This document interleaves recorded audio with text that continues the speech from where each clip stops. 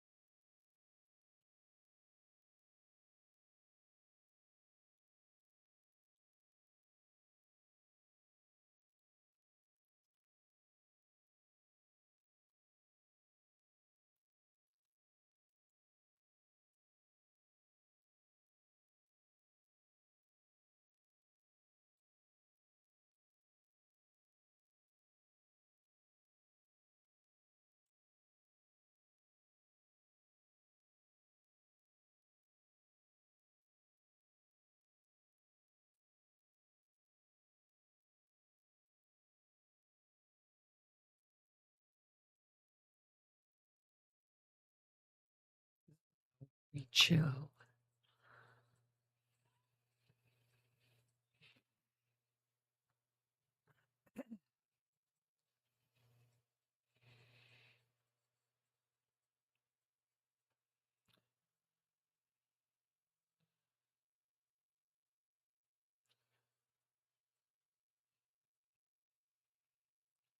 The funky Homo sapien, he's chilling.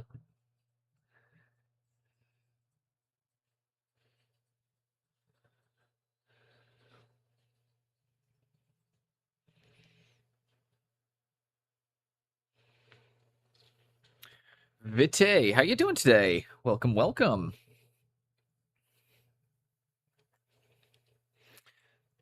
Hope you're having an excellent one to start.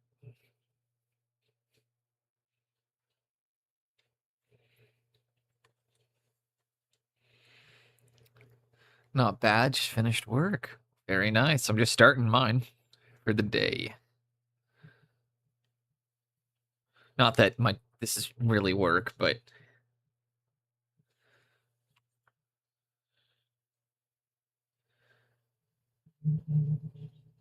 especially because I'm working on a personal project right now. I've just been pushing through and being like, I'm gonna be getting a sport car seat to build a racing sim rig. I know a couple people that have gotten really into building the racing sim rigs, and they're a lot of fun.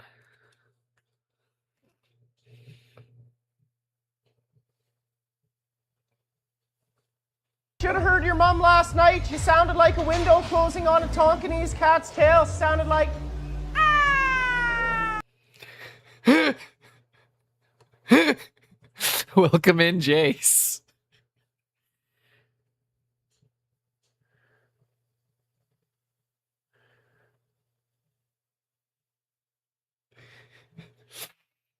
What are you working on? I'm working on my Necromunda squats.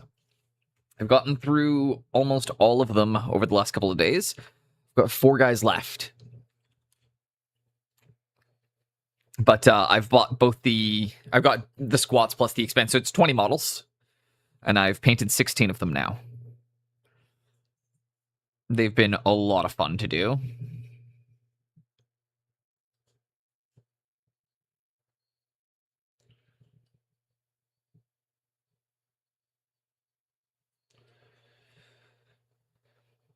I'll grab a couple of them to show off really quick so you can see how the amazing color scheme for these.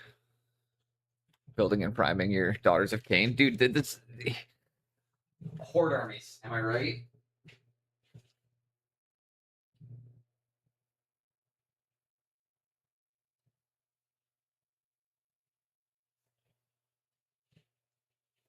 But yeah, just for some reference.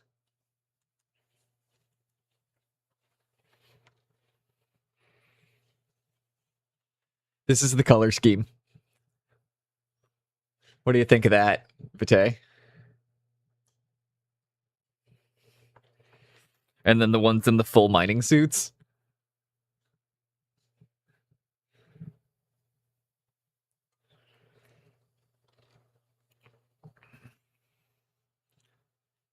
Bright pink gun casings.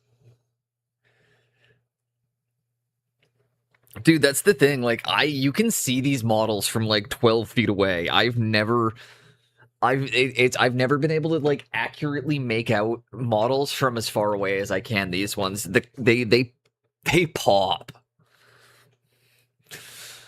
And then they've got their two little robot boys.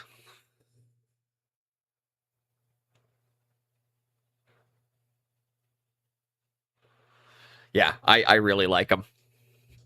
But I mean, if you've followed for a while, and I know, Jace, you've seen my work enough to know that, like, whenever I'm not doing commission stuff, I paint really, really bright stuff. Only downside for my desk guard, they kind of look like sludge from a distance. Was talking about yesterday, like, I personally like the really bright colors because when I'm playing with them on a tabletop, I never have to worry where I put my model down. Like, I can always see them, I can always find them. I'm never forgetting about somebody, especially in a skirmish game. You know, I'm not going to move somebody into a spot and then be like, oh, where did I put them?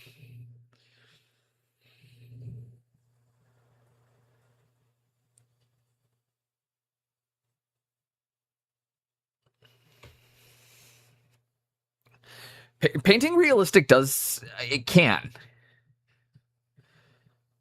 Like, painting realistic can look really good from a distance.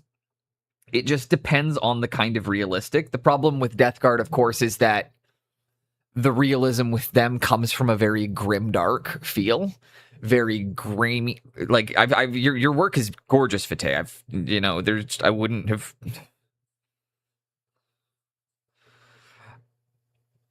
Yeah, you do great work. Like, it's just Death Guard is one of those armies that isn't really.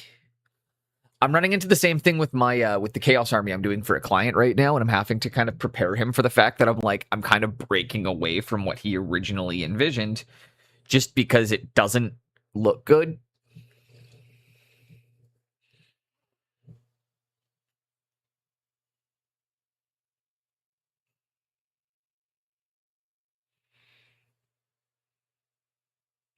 I don't know if you've seen the. Were you here for when we did the Manticore?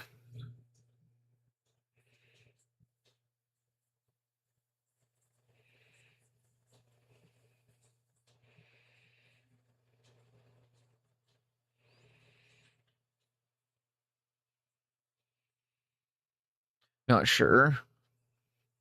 I'll show you this in a second. Then I'll get that pink put down there. This was one of those ones where, like, with the armor, same thing. The colors don't even read on camera, right? It's just like grimy, rusty. It looks amazing in person. Like, super realistic on the armor, but it also can just kind of sink into it. But like, that's why yeah, so that was the theme. And then we went with like the white cloaks on them. I took a lot from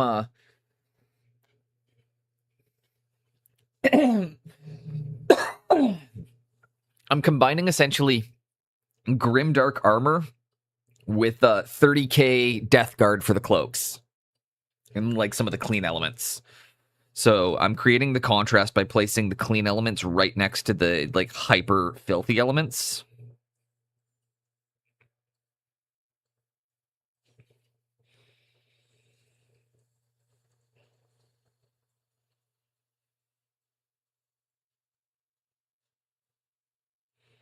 So how you doing today, Jace? I appreciate you popping in. I assume you're at you're at work doing your old work at the business factory.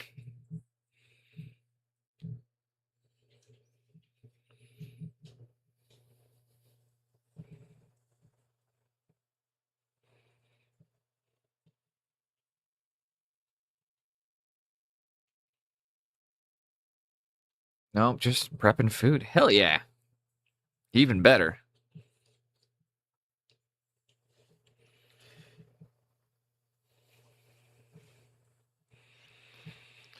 good shifts this week? Or good shifts coming up? Or are you back on night soon? I say that as if I don't actually know. Do you like working nights?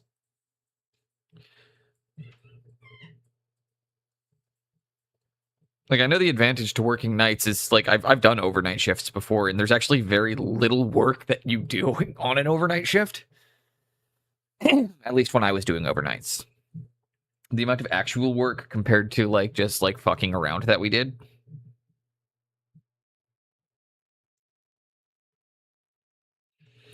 Especially because, like, on the overnight shifts, when there's no one around to kind of interfere with your ability to get the work done, you can get your tasks done.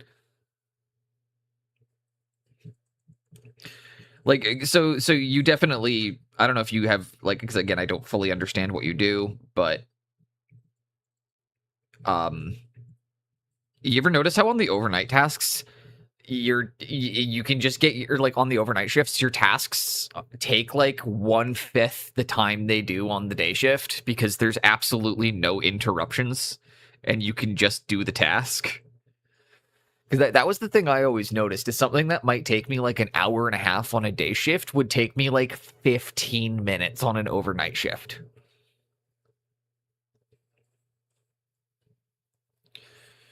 They used to do that at the treatment center, right? But it's, again, the same thing, is that when all the patients are asleep, I can do all of the stuff that on day shift would take me like 7-8 hours. Like, it would take me like 7 hours to get through those duties on day shifts because I've got fucking 90 patients going through withdrawal, all trying to vie for my attention at the same time. Whereas when I was doing overnight shifts, I just said, shut up, go back to bed. We're doing the last day of the squats. I only have 4 of them left, and I want to get them off my desk, and because I've got a nice new display I've got a nice glass display cabinet coming. And I would like to have my Necromunda stuff and these dwarves ready and done by the time my cabinet shows up tomorrow. So that's kind of my plan. Is that's why I'm focusing on these ones, is because I can get the whole thing, done into the display cabinet, ready to go for when I want to use them.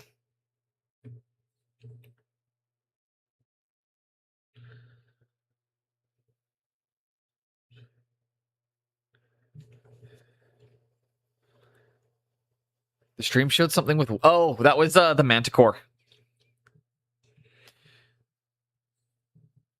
We've already painted that. I'm just showing it off to some people who hadn't seen it. I quite like that one. I think that's like one of my best 5-hour paint jobs of all time.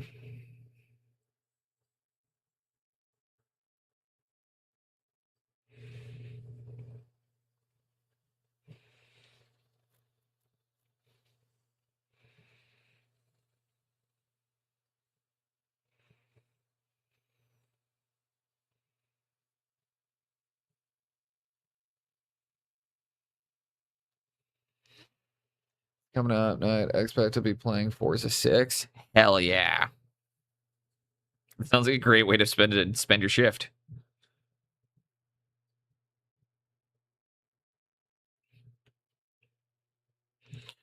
I used to just draw on my night shifts. I think I talked about that.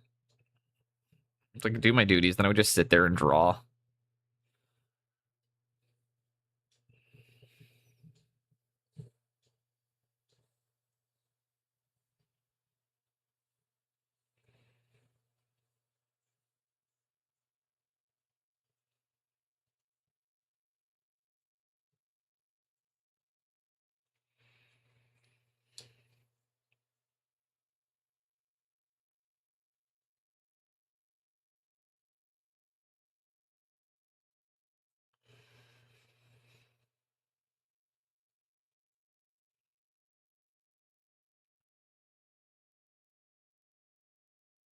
I feel like the playlist, I've got more than 2,000 songs in this playlist, and I feel like we hear the exact same ones every fucking stream.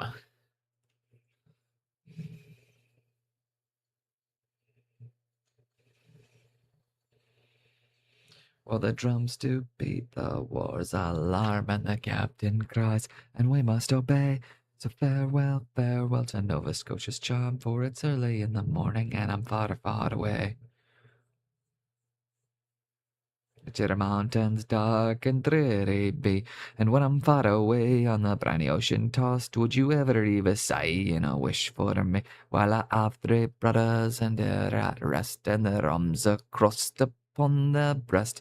Poor simple sailor boys just like me must be tossed and drift in the cold black sea. Farewell to Nova Scotia, the sea black coast, let your mountain dark and dreary be. When I'm far away on that briny ocean tossed, would you ever leave a sigh and a wish for me? Goodbye, New Scotland. It's shuffle. It's just play one, skip for. Dude, this song played 3 songs ago. So did that one. So did that one. Yeah. Okay, 1 second. I need to figure something. We're gonna put on a different playlist, I think. I can't do this. Here. That'll work. That'll work. Got 100 songs. Have a good one.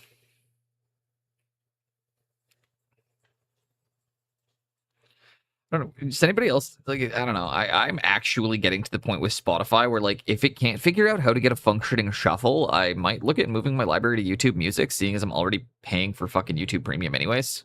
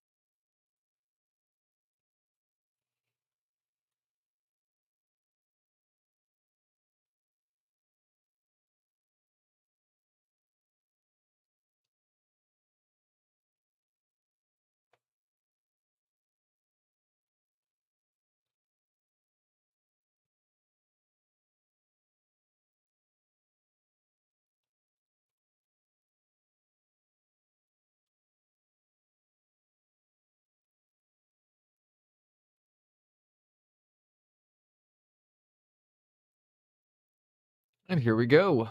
Got 2 more colors to put down. 3 actually. I'm gonna do the energy on him too.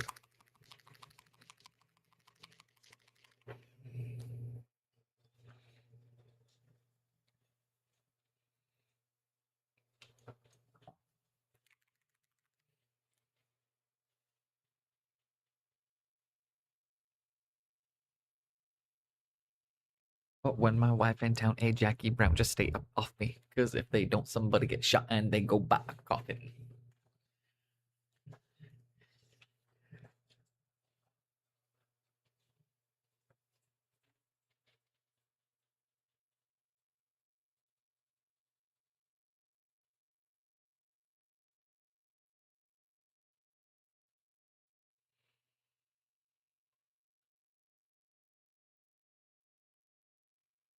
Run the jewels.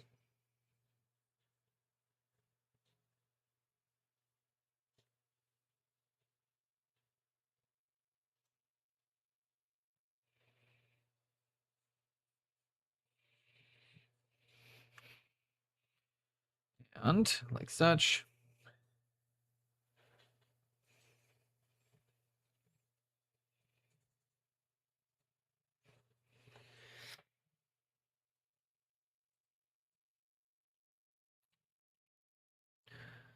To show you my complete command squad.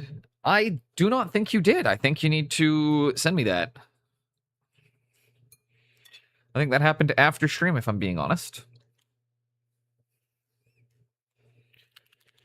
You showed me the banner that you finished, but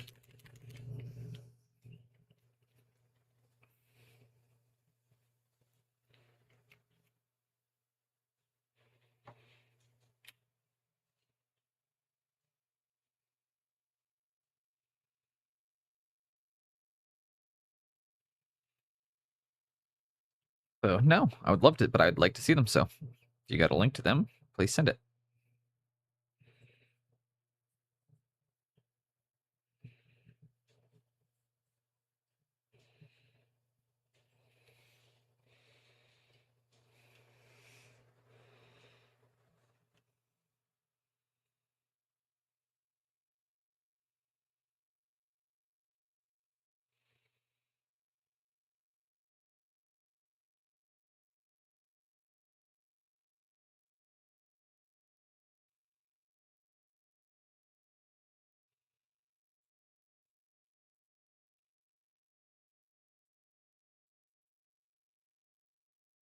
And like such.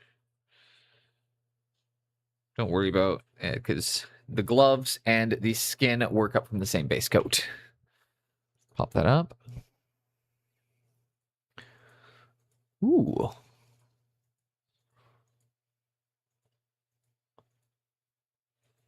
Very nice.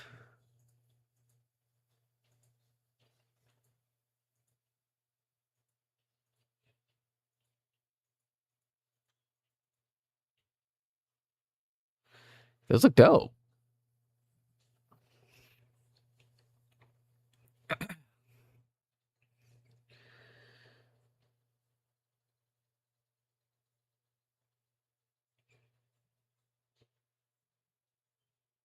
You want to lean on a cup of promethazine.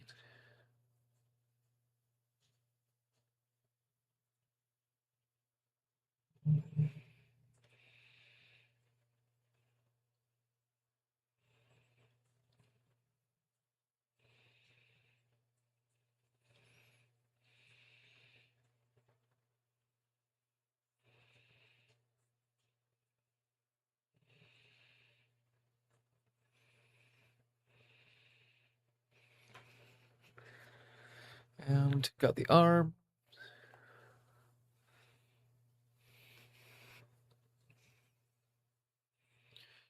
And we'll start shoutouts in about 20 minutes. Give everybody a chance to trickle in before we get that going.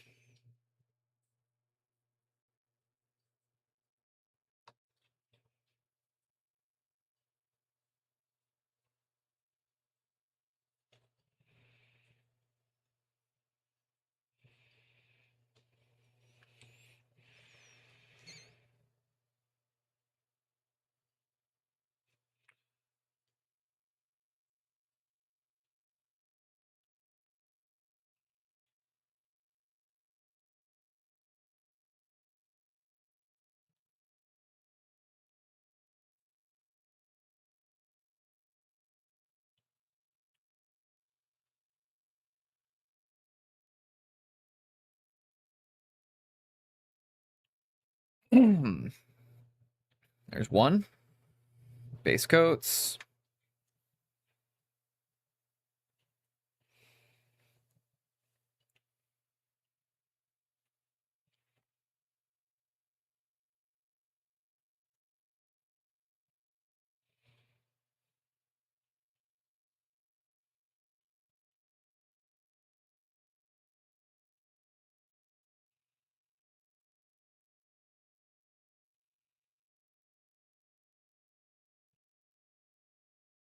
And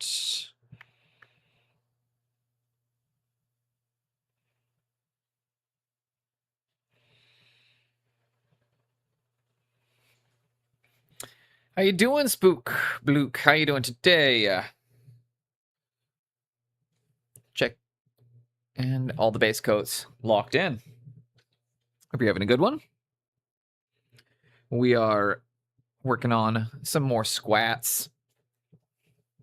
Not the old school ones, unfortunately. They're nowhere as cool as your Rogue Trader squats, but I do still like these ones quite a bit.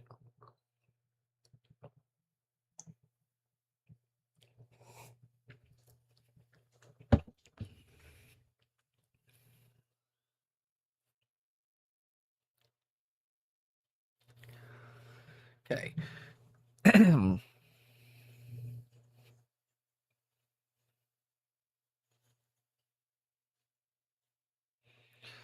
And let's start painting some blue. I'm actually going to use a bigger brush for this because for the blue part, this dude is predominantly this color. I could probably actually just rush it a bit and go like this with the size 3 instead.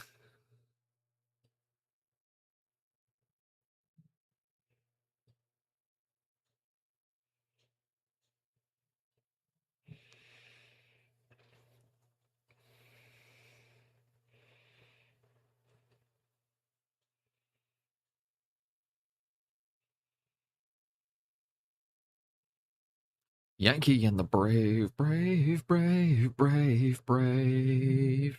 Yankee and the brave, brave, brave, brave, brave.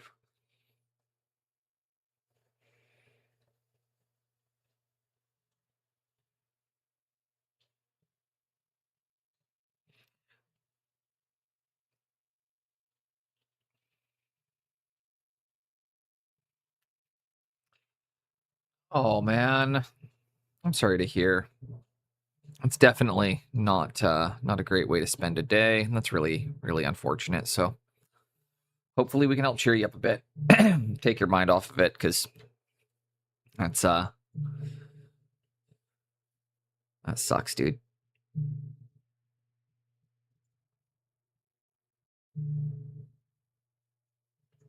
So let's focus on trying to trying to make you laugh, and trying to keep you preoccupied, because there's only so much you can do.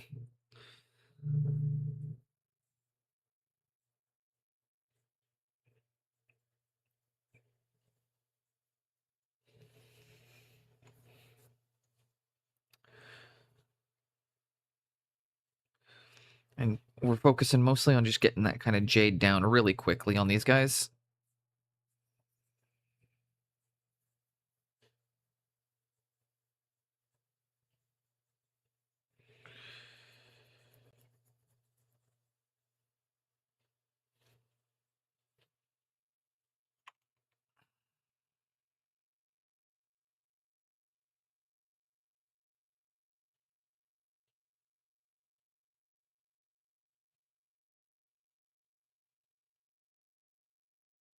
There we go.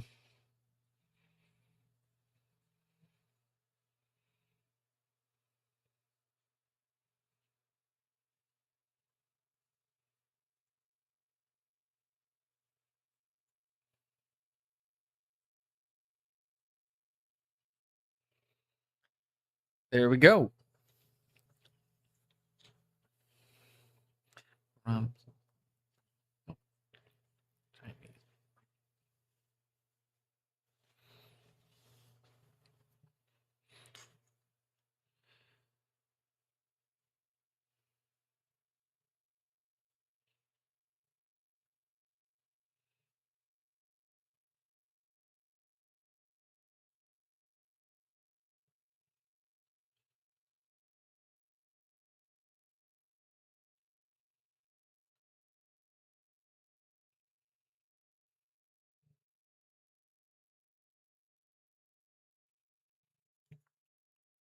how fast it is to get that all done, right, Meow?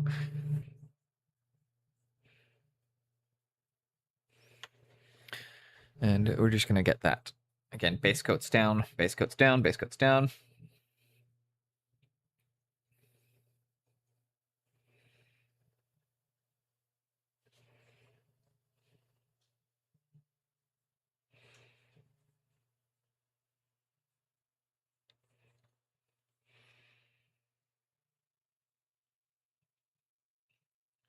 Then I'm gonna let it.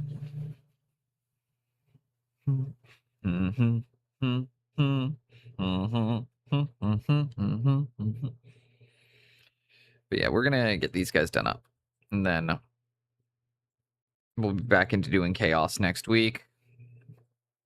And then on Saturday, we're gonna be doing some display painting again. Because I'm gonna have my first lesson. I got a lesson with Jinx this week coming up.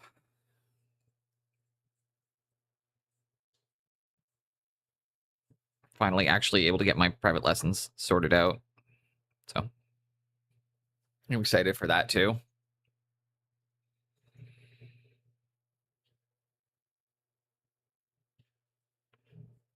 I figure if I'm gonna, again, like if I'm gonna fly out to SMC to compete, I might as well give myself the best possible chance I could have.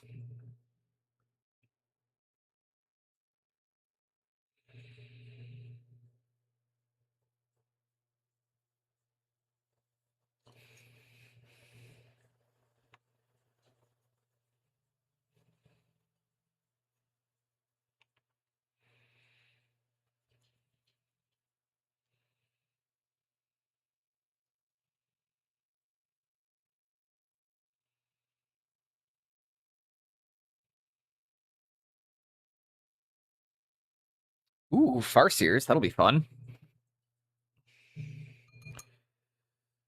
You could even paint a squad alongside me if you wanted to. If you really wanted to, you could even paint up one of them squats.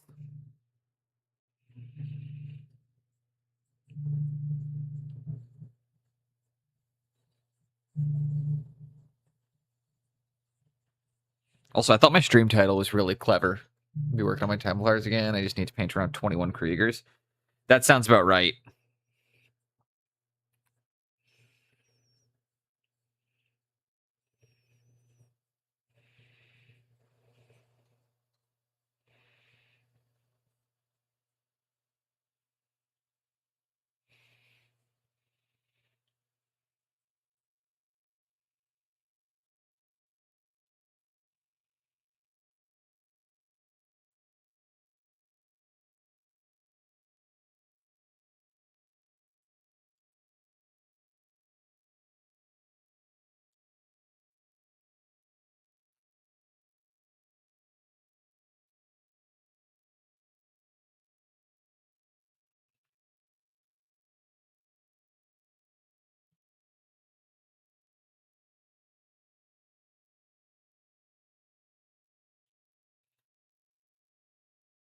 Things around 19. I'm painting right now. Might I?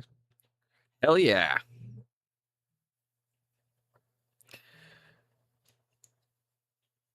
That'd be really fun to do. Those, especially because like I think like if you're wanting something right now to like really kind of cheer you up, make you feel a bit better, treat yourself to one of your, something that's not really part of an army, maybe just one of your collectibles, something that's fun for you. And also like those old pewter models, they are really easy to get lost in, but it's as well like they got the perfect amount of detail on them while not being over sculpted. And I don't know. I think that that would make exactly what I'd be looking for right now. I mean, that's why I'm doing these ones. Even these are like some of the most. These are some of the like least over designed models in the probably in the entire Necromunda line. But Necromunda in general is less over designed than 40k in terms of like the models. I prefer the simplicity of the Necromunda stuff.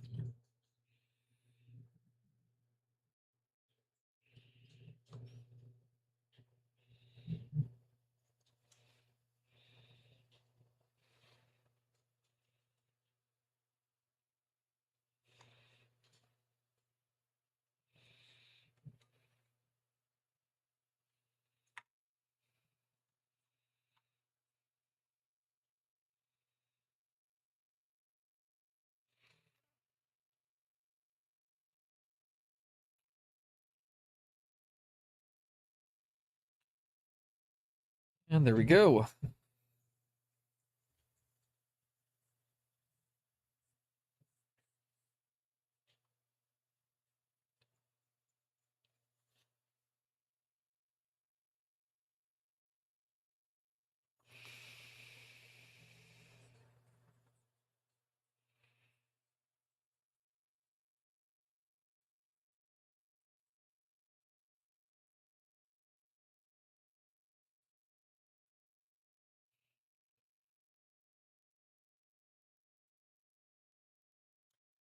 Hey, voila.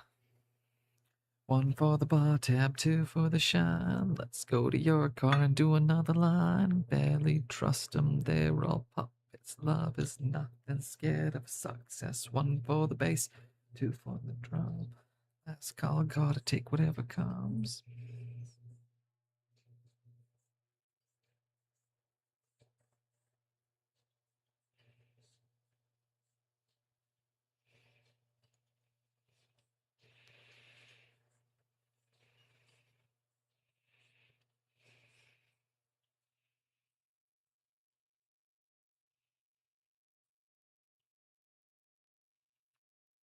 And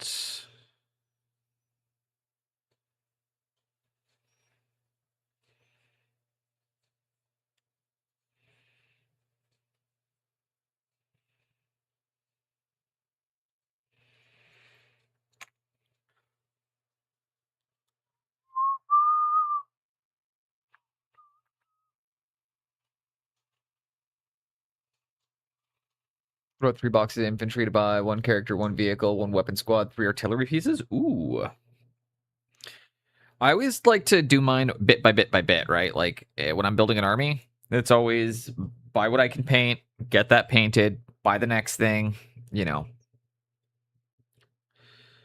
I like to, it's not often I buy multiple boxes and then build them and then go through painting multiple boxes. The first time I'd done that in a long time was when I ordered the 4 boxes of Necromunda and a new Blood Bowl team. And that's why I'm actively, trying to get them painted as right now as well, is because like I bought them. So I want to have them nice and done and looking good.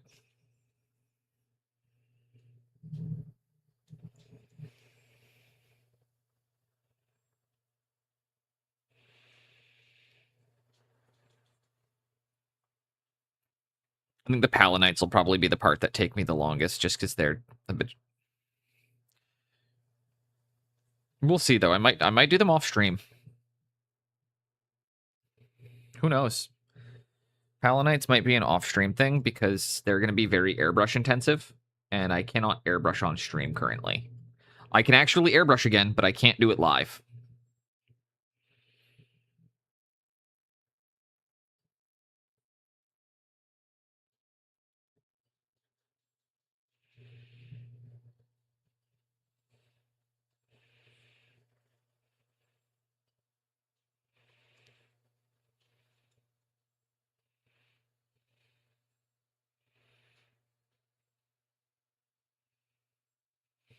Crap.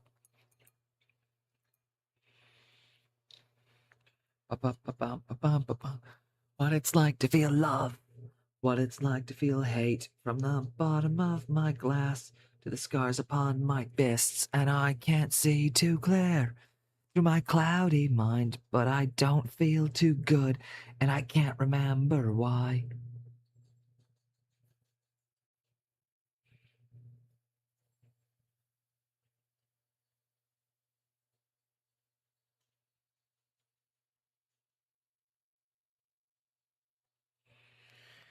There we go. Got that touched up there. Next area that needs to be pink is this big ass gun.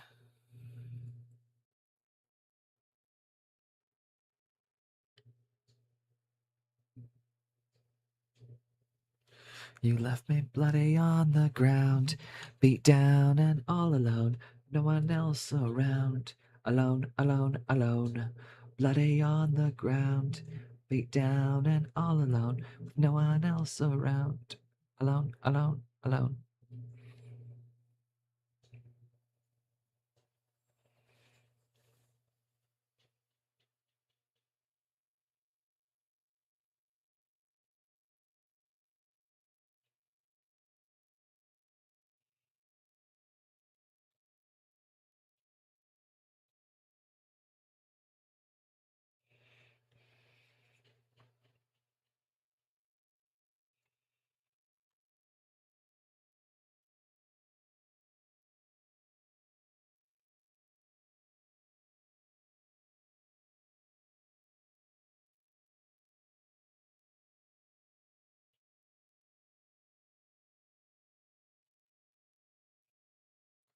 And like such,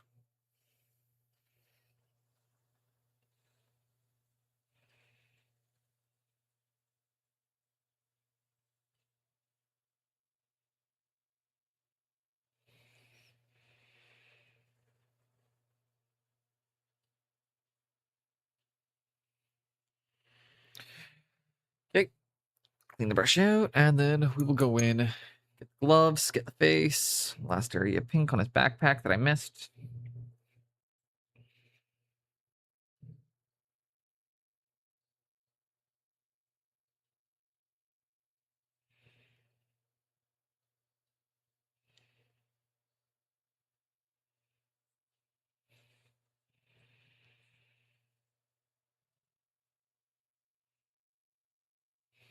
Oh, there we go.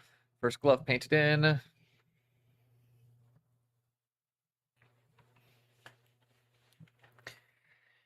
Then I can actually say after this, I've got all my dwarves at least base coated. I wouldn't really want to take these ones to the gaming store, but like I wouldn't really want to take these four out. But technically, if I needed them for play,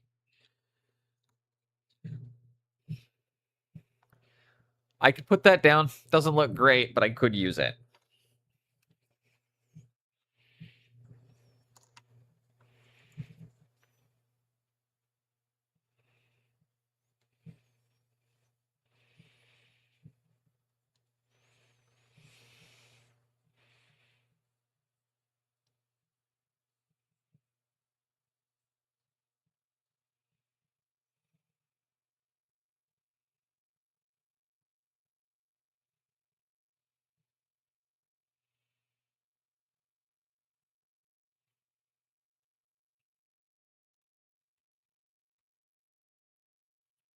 Thing over, now throw out the hand.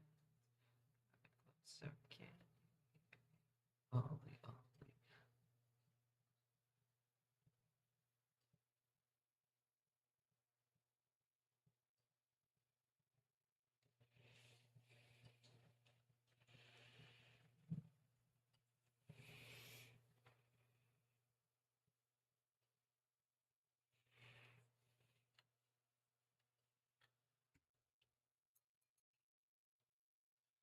Okay.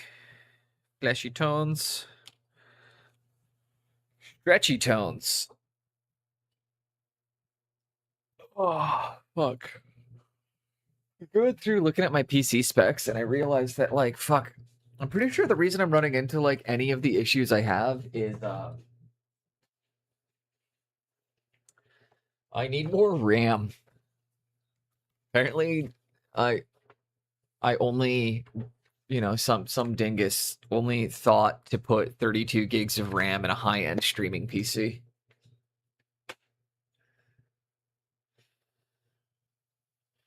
Why? Because when we built it, the guy who I was building it with was like, don't worry, RAM is the cheapest component to upgrade. We'll just buy all your high-end components, and then in a couple months, when you get paid again, we'll buy you some more RAM.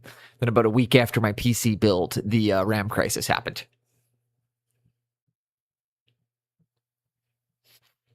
So the upgrade has not happened, as getting 128 gigs of RAM now costs about what my GPU did.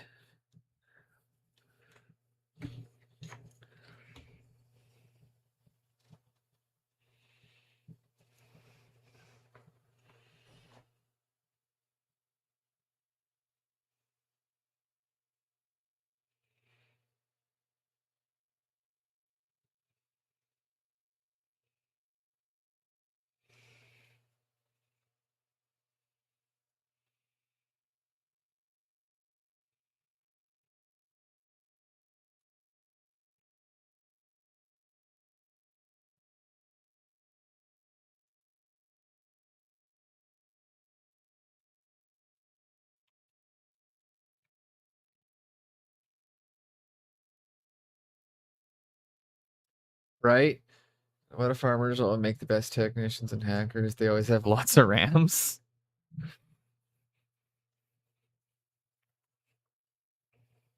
I like it. But yeah,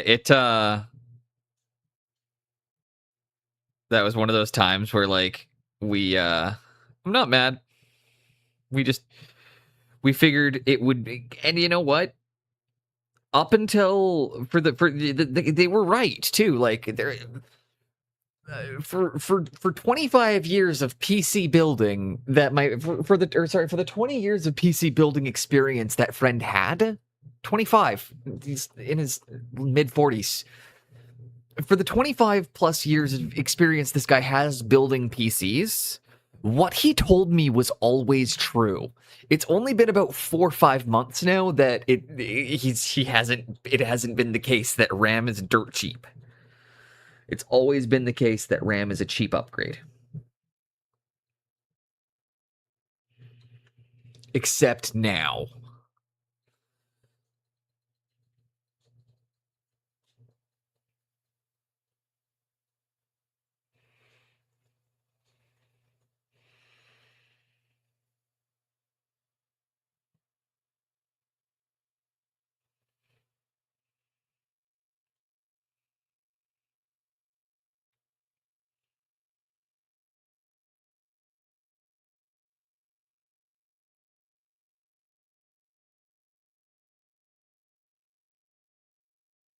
End of each time.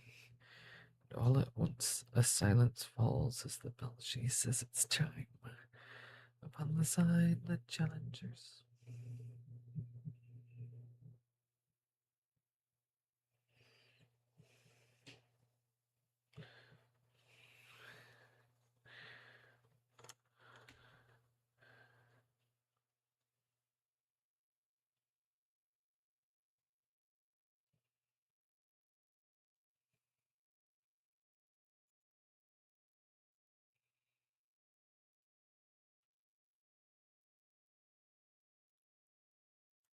But where would you be without AI cats doing kung fu? It's a worthy sacrifice. Right, Jace? Just like, where would I be without Windows AI manually uninstalling fucking AMD Adrenalin software and all of my drivers every other day? Because that's just something that happens now. That's just something that happens now. I have to reinstall my fucking GPU at least twice a week. At least I know how to do it, because I was a technical moron before.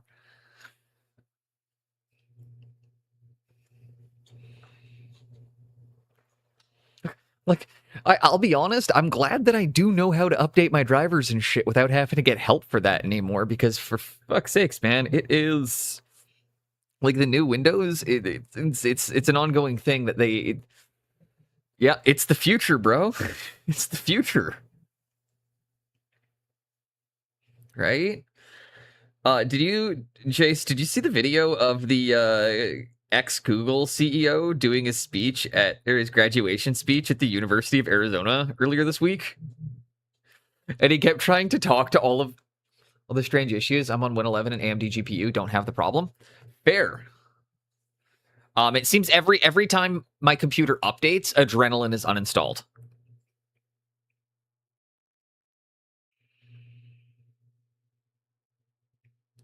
Although we all know computer problems are never just computer problems are never consistent.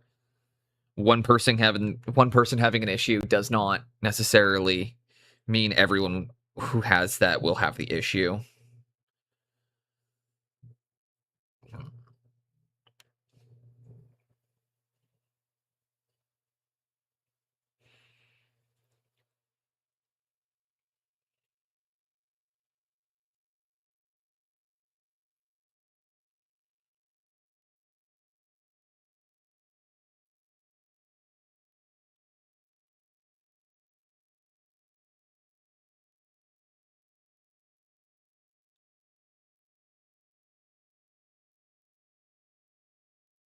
This was one of the last songs SNFU ever released. Was a B-side that came out posthumously after Chai Pig died, which is why the album is called A Blessing, Yet With It a Curse.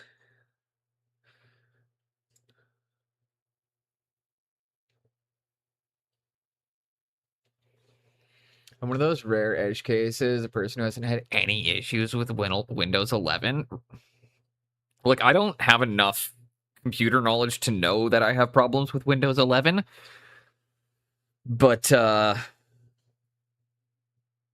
my understanding of what people have told me is a lot of my issues I do have are Windows 11 related. again, I'm not smart enough to confirm whether or not they're right, so I just echo what other people say who, without fact checking it. Like a true content creator, I just repeat misinformation without fact checking. It's actually my job as a content creator to just repeat things people say without fact checking it.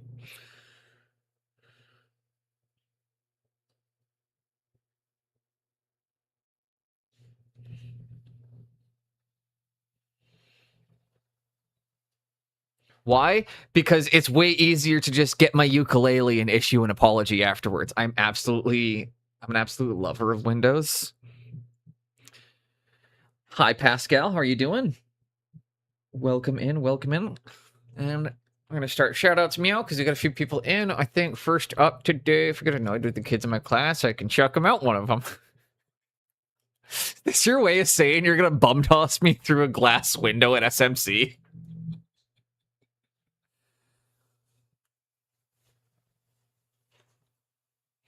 I actually saw that happen once. It was fucking awesome.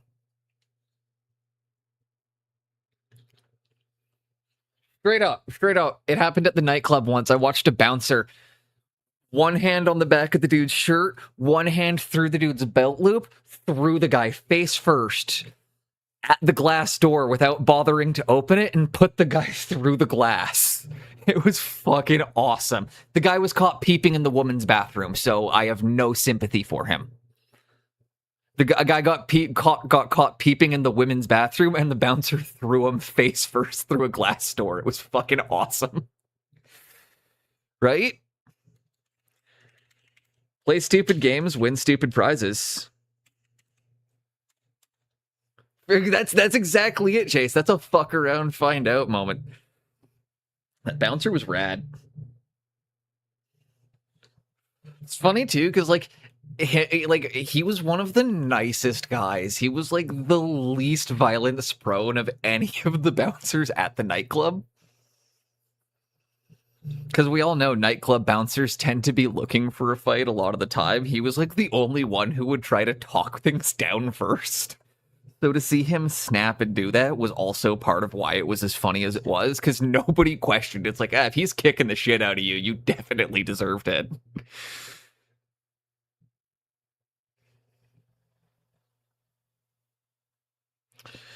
Hope you had a great day, Pascal. But yeah, we're having a good one here. Living the dream.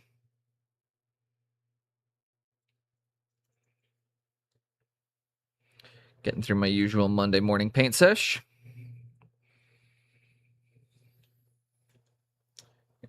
Bouncer that does not bounce. Can he still be called a bouncer? It's okay. Have you seen the anime called The Bouncer Story Reminder? I've not.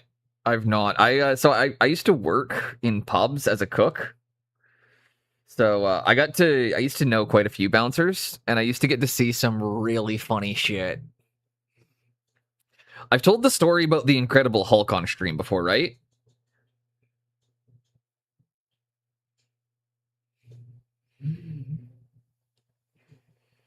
There was a guy, this is one of my favorite ones, is, again, same thing, this was at a different pub I was working at.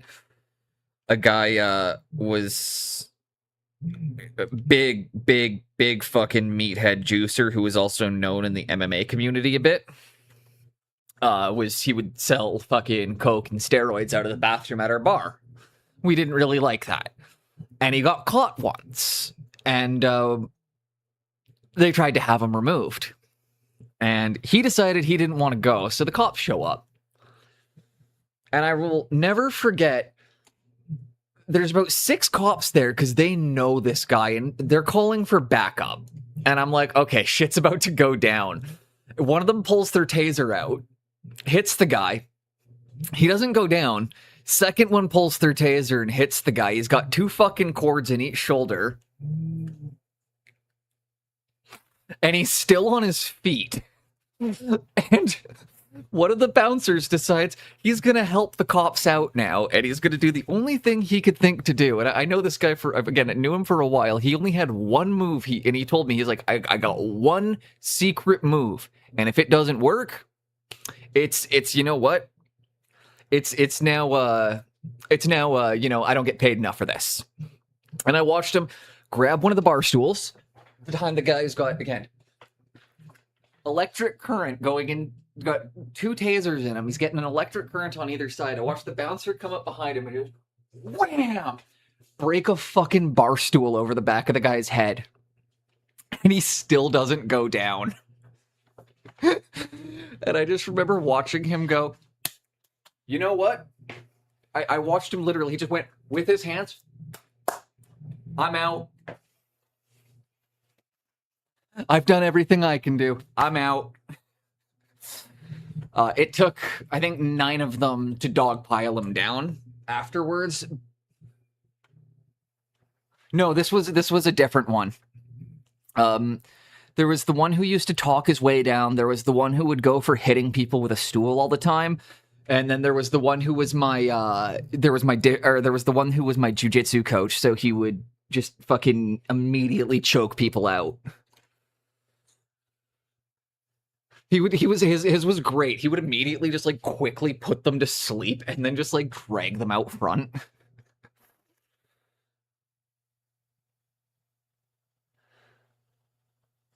But yeah, that's I was again talking about that one just reminds me of, so we because of that we always called the guy the Incredible Hulk, because none of us had ever seen a man with 2 tasers in him get a bar stool broken over his head and still not go down. So yeah, we always called that story the time it's taking down the Incredible Hulk. That was staff.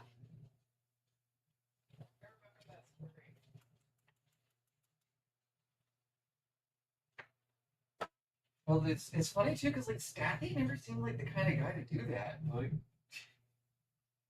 it was a go-to move. Hit him with the bar stool. Finish it before it starts. My wife was just commenting because she's heard the story before and she knew when it happened. It was, word got all over town when that happened very quickly, because it's, you know, not the biggest of cities, so finding out about like some ridiculous like event happening down at the bars, everyone knows.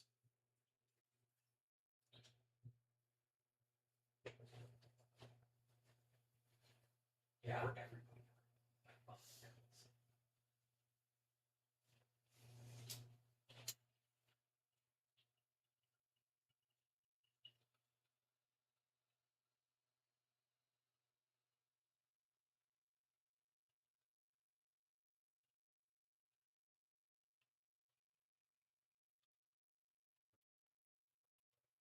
But no, Papaccio, we are not getting a dishwashing stream.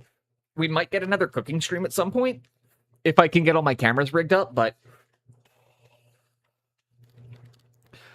like I might do cooking again, but absolutely not. I'm not doing a dishwashing stream.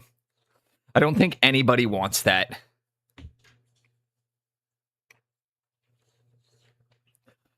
That just sounds like a worse version of my reading streams.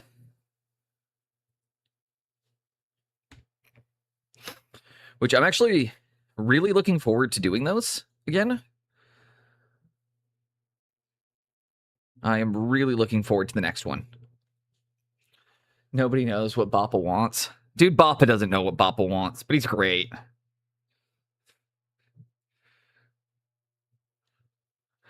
He might not know what he wants, but he's fucking hilarious.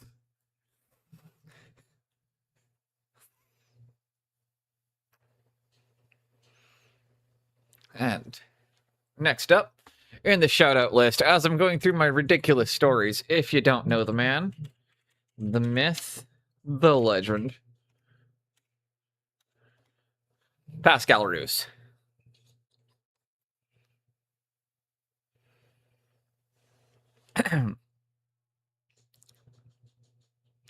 In the nicest possible way, because like I've heard people say that you're an award-winning painter, Pascal. Which do you mind if I just directly ask you which painting comp, or like which ones did you do? Because I genuinely don't know, right? I haven't known you as long as all the others, but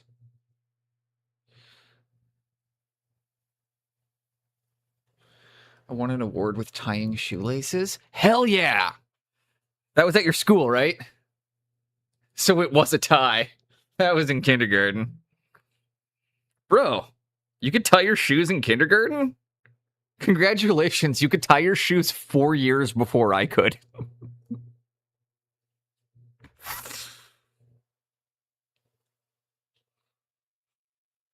You got it when you were 5? Dude, I was 9 when I figured out tying my shoes. I was really behind. Was considered highly intelligent. See, they all thought I was slow right up until like grade 6.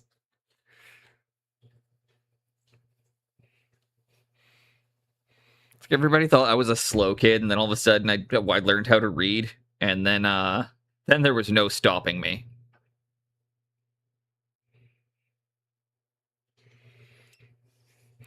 Because nothing says a good time like having to argue with the 11-year-old who just finished reading the Iliad. You asked about I asked about what because you mentioned you're an award-winning, like I've heard people refer to you as an award-winning artist, and I was wanting to ask, was it like, did you place at SMC? Just kind of because I've never actually asked the specifics of that, and I always like getting into display painting. I think it's really cool. Yeah, so I was just wondering what comps you'd actually, or like what awards you won in the field.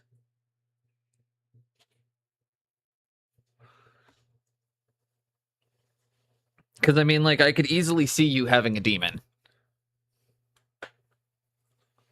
Like you produce Golden Demon quality work. You just don't do Warhammer in general. So I would assume, like, like that's you see what I'm saying?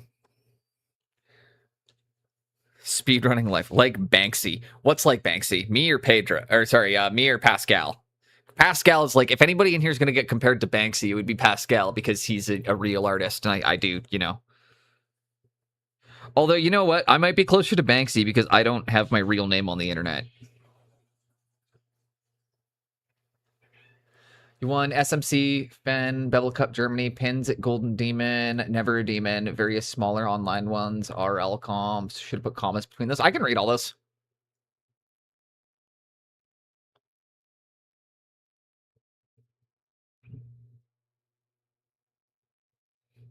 And I will say, Pascal, I can understand, honestly, like, I could see why, with the pins, like, I could see with getting commended at Golden, which even then, huge deal, still counts.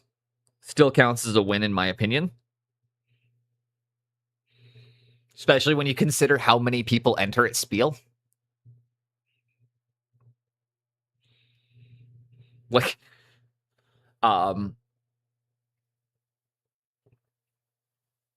but I also know that you moved away from Warhammer kind of a while ago, so it makes sense that, like,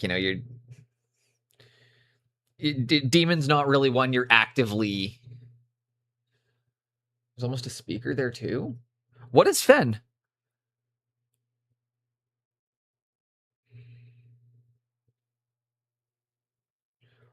Also, it's fun, Pascal, knowing you more as like just a guy I talk to and less the professional side of you, because you mentioned like, oh, I'm gonna be speaking at a convention, and I was like, what are you gonna talk about? Like, you just gonna make fun of the audience for an hour? You're just gonna heckle everyone who asks you a question?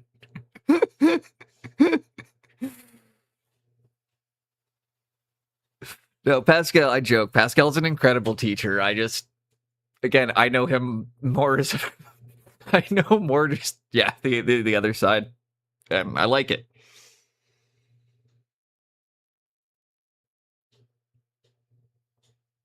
I know the sassy side.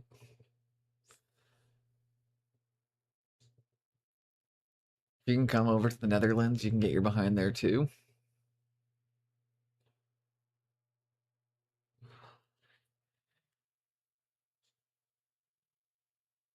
I wish there were more cons near me that I could get out to.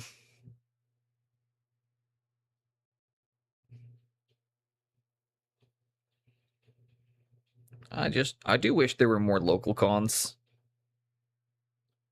Pascal, there's a picture, by the way. I'm not sure if you saw it in my general chat.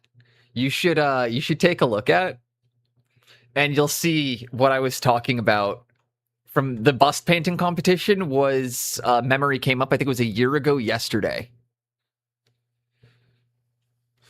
You can see the piece that you can see the piece that won.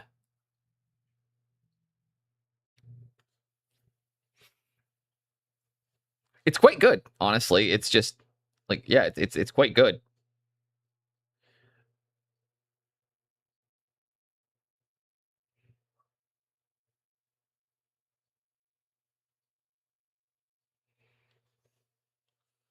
You see a familiar dwarf. That's the dwarf that won the competition. That's not my dwarf. That is not mine. Mine is the at that point, mine was the Chaos Warrior, actually. So I did the Chaos Warrior bust.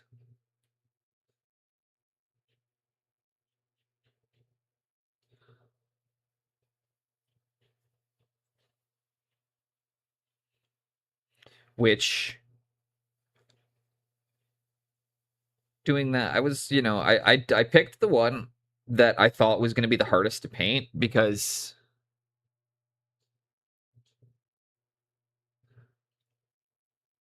I don't know why. I just wanted to challenge myself and then realized that everybody else picked the most basic sculpts that they felt they could get through. And I was like, oh, maybe I shouldn't have picked the complicated one.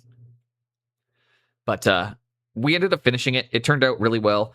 And then I ended up working on it another like 15, 20 hours and then did it as a giveaway where Mark UK actually won it. Too bad it's out of focus. I'll post the in focus version really quickly. One sec. Oh, there it is. Thanks, love. I was just about to ask you where my phone is, but it's right here because you already put it down beside me. Yeah, I'll post the in focus one really quickly because I got an ad break hitting in about a minute here.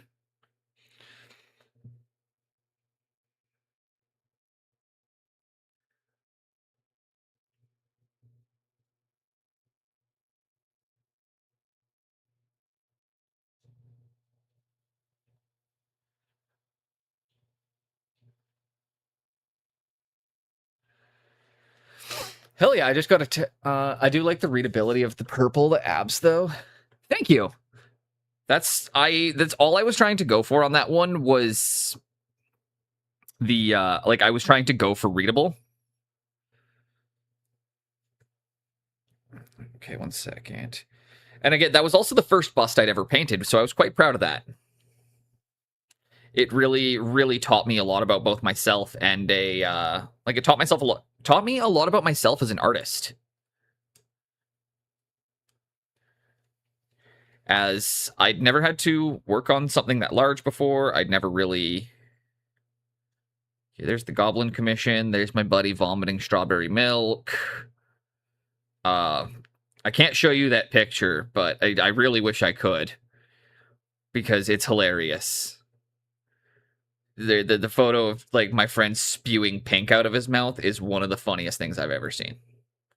Here we go.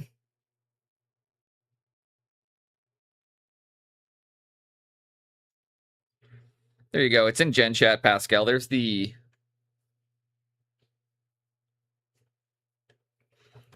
I also forgot half my kit going into the comp, I will say. That was the one other thing, is I forgot several paints, so I had to do way more color mixing than I meant to. Particularly, I didn't bring a brown paint, and that's like, yeah, I can mix for browns, and it's not that hard to mix for browns, but it's kind of not fast to have to mix for all your browns.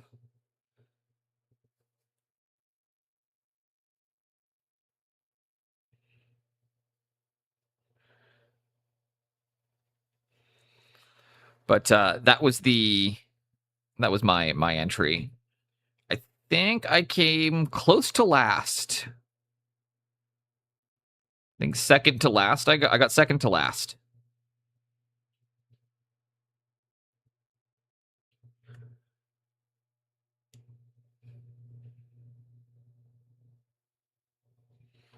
But that's what happens. Like it's a painting competition.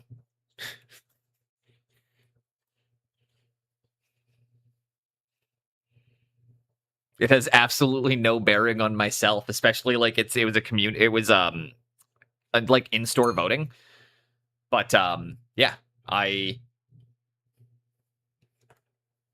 I learned a lot about how to paint from that and how to then advance from there.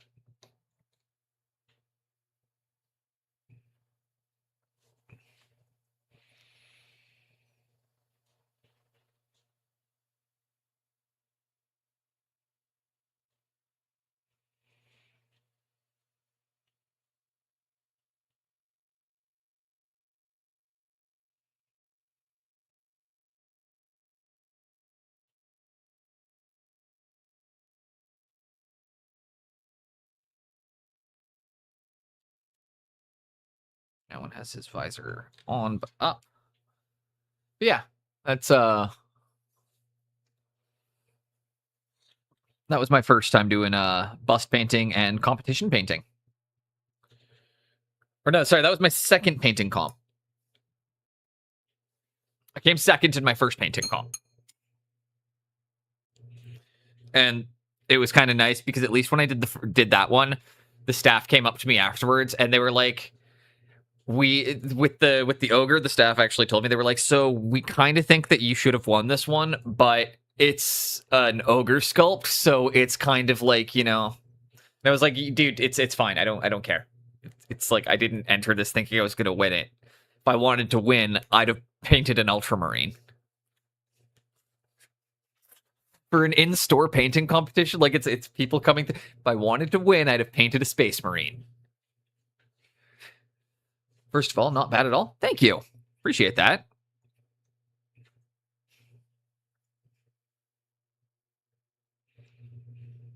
Was definitely weird because it was kind of a very stressful environment too. None of us had our lights. We weren't like at our desks or anything. We were all sitting around the same plastic table for 8 hours in like folding chairs. So it was a very not ideal. It wasn't like an ideal painting circumstances either, which added to kind of the fun of it.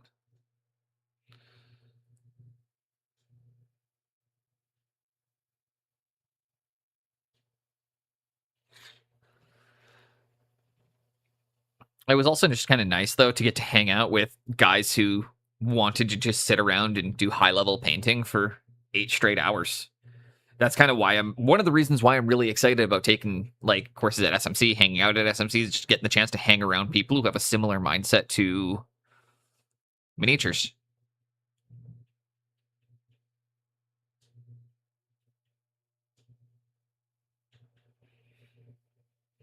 And it's also fun with that one, Pascal, because I think that's the model where you really can see just how much I've leveled up over the last year. Like you can see how like I mean if you take one look at that bust and then think that I'm gonna be painting this 12 months later, that's a pretty big skill jump for 12 months. So I think that's one of those pieces too that really pushed me, because then I went in and I did another bust and that one challenged me. And like every time I do a bust, I get challenged in a way that I don't experience with anything in 32 mil. 32 mil is fun, but it is restrictive. They make for really nice gaming pieces overall, and like you can do a lot with them, but if I really want to enjoy painting a model, I think busts are kind of the way to go for that high-end piece. And if I just want to paint something to chill and relax, minis are kind of my preferred method. You disagree? That's fair. That's the beauty of it, Pascal. We don't have to agree.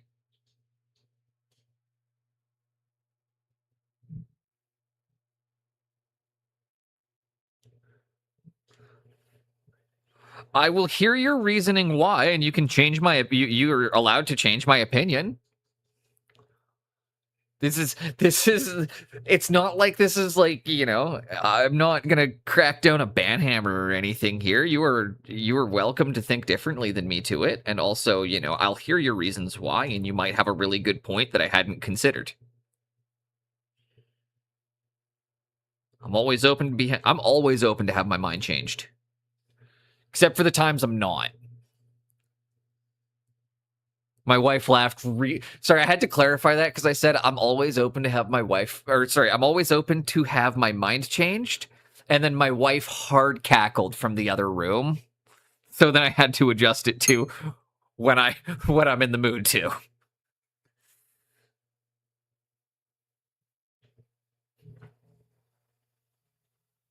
She's on the other side of the streaming setup playing The Witcher right now. You guys have seen her go past a couple times. How's Gwent going, love? I've won every game today. You hear that? She's won every game. No, everyone has a favorite scale, no doubt, for each their own. I think every scale is good other than once you go under 25 mil, I find it does start getting too small to really enjoy the pieces and to really get to explore them. But like it's just it. Like I paint something in 28 mil and I have a great time, and I paint something in 32 mil and I have a great time. 38's a really fun scale. 42's a really fun scale. 72 is a really fun scale. You know what else is? 100 millimeter and 122 millimeter. They're all fun scales. It really just comes down to what you feel like doing at that given moment. But the smaller the scale, the more I can just kind of relax, because the more I know that the paint is going to do a lot of the work.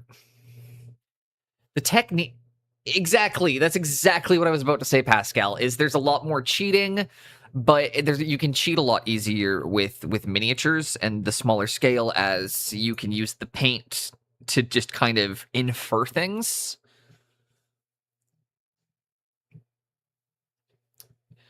There's more room for... Exactly.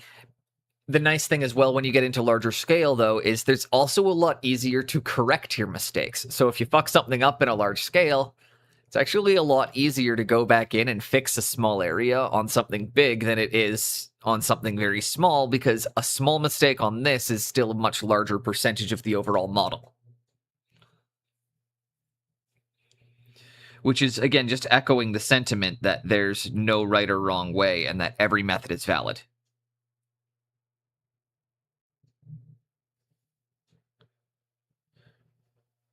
Quick little just like green energy. Cool. I love painting up like a lazy energy effect. Learning how to do those is probably one of the I think that's one of those the first times in hobbying where people start feeling like, oh my gosh, I'm a good painter. Is like, you get a power sword or a power claw right the first time, and then you just all of a sudden you figured out just how easy it is to do, and then getting really nice ones. If I want to go in and do a lightning effect, and I can work that up to something gorgeous. But it's also learning how to just get that little bit of a colored edge thing. The difference between 32 gaming pieces, 32 display pieces. Very, very true. I don't do 32 mil display. I have once or twice, but overall, it's not my forte.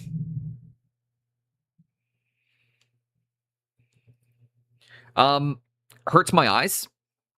And also, I like to relax with my 32 mil stuff.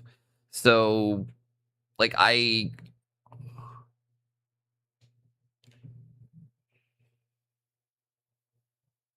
just haven't really, if I'm being completely honest. Mostly I've never been paid to. There's also an element of that.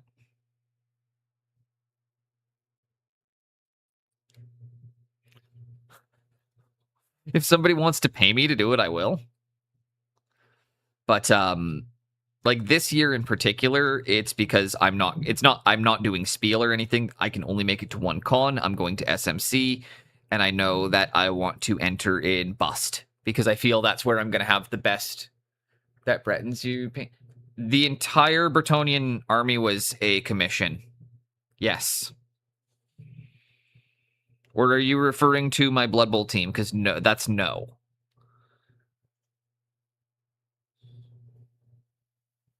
And actually, I'm going to take that back, Pascal. I will do display painting on 32 mil scale, but just beasts. Like beasts, things that are kind of larger. Yeah, that whole Bretonnian army was a commission. So was the Night Goblins. So was the Thousand Suns. So were the Wood Elves. So is the Chaos. I'd do a Blood Bowl team if I had an interesting team. I've done a few, so I painted a few teams now. The next one that we're going to be doing, my wife is one for my wife, which is the Shambling Undead team. But they all have freehand hot rod flames on the armor, so this is one of the few times I'm like, everybody's like, yeah, do the box art, dude. Do the box art. And I was like, hell yeah, I'll paint free-handed flames. I think my favorite ones still is my Bretonnians, just because of how ridiculous I picked for a color scheme, and also because I was delusional by the time I finished them. I painted these guys on a 72-hour stream.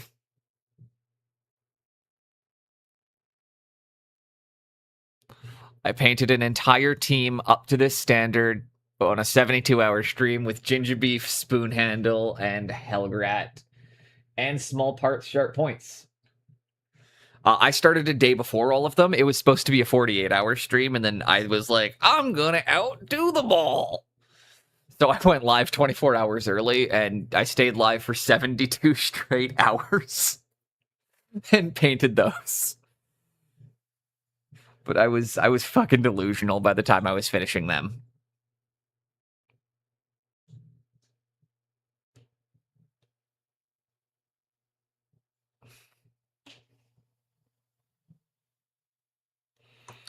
And, like, I think there's a couple pieces I might do to the... Like, there's a couple pieces I've got right now that I'd like to paint to that higher standard.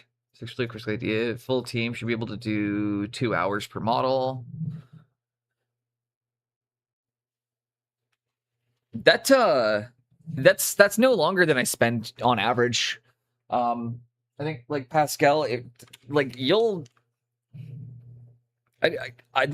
show you one of the guys here that I'm at, and I would like you to genuinely make a guess as how long you think like the whole thing has spent so far. Yeah, he's not a good example of it. Where are you guys?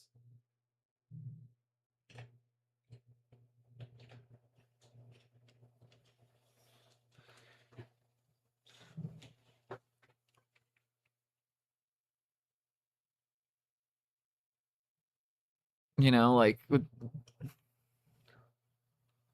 this is I think 12 minutes. I think this averages out to, this is a 12-minute paint job.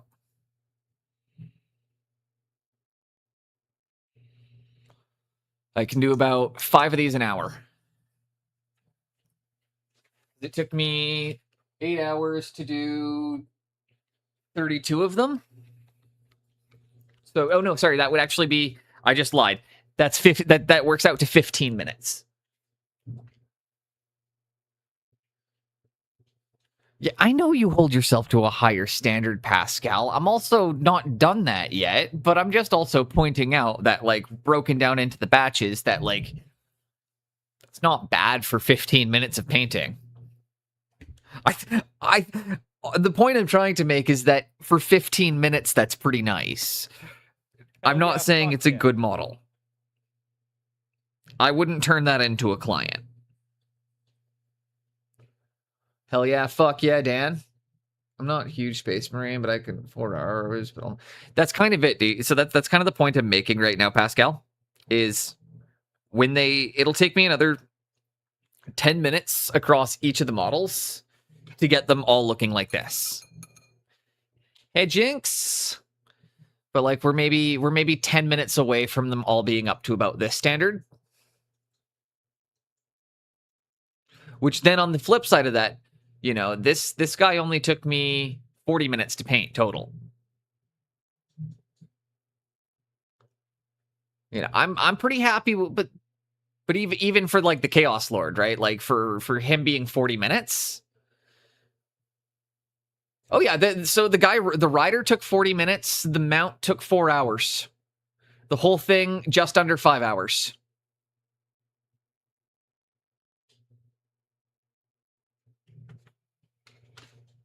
Oh, sorry, you thought it was including the mount. No, the mount was about 4 hours. I'm not that fast. I am fast. I'm not that quick. I do pride myself on how quickly I can paint, though. And there we go. Got another one in here. Next on the shout-out list, for those of you that might not know, we got Jinx artwork. But yeah, Pascal, I think that would be an awesome project. Have you seen the Necromantic Horror team?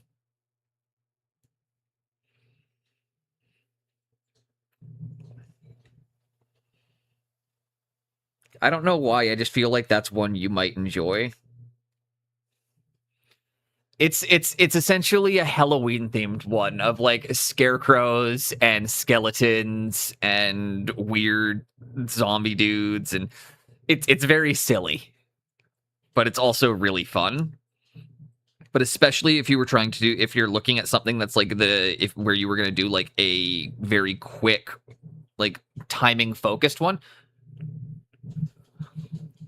Ooh. There are really nice ones and secondhand ones. That's how I think Wapelius did his Mimes of Moria.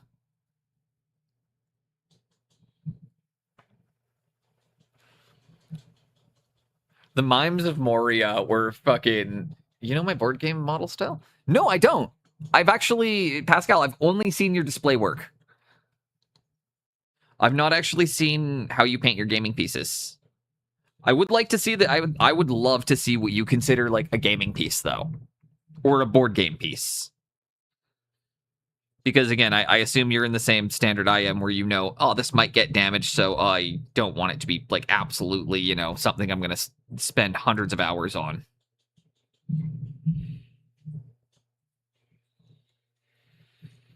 Oh, I believe it. He's an amazing painter. Pascal's gaming pieces are probably close to my display pieces. And I mean that as in like, yeah, so that's literally what I would call my display work.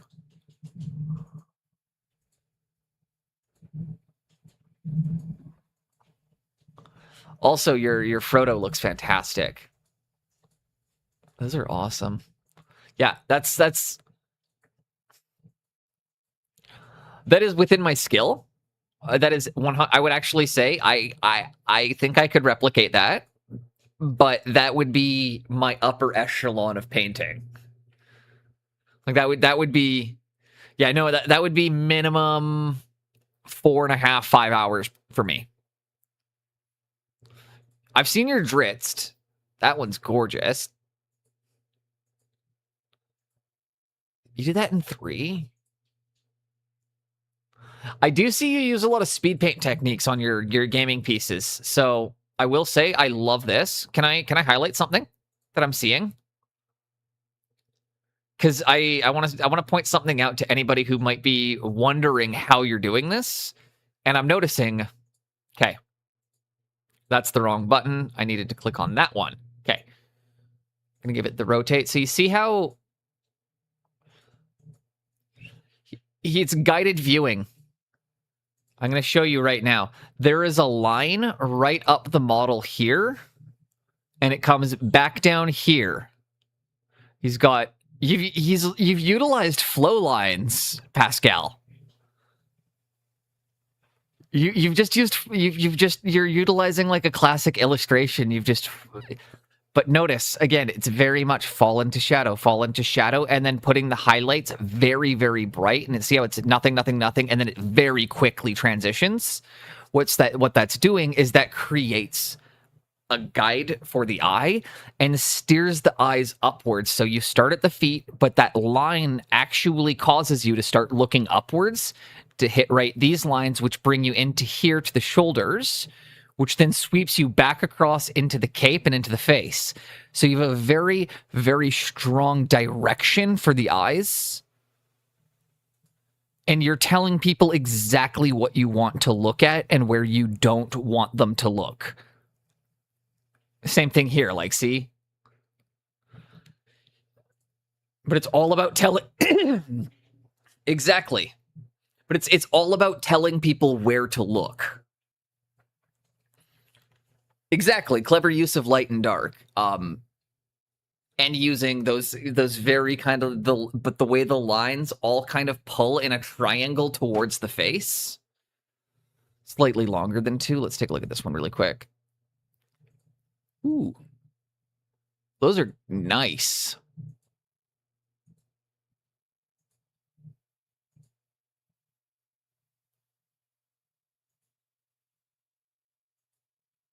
I like your 32 mil stuff, Pascal.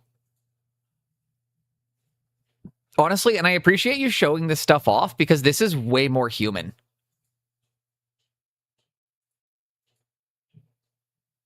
I'm going to pull this up on the screen because even for just so everybody can see this, is it's just like this is a gorgeous paint job, but like that's replicatable. It's gorgeous, but it's nice to see something from a few years ago, Pascal, to see how much you have also progressed as an artist. Because, like, I don't know, it's gorgeous, man. It's great work, but it's also, like, it's good to see stuff out of you that feels, like, achievable. And I think it's good for everybody to see that bit, too, that it's, like, you know...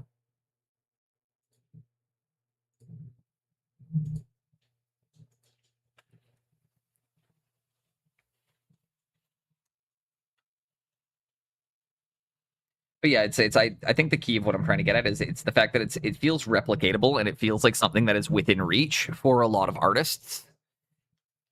And then seeing that in the span of about 3.5 years, you're now gone from, you know, that to, which again, I'm not going to say that was your best work that you've ever produced, because I don't know what you were producing at that point. I'm just going off of what you're sharing with me. But seeing a progression of that to where you are now is...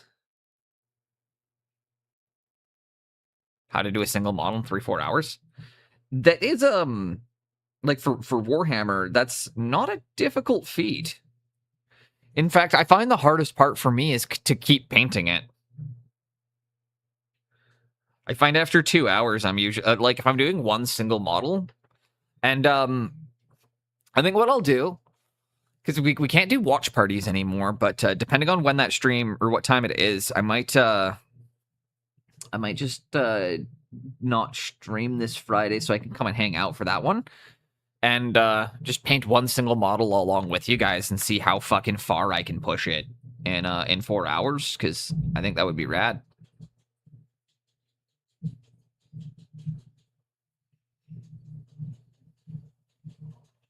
Because I don't paint a single model. Yeah, what time is the paint along at? Because I know you guys are in a very, very... I know you guys are actually in a more similar time zone than, like, anyone else, though. 200 your time, 2 o'clock. Oh, hell yeah.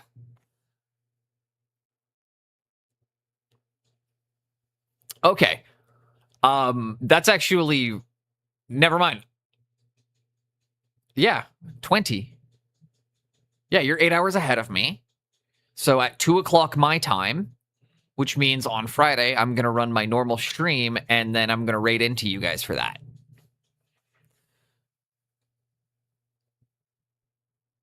That's all I'm figuring out, as I'm like, okay, wait, based on that, no, I'm going to do my normal stream and raid in.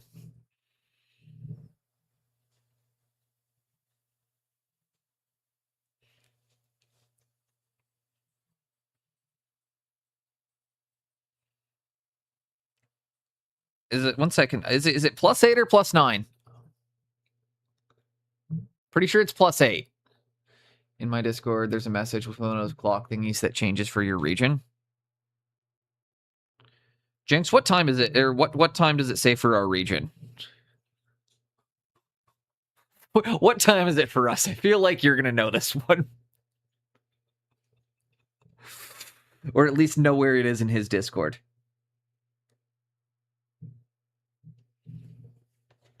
Thank you.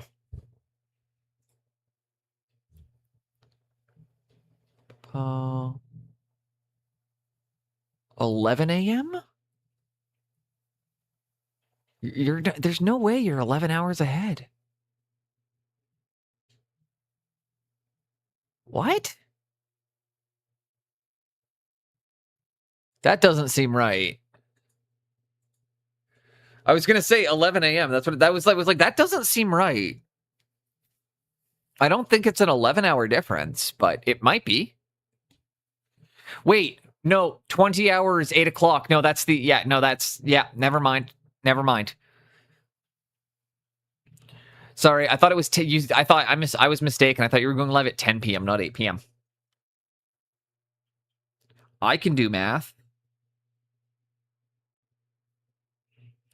This is when it's embarrassing to state that I was that I did calculus.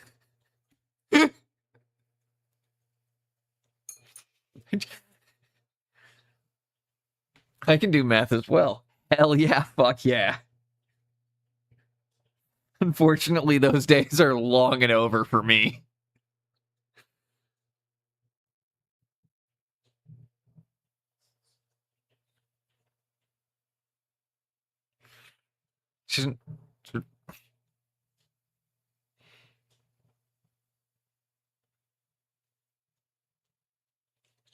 Okay.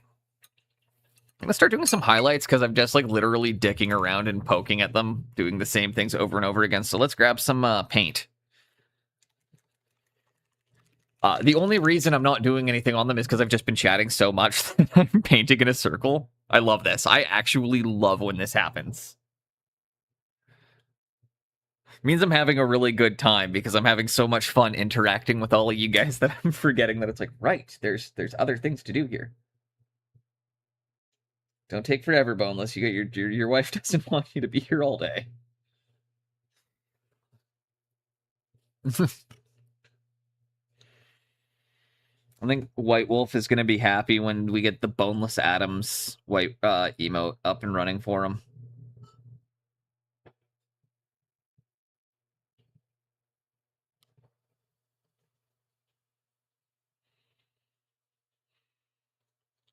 I think one of the things that really got models going a lot faster for me, Pascal, and I'm not sure if it was the same thing with you, is when I realized that I'm like, I don't actually have to be that precise with my highlights. And that I can just go in and sketch shit out really fast. Like, you guys, I'm not sure if you see how far back I hold my brush. Like, I really am sketching.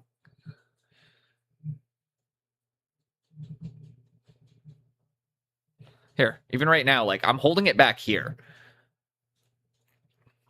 Just to demonstrate that I'm like, this is just sketch. Like, I don't need to be precise. I can be precise later on. I can get precise. Then I can go in and fix it up. But learning that you don't have to go, like, I think that's when you're talking about especially trying to get one model done in that time.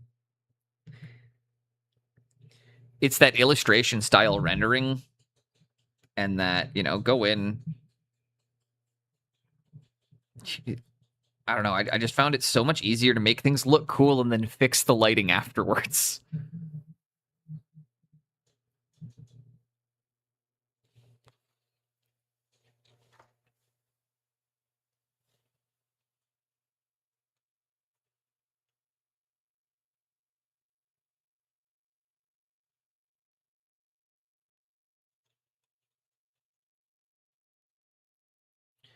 I was gaming with my friends last night, and I got asked by one of them if what the dumbest reason I know anybody has been banned for.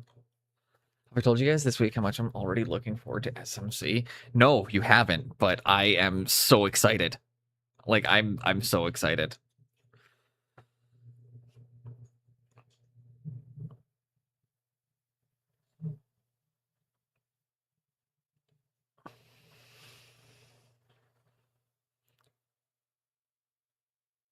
Like, I'm really excited.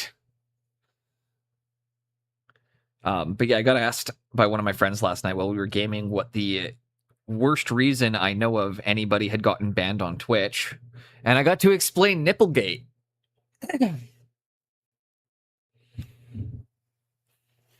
Told them all about. I told them all about how you painted a nip, how you painted the bottom half of an areola too good.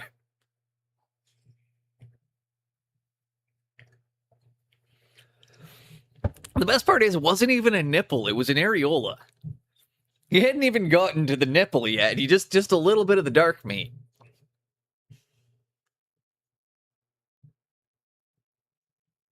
Half a nip wasn't even a nip. It was just a bit of areola.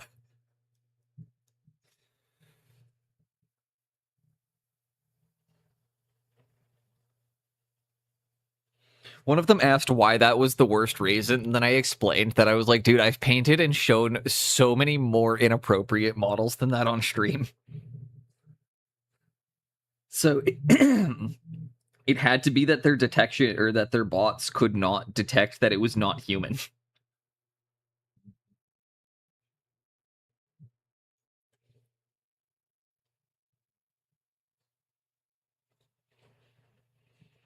Same thing. We're just kind of sketch get that.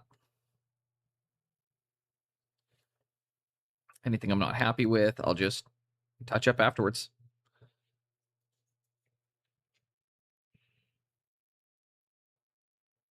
Right now we're using kind of an intermediary highlight, so you can also be super aggressive with this because this is just the base coat and the highlight, or the first highlight mixed together.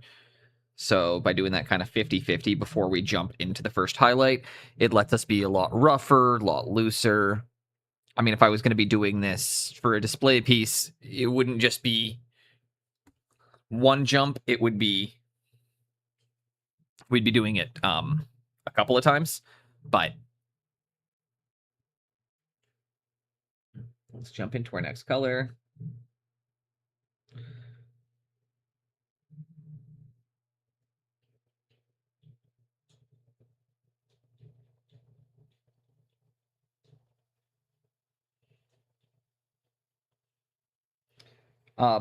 Pascal, what is beyond like what are some of the tricks that you find work really well for you when you're trying to get through a project in a bit of time, or like when you're giving yourself more of a limited time to work on something? Like, because again, I it's something I have to do quite a bit for myself, and I feel like I have some really good systems in place.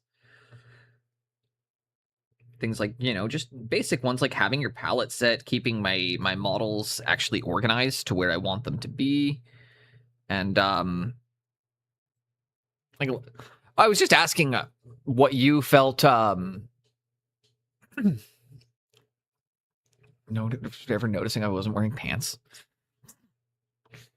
It was, yeah. I was sorry before. Was asking what some of your methodology like, because I know you're, without getting too far into it, because you're obviously going to be explaining this more in depth or on your stream Friday.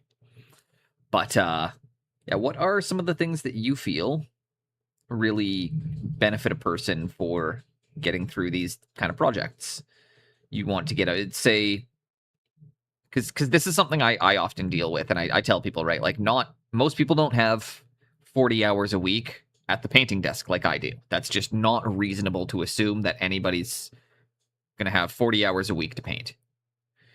Most people have maybe 5 or 6 over the course of the week, so it's often a case of, I have 2 hours to sit down. How do I get one model done during each of my sit downs? And then all of a sudden, you know, because it's, again, like, you get a lot of war gamers too, right? They're trying to get something ready for a convention, get ready for gaming P, whatever it might be. And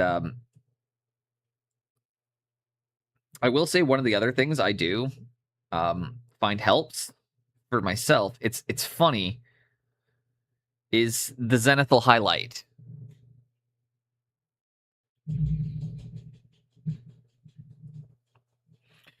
I mean, I actually understand a lot of your methodology. Don't worry. I'm more just trying to get seeing what some of the differences might be in the approach. I don't feel like we're on the same level. Don't worry. That's not what I'm trying to say here.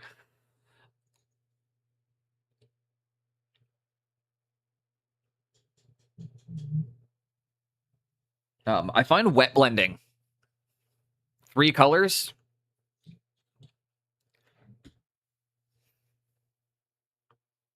Pascal? This is my whole palette. My highlight color is going to be Basic Skin Tone by Vallejo. And I'm going to use this to highlight my magenta. I'm going to use this to highlight my jade. I'm going to use this to highlight my skin. I'm going to use this to highlight everything other than my green energy effect. But 3 colors per item. Oh, I do it 3 colors per item and also keep it to 3 colors per...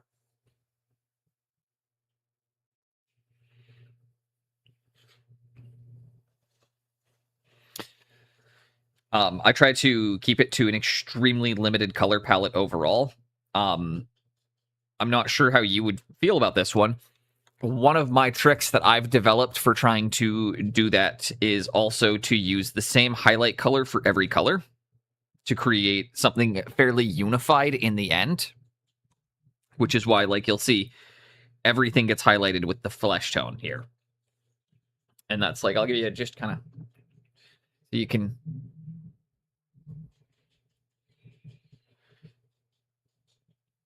You know, this is... We painted him in, what, 5 minutes? It's about a 5-minute paint job. I genuinely don't think the robot took more than 5 minutes total.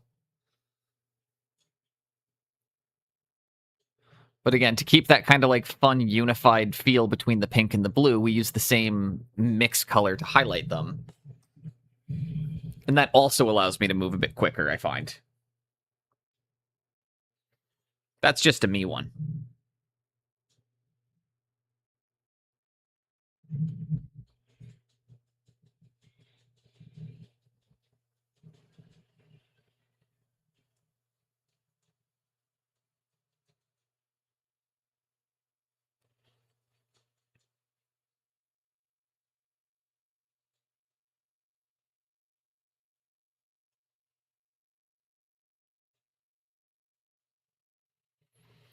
One light, one mid-tone, one dark, mix the colors between. Yeah. Okay, so that's... Okay, okay, that's cool.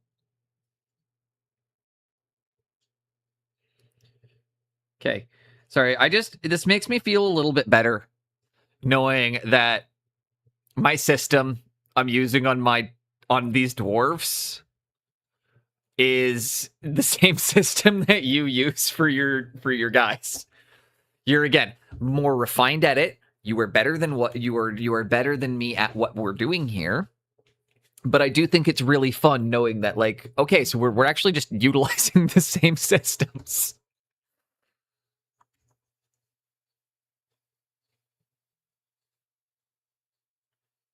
Because, like, I've always tried to teach the principles of batch painting, right? Because that's what I know how to do.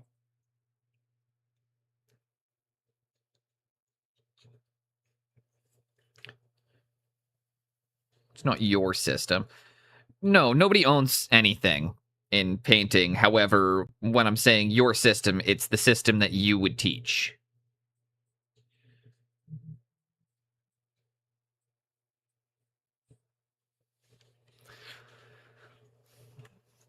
But learning spheres and learning what casts... That's not true. That's not true. Many things are triangles. There are a lot of triangles, too.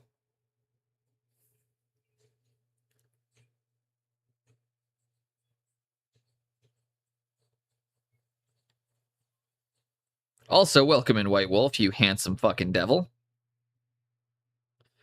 Throw you a shout out here in just a second. Knew you as the sphere guy before I met you.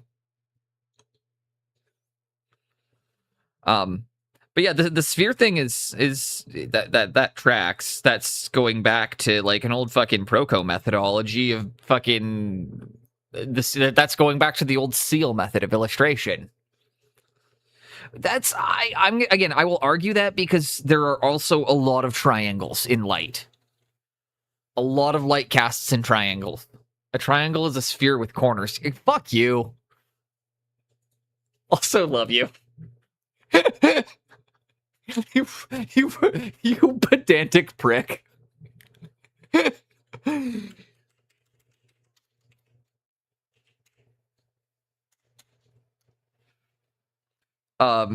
Again, for anybody that doesn't know, Pascal's right. If you hear him and I going back and forth, it is 10 out of 10 times just take his side. I'm arguing for the sake. He's not pedantic. He's Dutch. I don't get it. Although we don't have a large Dutch population where I'm from.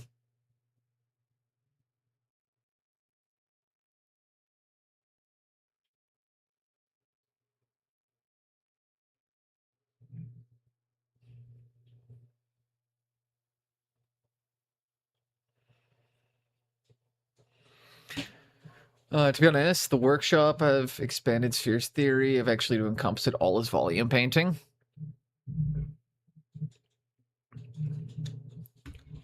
Hell yeah. So this is literally the work. I'm getting the Pascal workshop then.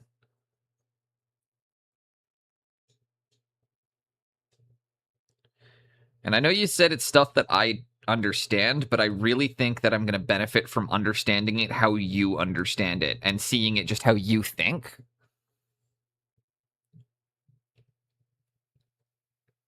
Squares, cylinders, askew planes. Hell yeah.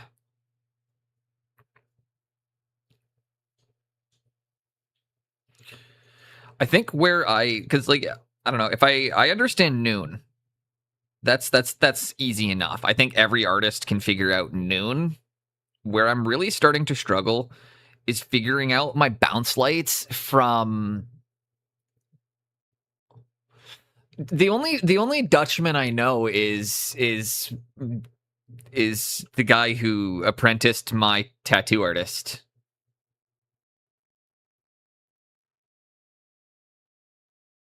And that's because his name is John the Dutchman. That's the only reason I know he's Dutch.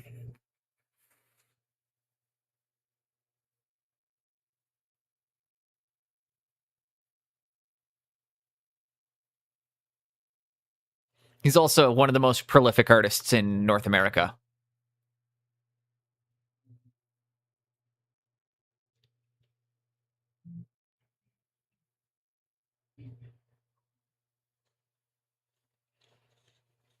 I know a Belgian guy called Hollander as a last name. That's believe it or not, there are multiple Hollanders in my family. All of my Jewish family are Hollanders. Just a fact, actually. All of my Ashkenazi family are Hollanders.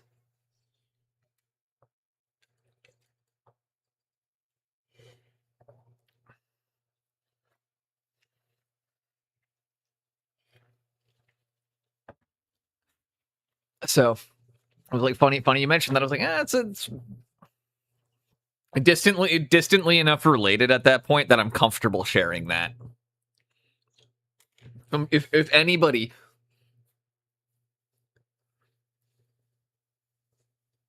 painted a tuckered idea, painted a whole webway portal with inserts. Also, Tucker Ted's idea. Tucker Ted sounds like a legend. Tucker Ted sounds like he's doing for you what Pascal keeps doing here, where he pokes in and was like, "Hey, Boneless, you know what you should do? You should highlight each individual skin cell on that troll."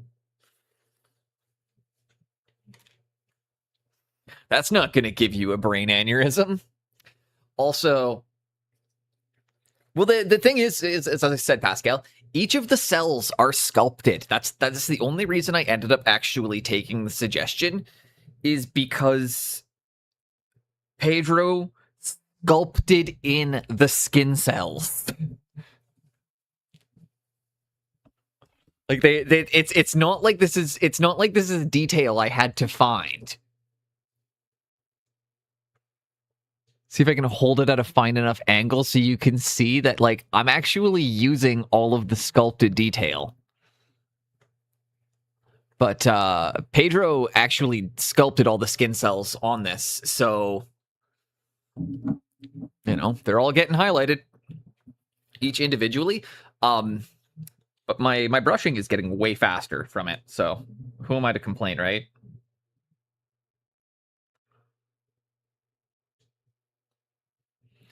Okay, coming into my next highlight color. I'm just grabbing about 50-50 mix of the jade and the flesh tone now. Start kind of bringing it around edges, focused in a bit more, not being too specifics about it. And we're just gonna kind of, like, you know, we're gonna do cheater NMM, honestly. Like, just follow your edges, think about kind of how they might be reflective, think about where things are gonna.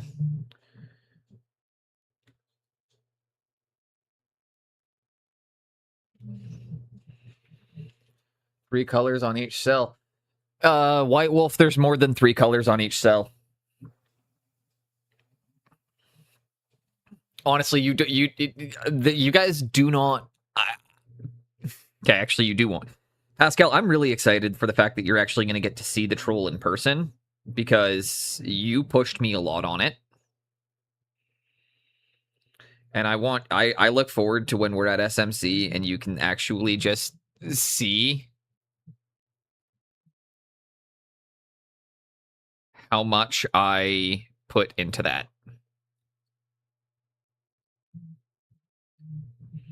Because, again, I don't think all of you guys know, I film off of a Logitech C920. So you guys are not getting an accurate representation from my camera. It does not pick things up very well. And all my actual photos are taken with a cell phone. At this point, there's only so much hype around my person. It can only end up a huge disappointment. This is true.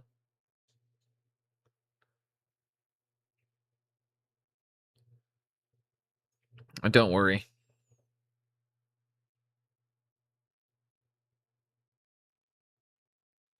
If I really wanted to, you know, disappoint people, I'd just go up to... Yeah, I'm not finishing that joke.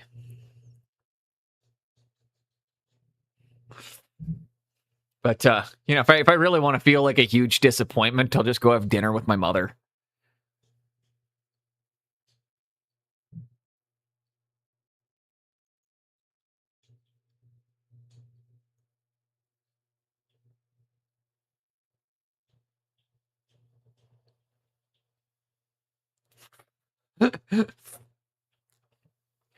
Might just bail on my sold out class.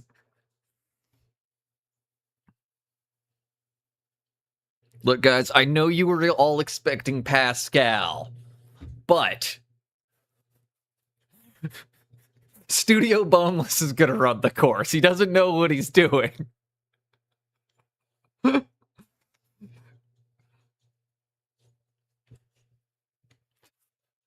This is my moment!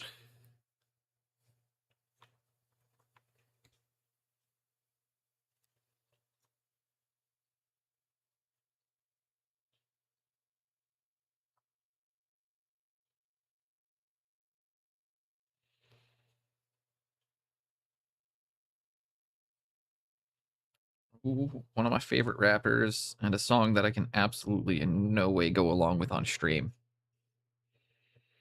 Not that Pascal would be stoked if I was going to sing along anyways, but this is one of those ones I definitely can't.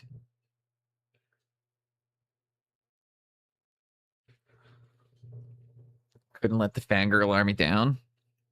Who else is going to keep trying to sell people? Who else is going to keep trying to sell Pascal shirts at every turn?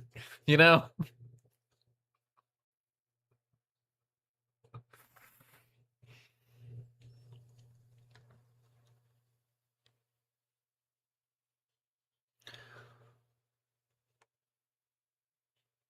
Gotta see that.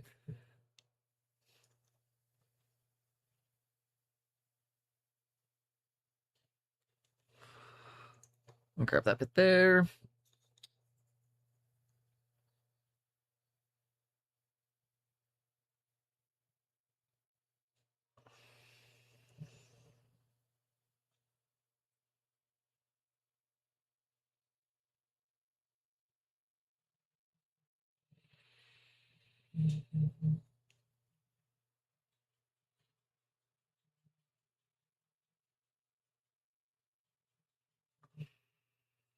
And we're just tap, tap, tap, tap, tap. See, just kind of.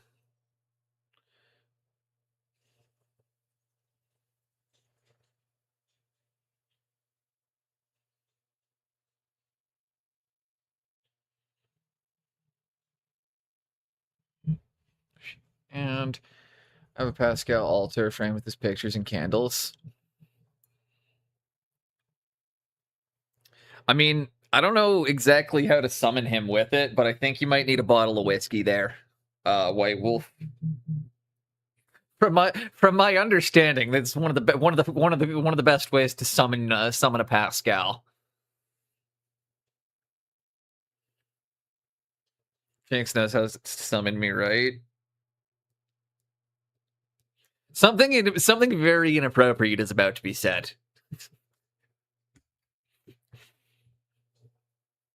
And like I'm all for it, but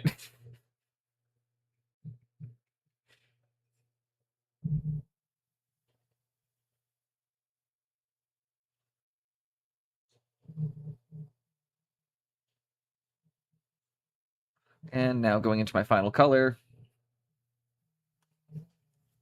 Oh, the other day she was talking about me and I was there. I mean, there was yesterday when you appeared while I was saying I was gonna blow kisses at you. That was the first time you got mentioned in the whole stream, and then you were just there.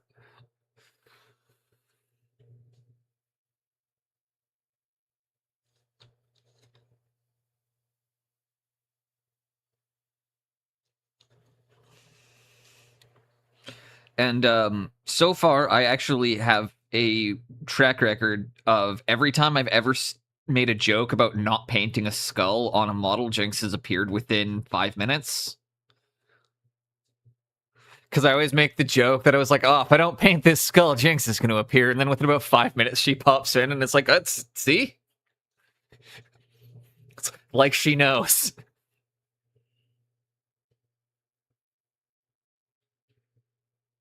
There seems to be ways to summon all of the streamers.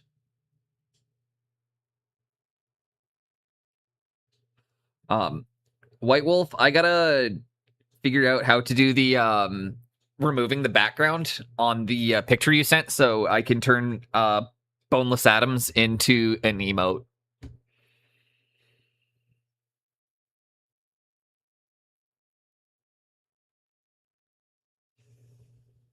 Just so you know, that's because I don't have any good emotes, right? And like, a couple people have made like really funny pictures of me now, and I'm just like, I should just turn these into my emotes instead. Like, let people just keep fucking making the fan art, even if it's taking the piss. Like,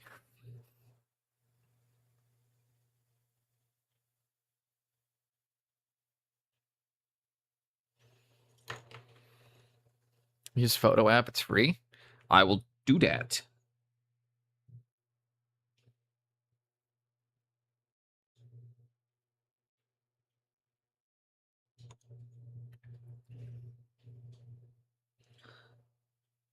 Last artist I offered to pay to do that for me tried to get the licensing rights.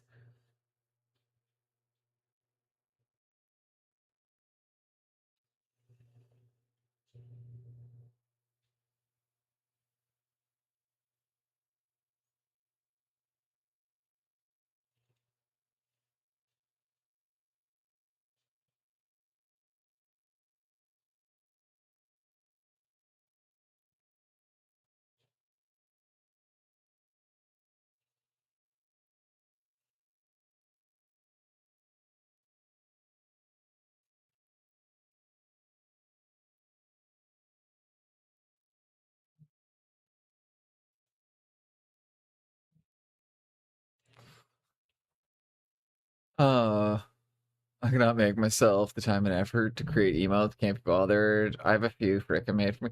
I see. I had emotes. I got rid of some of them, and then now I just have my cats. But I'd like to get some fun ones put back in.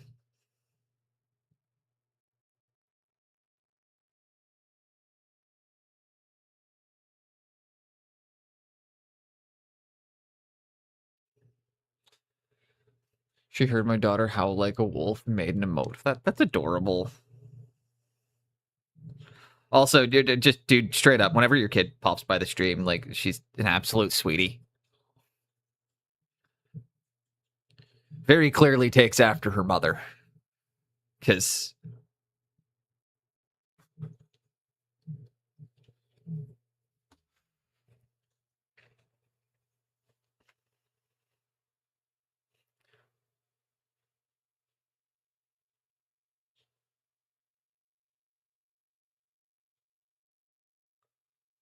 100%. I was like, that was one of those times where I'm like, I made the joke and I'm like, I'm gonna sit on this one. I'm not gonna push it any further. I don't know if it's, this could be a dicey one. So let's leave it. Let's see how they react.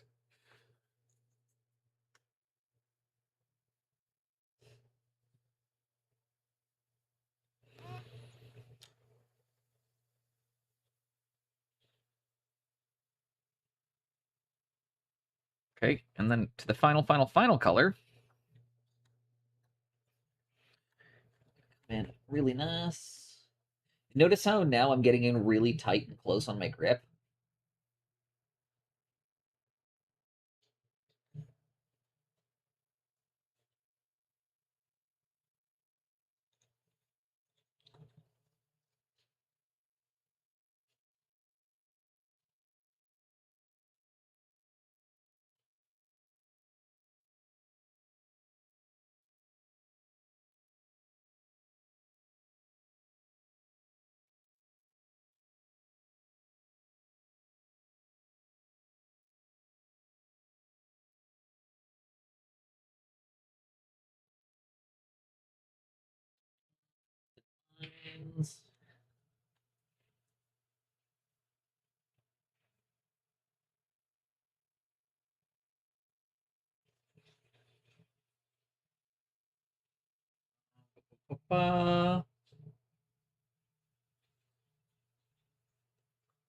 Uh, my mic's picking you up.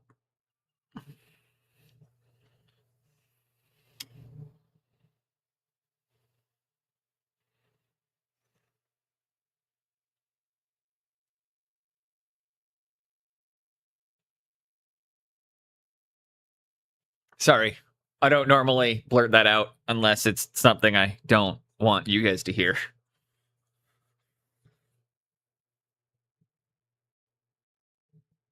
Or if it's something she wouldn't want you guys to hear.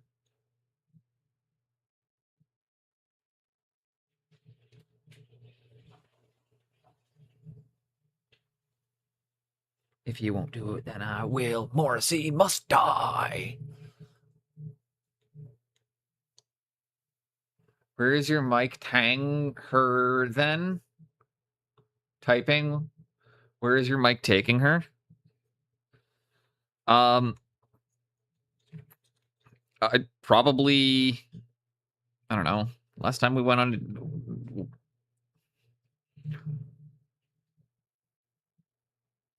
Actually, you know what? My mic's taking her all the way to fucking Amsterdam. No, honestly, my mic's taking her to Amsterdam because this voice, this stream, and all of what we've done here is what got me to the fucking Netherlands.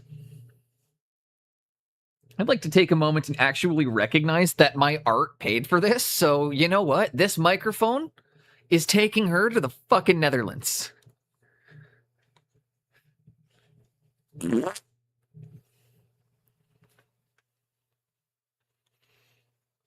I say, despite the fact I make like 1/5 what she does. But god damn it, I'm trying.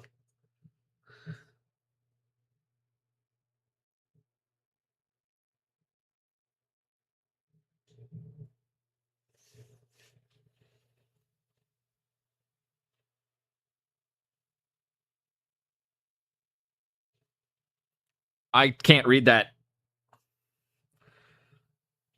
Pascal, I think you're genuinely your ability to teach children has actually affected your ability to couldn't go anywhere good.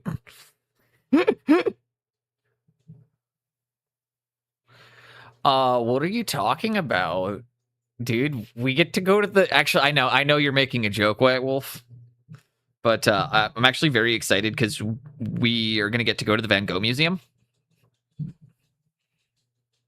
in Amsterdam.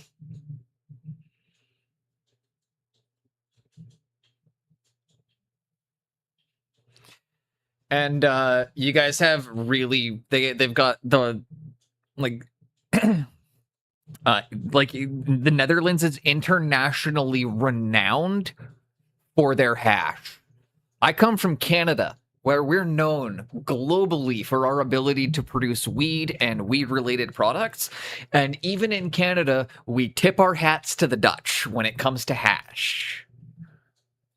When it comes to the Dutch, we tip our hats for hash. You guys are internationally renowned for having the best hash in the world. So don't think real recognize real, right?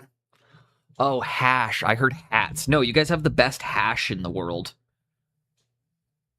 Hashish.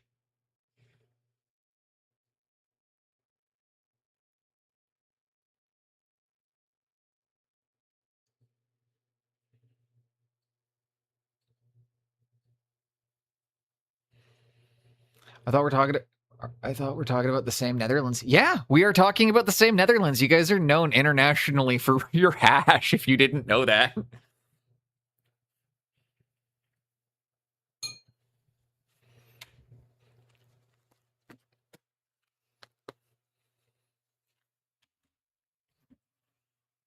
I should refill my coffee. There we go. We got that quick blue armor done up. See, I missed a spot over on the shoulder here, so I'm just going to come in and.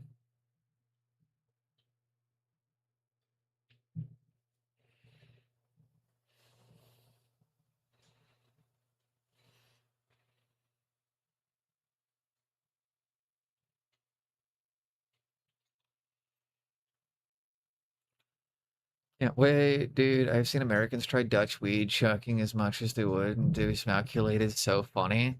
Oh yeah, I'm excited for this because as a Canadian, right? Like I'm not sure if you know, but there's two things that are very legal in the Netherlands that Canadians just fucking love. It's exactly. It's exactly. There's a reason why the hippies all end up there.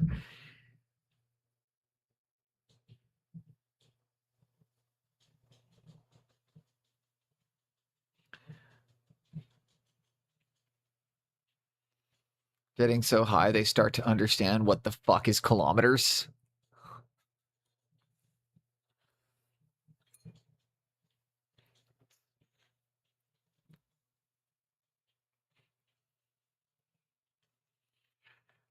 It is so a mile is 1,600 meters. So a mile is 1.6 kilometers. A kilometer is like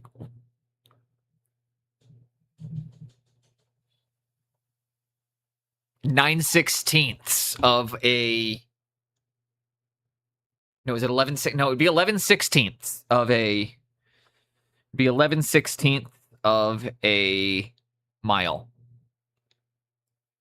Just do the conversion in your head. Can't you just convert 11/16 of what you're trying to do immediately in your head? Jeez.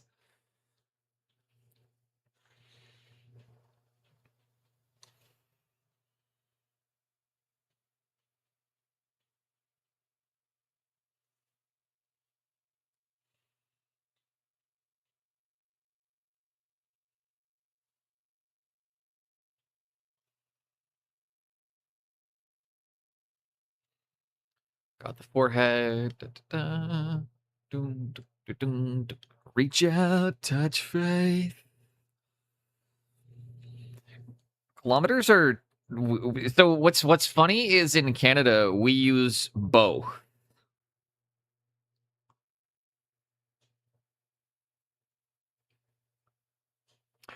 But what's most interesting here is if you ask somebody how far away something is, they will not give you the distance.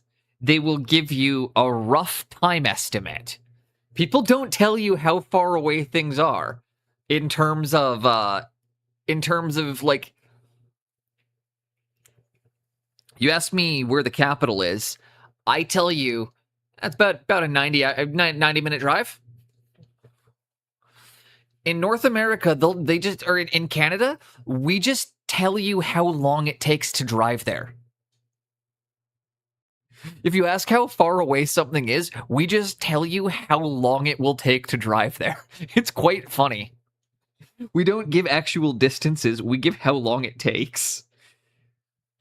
Oh yeah, it's like a 3-day drive.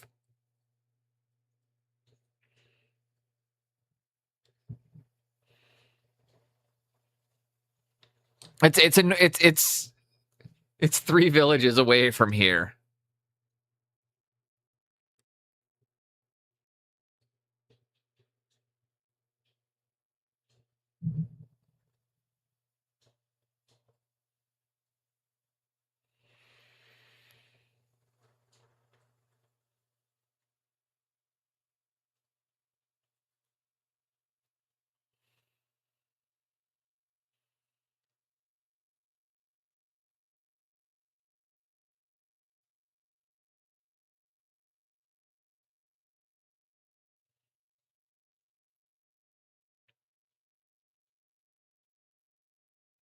Okay, that looks pretty good.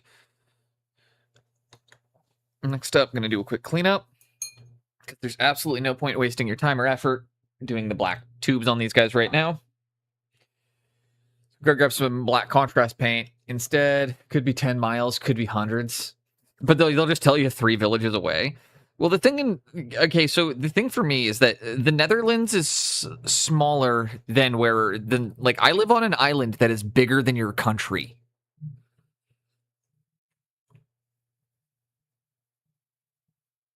You know how I talk about living on a small island in the Pacific? It's the island's still bigger than your whole country.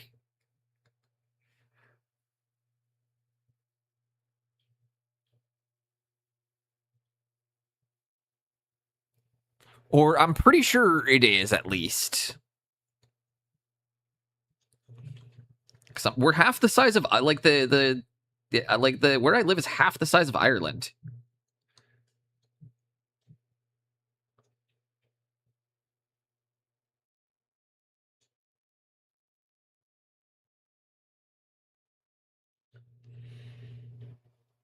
It's a big island.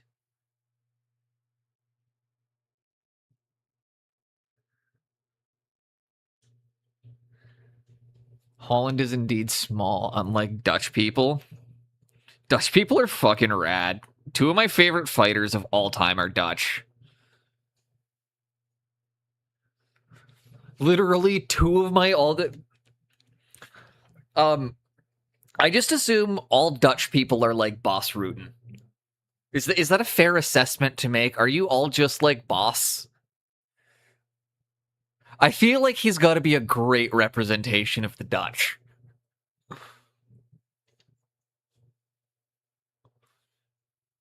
They grow tall to be above sea level in case of a flood.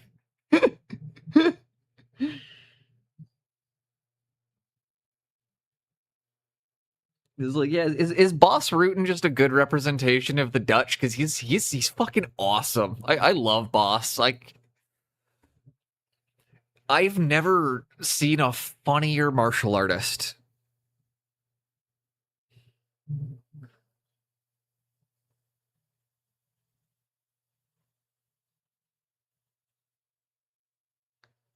Do I need a balloon tied to my wrist so I don't get lost? All the tall people at SMC.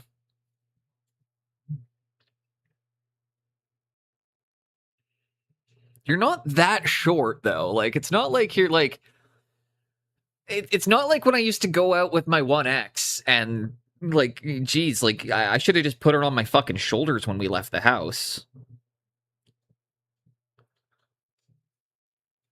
She was 4'11". Me being 6'2", it was like bit of a height difference.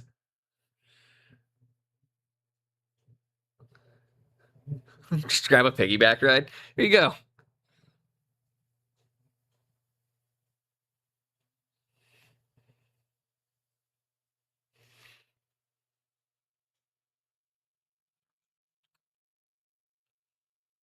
All right, I'm gonna start highlighting up the magenta a bit, so I'm gonna throw some more of that down on my palette.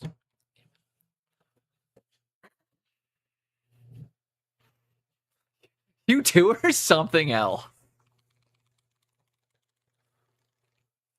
I love it. I love it. This is just.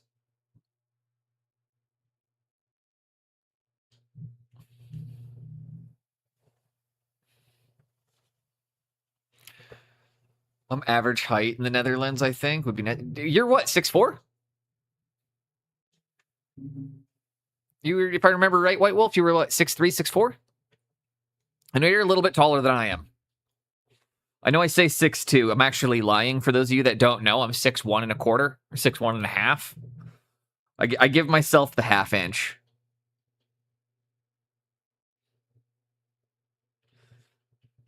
But against somebody who's actually, or besides somebody who's actually 6'2", I will be shorter.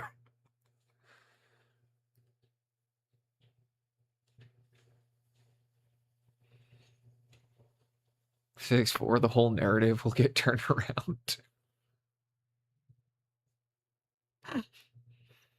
Pascal's gonna get abducted and brought back to North America.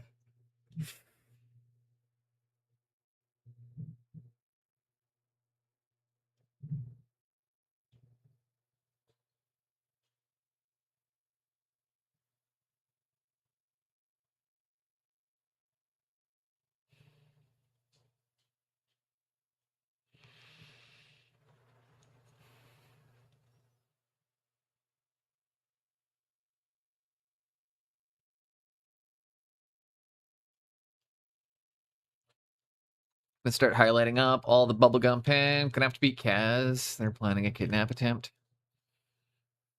Kaz is also great. There's that's like the thing about SMC, right? Like, I'm excited about it. With just like there's so many people I'm really excited to see.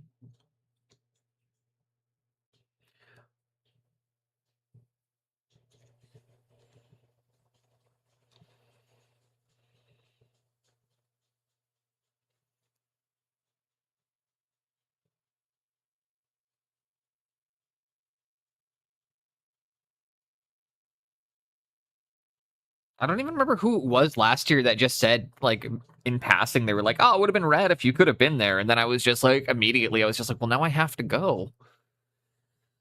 Because, like, I don't remember the last time people were being like, man, Boneless, it would be rad if you could go. It would have been rad if you could have been.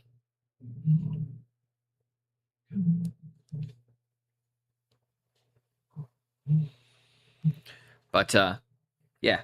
So I got really, like, I don't know. SMC just seems like it's going to be so much fun. And so many amazing people are going to be there. And so many talented artists and so much amazing work. And, like, I'm excited. I was talking Cryo Cheese. He's going to be there. And, like, I can't wait to see his work in person. That's one art. That is one artist. I cannot wait to see his work in person.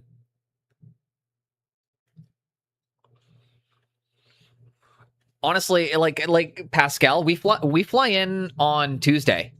Or like I'm flying in on the Tuesday, so I know like a lot of people want to get together and do things with you. If you want to do dinner or anything before you have everybody fucking rushing in,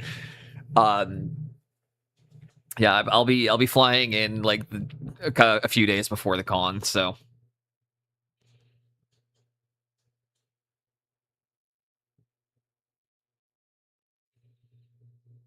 But yeah, Cryo's going to be there. I'm really excited about that. I was chatting with him, and he's looking forward to.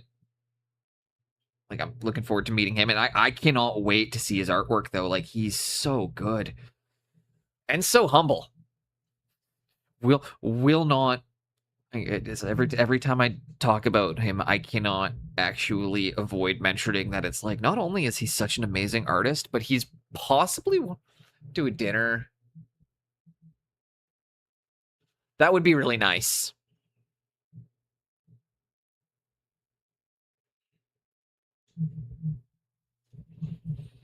That would be actually really, really nice to do. I can help make sure Jinx doesn't get lost because we're staying about half a block away from each other. And you mentioned that apparently navigation is not your strong suit.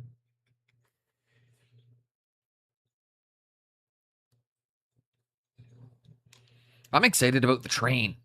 Oh man, I'm the only. I don't. Again, like this is such a North American. They're like, especially Canadian, because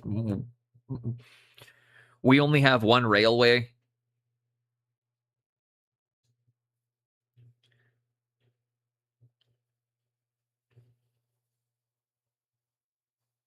Beauty.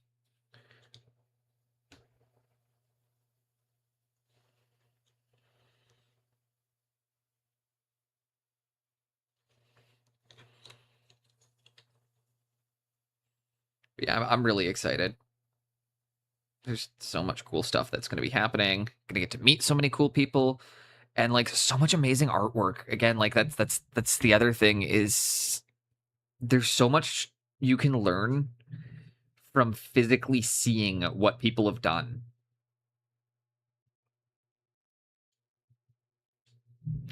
I would be lying if I said I don't constantly steal ideas from people when I look at their work. Just you see a good idea, you catalog it. And when you get up close in person and you can actually see how it's executed, shit, man. Exactly. That's where the old expression goes from. Good artists borrow, great artists steal.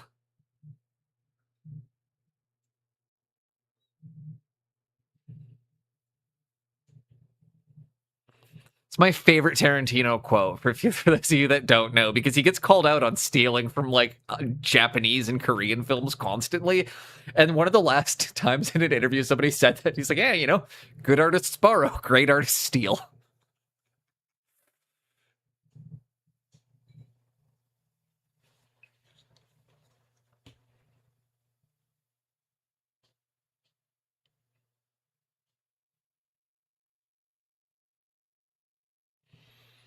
And that's exactly it, though. You know, you see how people do things, and like,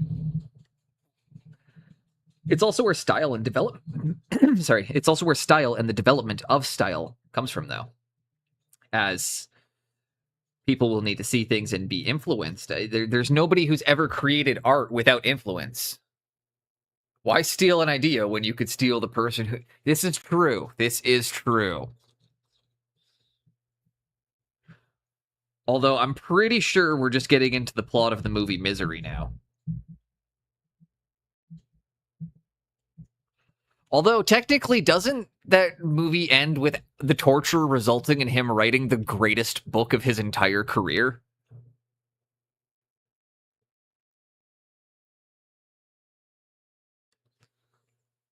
It's like, yeah, all these horrible things happened to him, but he actually did get over his writer's block.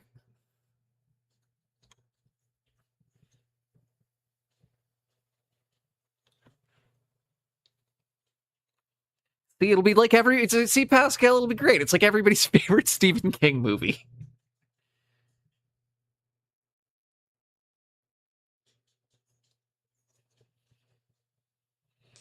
Which hilariously was funny because then, like, Misery is a topic of conversation between myself and my tattoo artist. The film, not the emotion.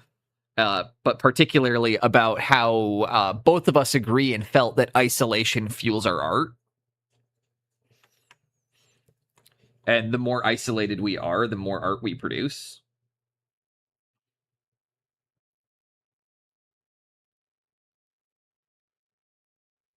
which also I'm going to mention really quickly, not healthy. I am not condoning this.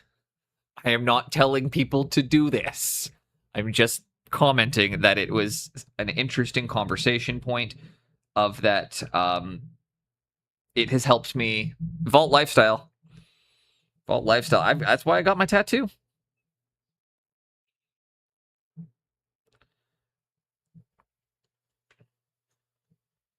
I love my Vault Boy tattoo.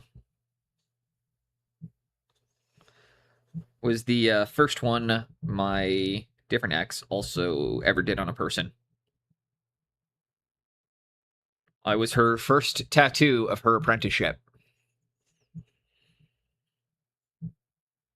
And I'm gonna show this on stream really quickly because people in here are familiar. And I gotta say, like, for a person's first ever tattoo, it turned out incredible. Like, this is now 6 years old.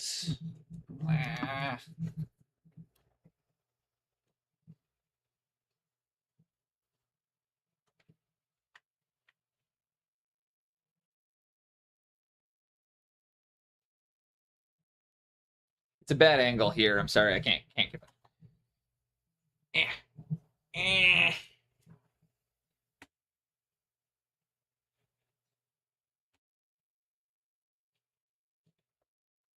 Thank you. Sorry. Dude, that was very hard to do. I had to balance on one foot there to do that.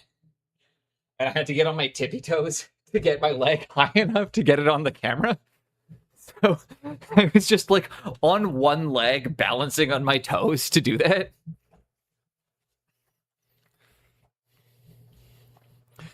But yeah, the where did I put my paintbrush? Shit, I flailed my paintbrush. What the fuck? Oh, there it is. Never mind. I unflailed it. Yoga. Yoga, yeah. You know. Some call it yoga, some call it Ehlers-Danlos. It rolled to the left. My leg did? Or the tattoo did?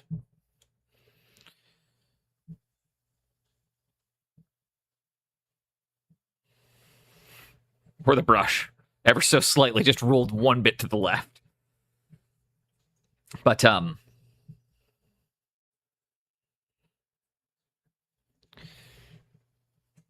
I found the brush. Yes, it had rolled.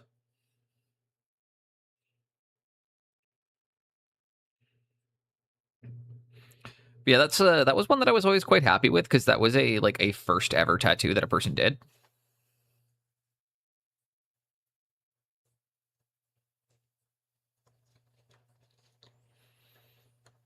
And like,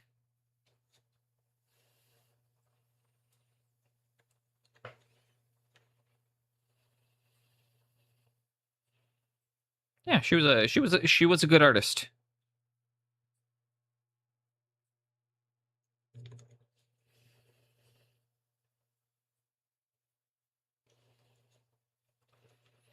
Do beginners practice on pigskin?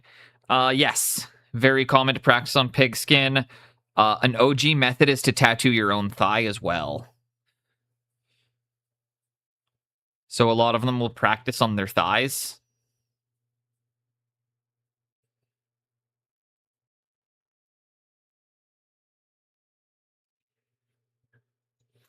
It was another fine evening of watching paint, sprouting nonsense, oogling models, procrastination. I think I'll make ready for bed. No worries, Pascal. I hope you have a great night.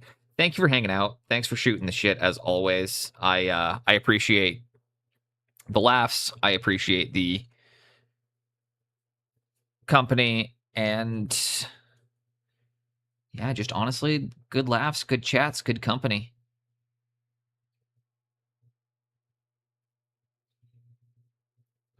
I try to be entertaining. What I lack in skill for painting, I try to make up for in being an entertainer.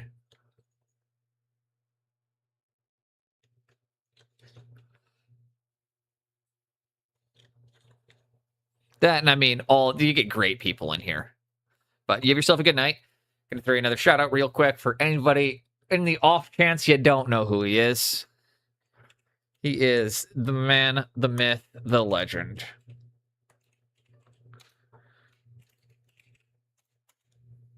Pascal Ruse.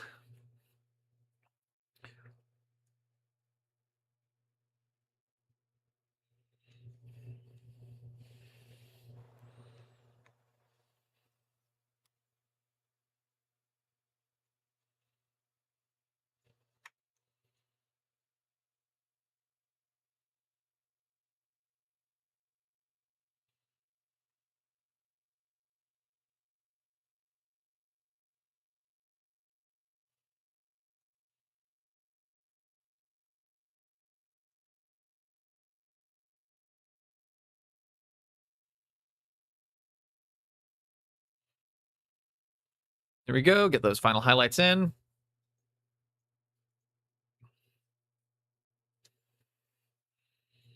And there we go.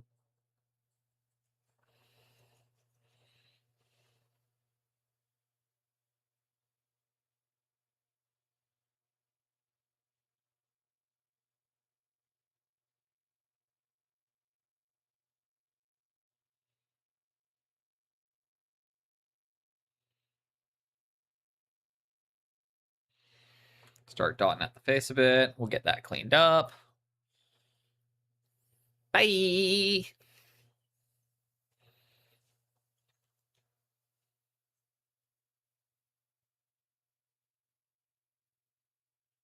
we go. Got the fingies.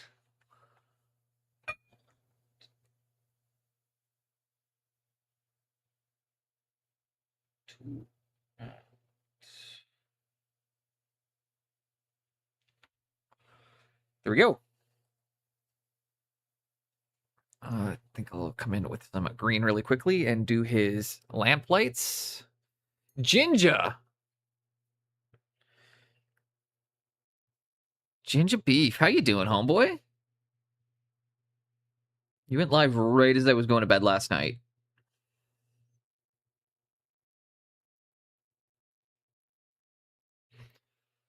But I'll throw another shout out real quick here to an absolute great painter. Great painter and great streamer. Fun guy, funny guy. Highly recommend him.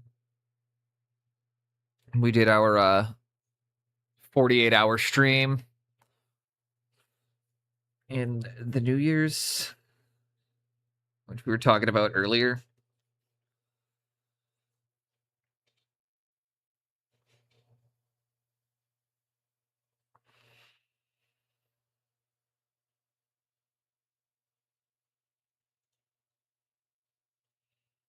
Which, that was so much fun to do.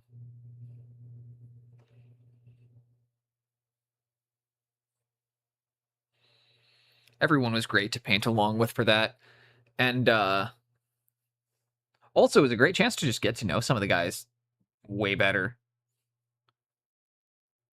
I think that was part of it. What I really enjoyed about that too is like it was nice to get to just like hang out with Smalls, you, Spoon, Helgrat, and like actually just get to know the guys. Ginge getting to find out how fucking vulgar I get once like 3 a.m. rolls around and I'm not too worried about who's gonna be hearing what I'm saying. Managed to find the groove on the beast portion of the model. Somehow you're getting shit done. I believe it. I believe it. You and I've been talking about for a while, right? Like sketch, man. Like you know the Notebook. You used to D&D shit, man. Oh, it's Jinjo. What a coincidence.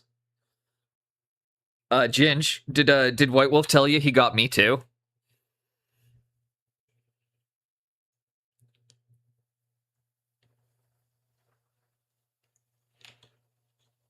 Will the real Studio Boonless please stay up? Please stay up. Oh yeah, the unmoderated version is great.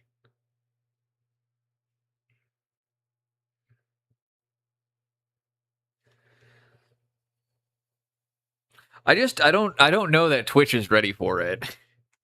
I've been slowly dialing it back bit by bit by bit.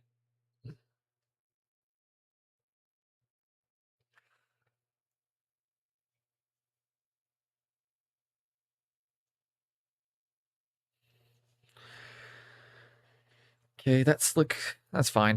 I'm gonna quickly pull a contrast paint over the black or over the metal details. And then I'm going to probably sponge or like stipple them up with a brighter silver really quick. Less subjective. There's this sort of skin texturing laid out on one whole side.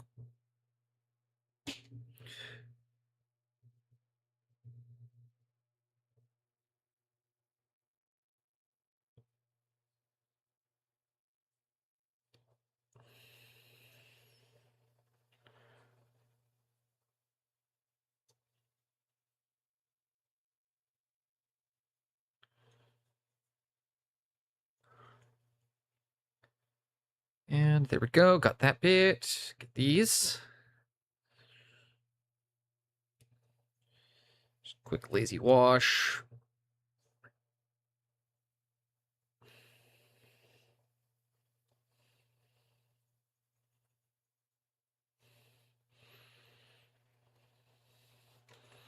We're gonna take one touch of Pyral. You know what? No, I'm not. I've used green across the whole model. I'm not gonna cheat and put Pyral red down now. We'll do it green.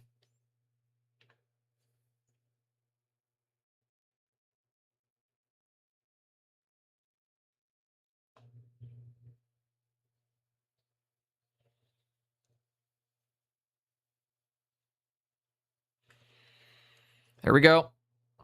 No cheating, Mr. Pigments, you sexy beast. How you doing?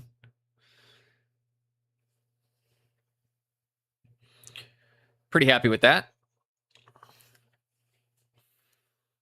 Shout out to the man making the nice high chroma colors I've been using on my busts. I'm also going to take a second to refill my coffee because I need it. I need it.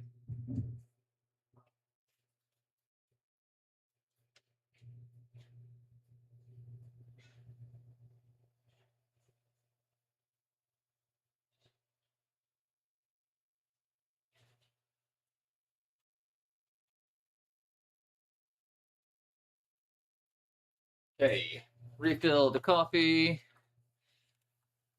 Mr. Pigments has extremely high opinions of whole bean. I do know that.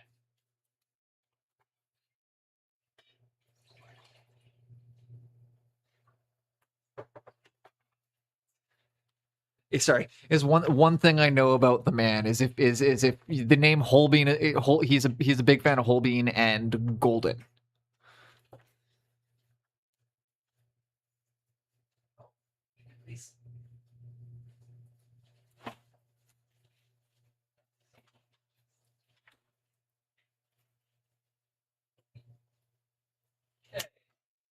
Keep my coffee. Gonna have a quick pee, and then we'll be right back.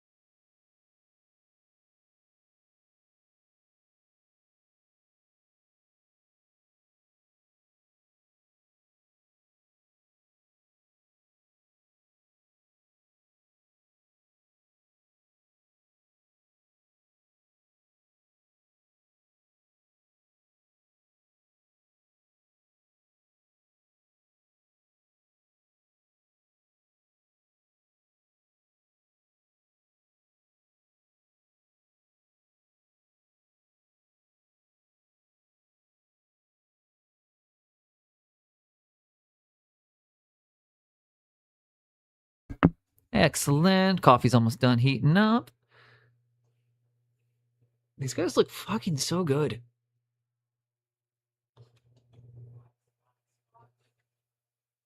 Makes me really happy to see my squats.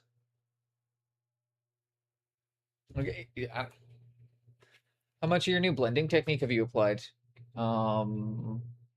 Me or White Wolf? Oh, White Wolf. Yeah.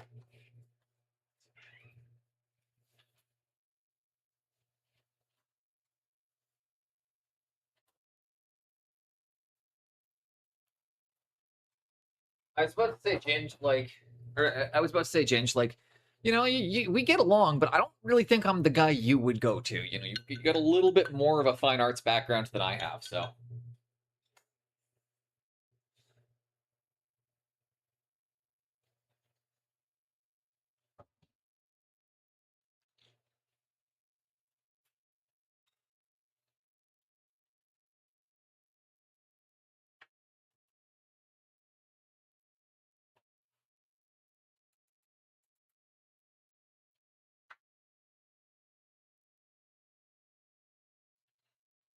Like, I was like, what you think so little? Absolutely. I mean, fair. Being silly. It's the kind of self-deprecating humor, you know. But no, I'm I'm quite confident in my abilities. I'm just not as confident in my ability to teach a display level.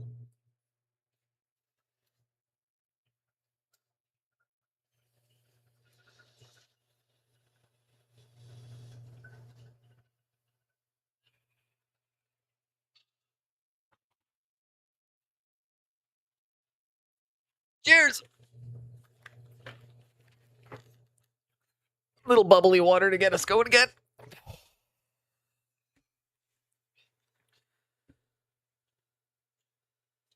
Okay, I'm just gonna render one of these up really quick. But yeah, while I am confident in my abilities as a painter, I am not super confident in my abilities as a display painter yet because I've not won an award yet. I've not actually won in competition. And you know, don't worry. Once it's like you said, Ginge. Once I actually, if I come home from something at SMC, just like you said, I'm always calling you award-winning painter Studio Boneless, buddy. I'm always going to introduce myself as award-winning painter Studio Boneless.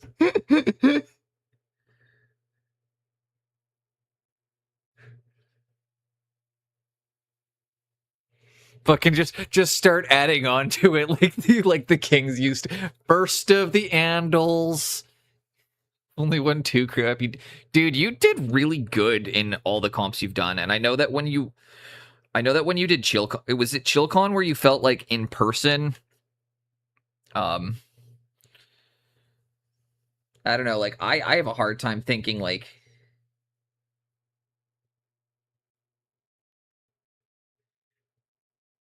yeah, I don't know. In person, I got whooped. I got whooped in person too. In my Discord too, because it's the funniest part about it. The model that I lost, the model that won the bust painting competition, is the one Pascal's using to teach his volume course at SMC. So it's a nice little trauma moment for me.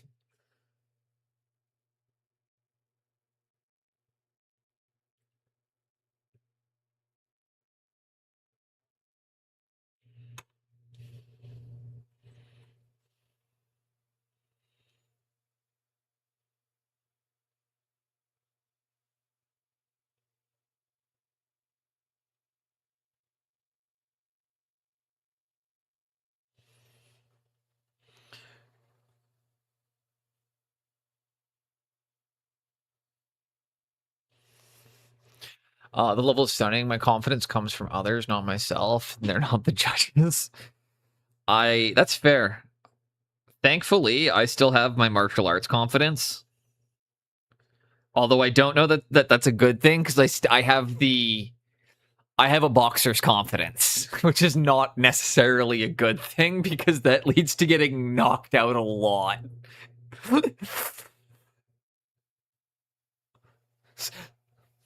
I have no confidence because I don't finish paintings. Yeah, dude. My problem is that I've got the confidence. I've still got my boxer's confidence. So like I'm a little overconfident.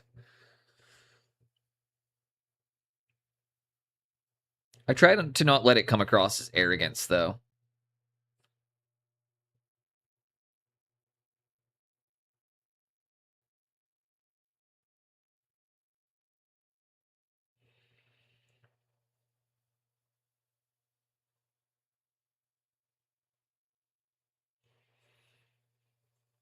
It's the thing is like it's all the martial artists will tell you that you kind of have to have like this is a stupid confidence because you don't go into a fight thinking you're gonna lose. You don't go into anything thinking you about what could happen if you lose. There's only the fact that you are right and you're gonna win in your mind. I'm gonna apply to paintings. You have a puncher's chance in boxing. Well, that's exact, and that's why I kind of do that the way I do, Ginge, too. Is I didn't think I was ready for SMC this year, but the more I commit to going, the more I'm pushing myself, the better my pieces are getting. And the more I'm actually looking at these pieces and being like, you know what, for a standard division piece, my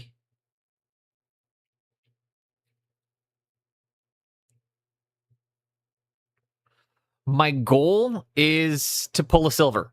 Like genuinely. I'd love a gold medal. Everybody wants a gold medal. But truthfully, my goal is to pull a silver on is to pull a silver on the troll.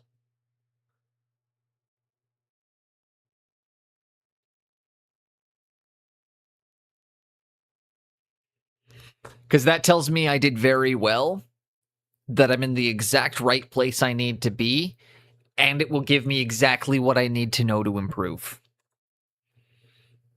Shows me where I don't know, it's something about that would just tell me where I am. If I win gold, or like if I went in and got gold, I would feel I have a feeling that like if I got gold, I might feel a little bit like, oh, then maybe I should have entered a harder division but like, yeah, I feel like silver's perfect because it tells you it's like, all right, I'm where I'm supposed to be. I'm competing at the right level and I'm doing real dang good at it.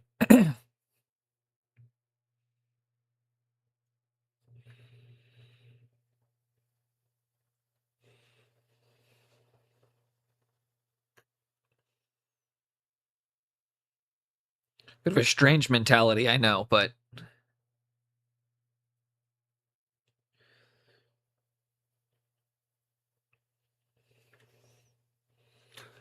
just want a notable pin from Golden Demon for a TMM speed paint. Highlights destroying the previous pictures.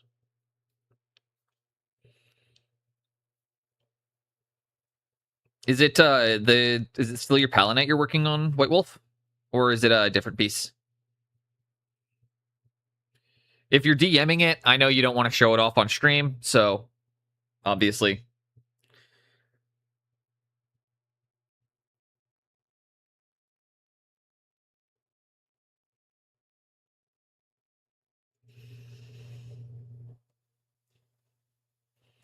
You know what I'm really looking forward to though? White Wolf is being completely honest. I'm really excited for the fact that I'm gonna get to come back to my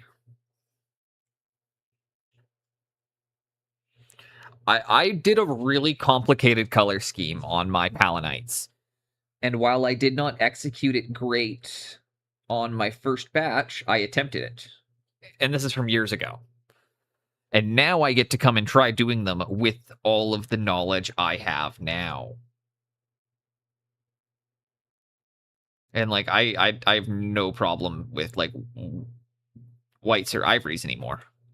In fact, white is quite easy to paint. Ooh.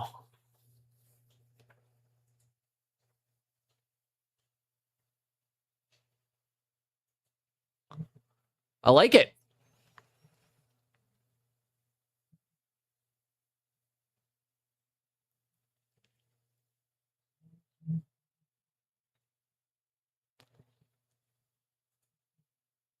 Grab my friend from the bus station. No worries, man.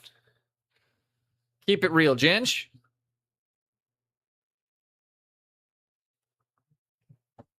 Keep it sleazy.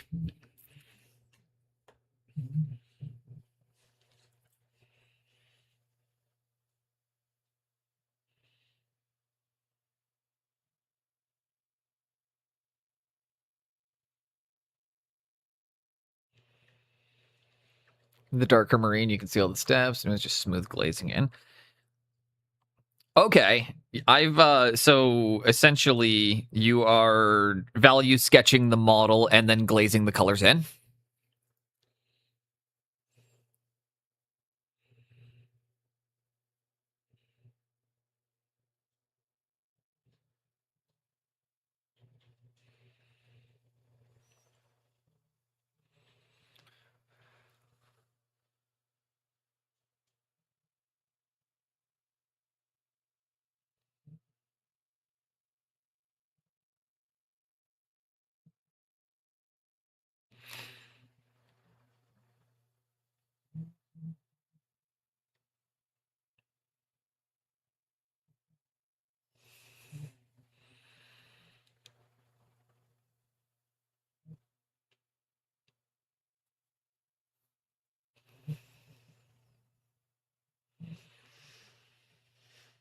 Your reds and it's sketch one layer glaze, go to the next layer. Okay, you're doing the 3x3. Yes. That's Sam Lens does that one a lot. That one is so it's essentially the sketch 3 layers, do the 3 glaze, sketch 3 layers, do the 3 glaze, sketch 3 layers, do the yeah.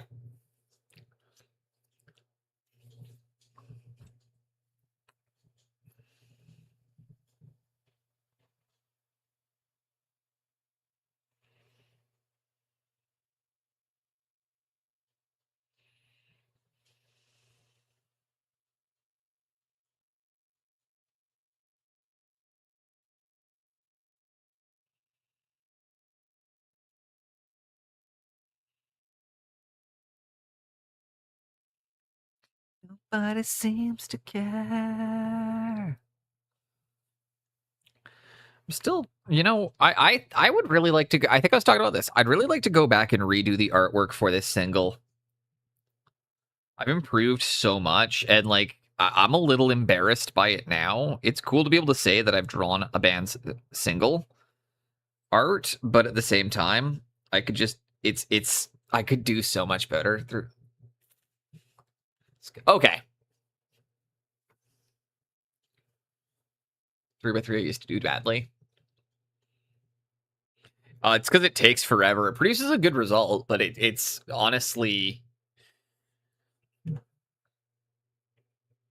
most of the time it's just stressful and not worth it.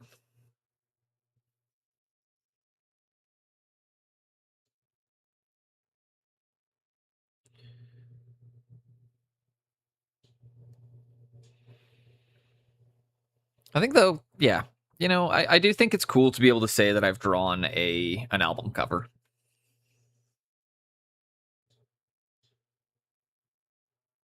But that's why I'm saying, like it's one where I think I'd like to redo it, see if he wants to do a reissue, and you know,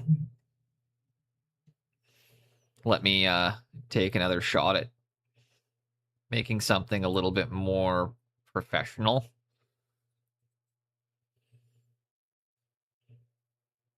We're not balling. We take it back to the daisy. Yes.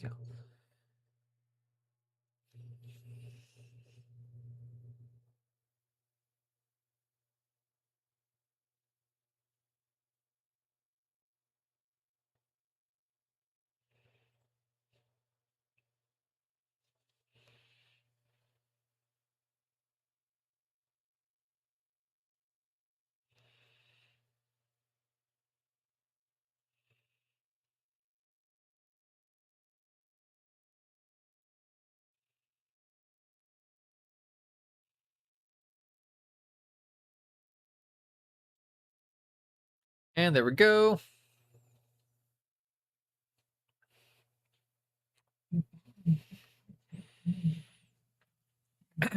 Stretch. My one leg is falling asleep. And that's not how I like my leg. My leg likes to be awake. Wakey, wakey, eggs, and leggy.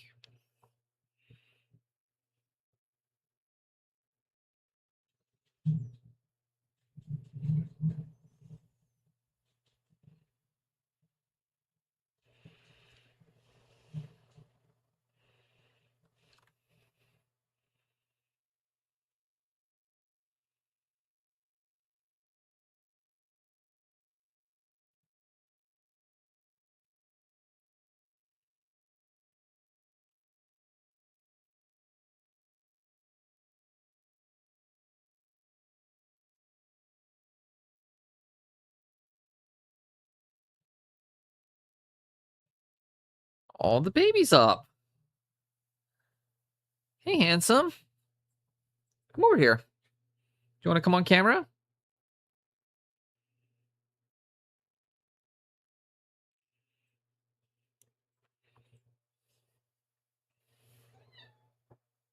That's a no.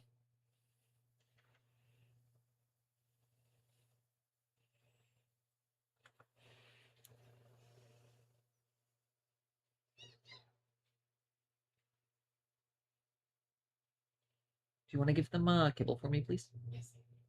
Thank you.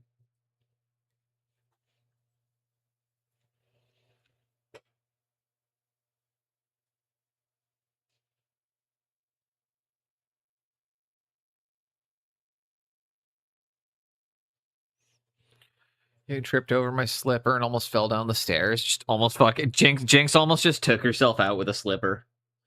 And honestly, I wish that didn't sound like it was as on brand as it was.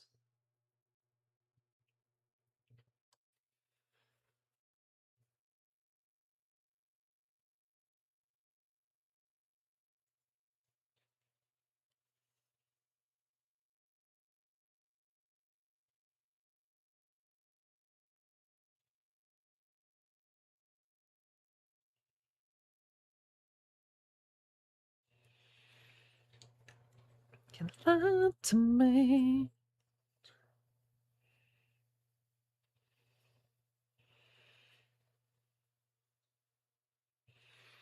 And got a slipper. I barely knew her.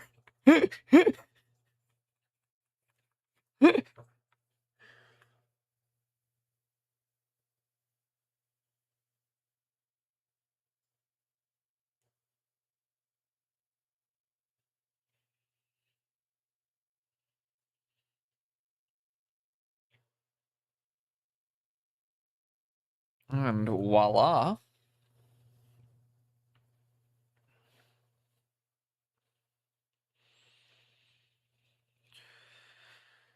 I'm going to focus in on just getting the blue armor done. Mark! How you doing, buddy? Hope you're having a great night. Hope you are having a good one.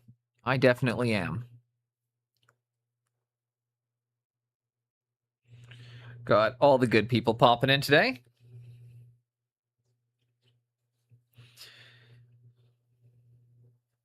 Hope you're doing well.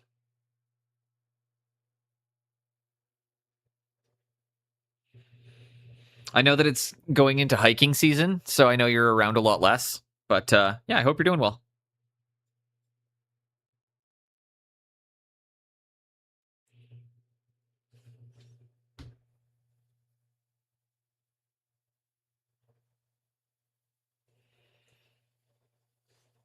Got any actually I'll start with that. Do you got any good ones booked for the summer, or like any good ones planned right now?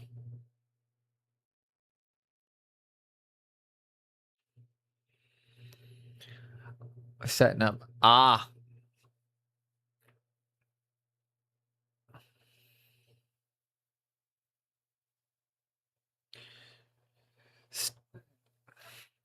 don't know if you we won't go if you want to talk to it.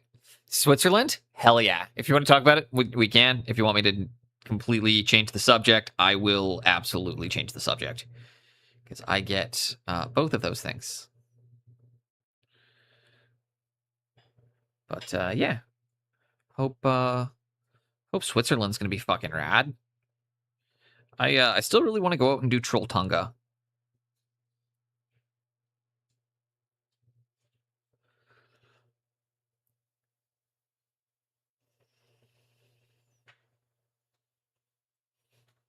But I've heard it's quite crowded. Spoon, how are you doing today?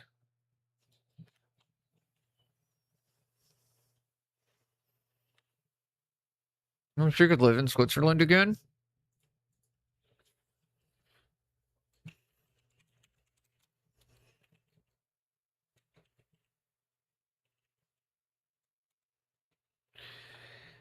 What I forgot, I always forget that you lived in Switzerland. But we have talked about that before. Is that where you're from, or were you there on a mission?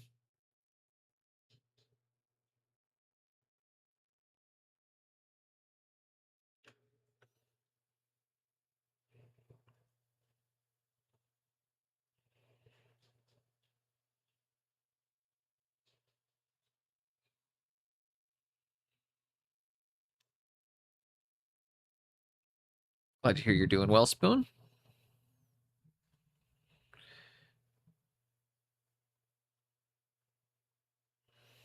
We're getting through the squats. Dad worked at the U.S. Embassy when I was in high school.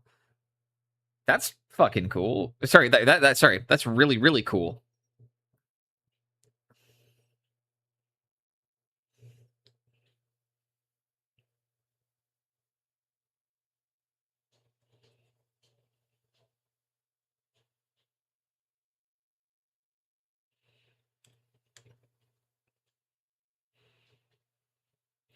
So I bet you're just like absolutely like anytime any of your friends are like, hey, do you want to go skiing? You're just like, ugh, you guys don't have real skiing here.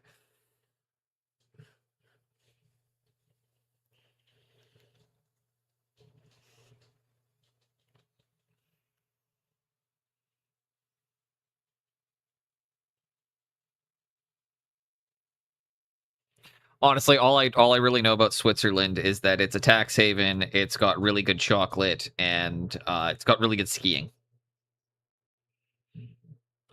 And that people try to claim that they were neutral during. One second. Yeah, he was yeah, I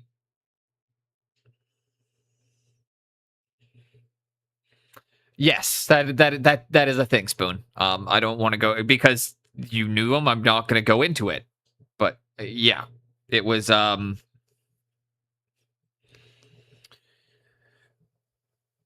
game show one.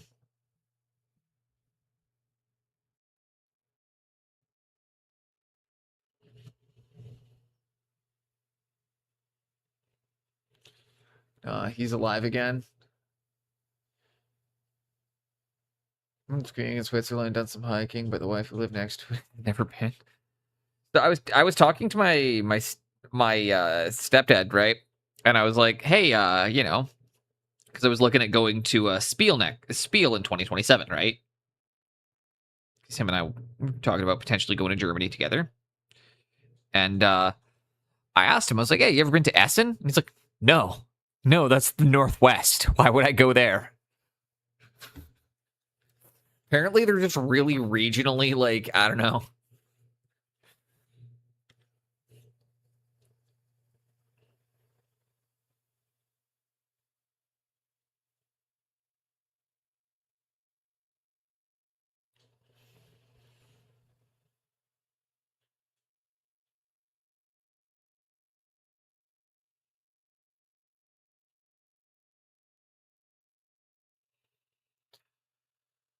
And voila. That being said, he had similar opinions about going to Berlin, too.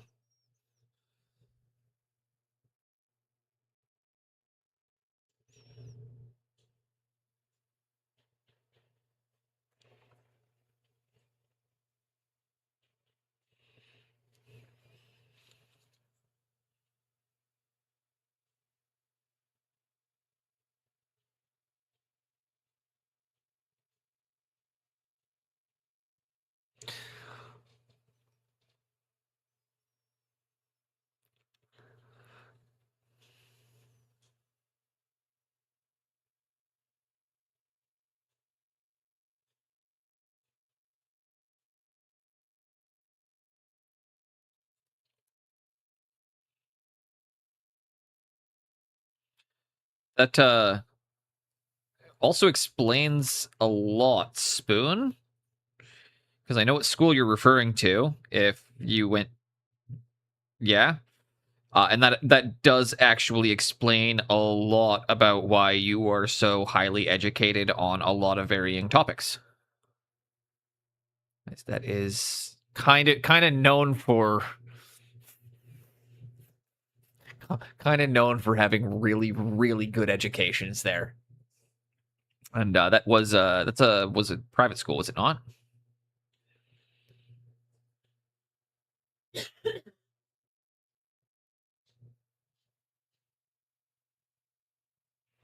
Yeah, school. That's again why I'm commenting on that is if it's the one I'm thinking of, yeah, that makes sense. Again, why you are very just well spoken and well educated on a variety of topics.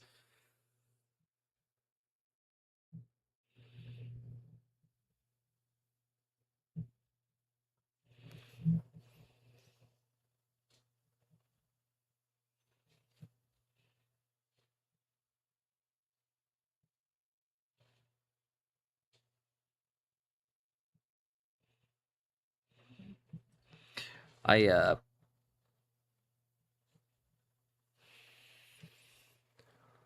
yeah, international bachelorette.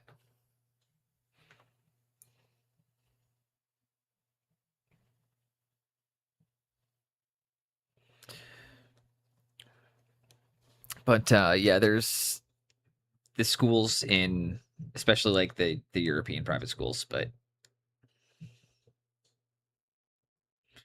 there's a couple local private schools. Like when my partner and I have a kid, I don't want to send them to the fucking public schools here. And that's kind of, honestly, dude, that's kind of good. That's kind of a good thing, because knowing differently, like, the only hard part again is it comes for something like that. Like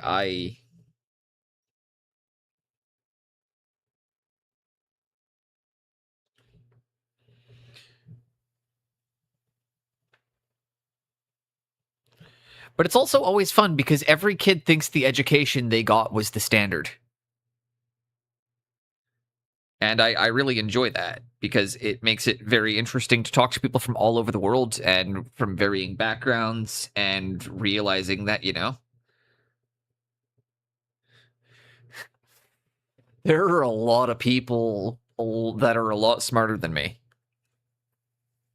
And that's always a nice humbling feeling and nice reminder out there is, in Canada, we tend to pride ourselves on being like, oh, we have such a great education system, blah, blah, blah, blah, blah. And like, I mean, we do. We're also, I mean, I've talked about this one because it was, I remember the 2009 textbook shift, because in 2009, our social studies textbook referred to Louis Riel as a Métis freedom fighter. In 2010, the new editions of the textbooks had changed it to Louis Riel was a Métis terrorist. But it was really funny how I remember my textbooks actually 1 year declaring him a freedom fighter, and then when the new edition came out the next year, he was now a terror. He'd been rebranded to being a terrorist.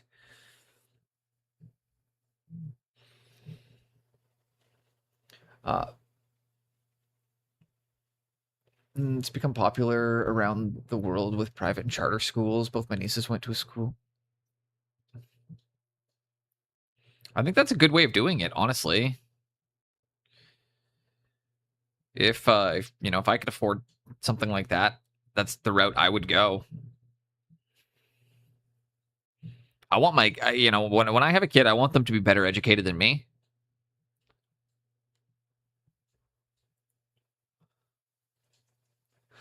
That is honestly one of my biggest goals. Kind of fun talking about it since barely anybody else I know is experienced.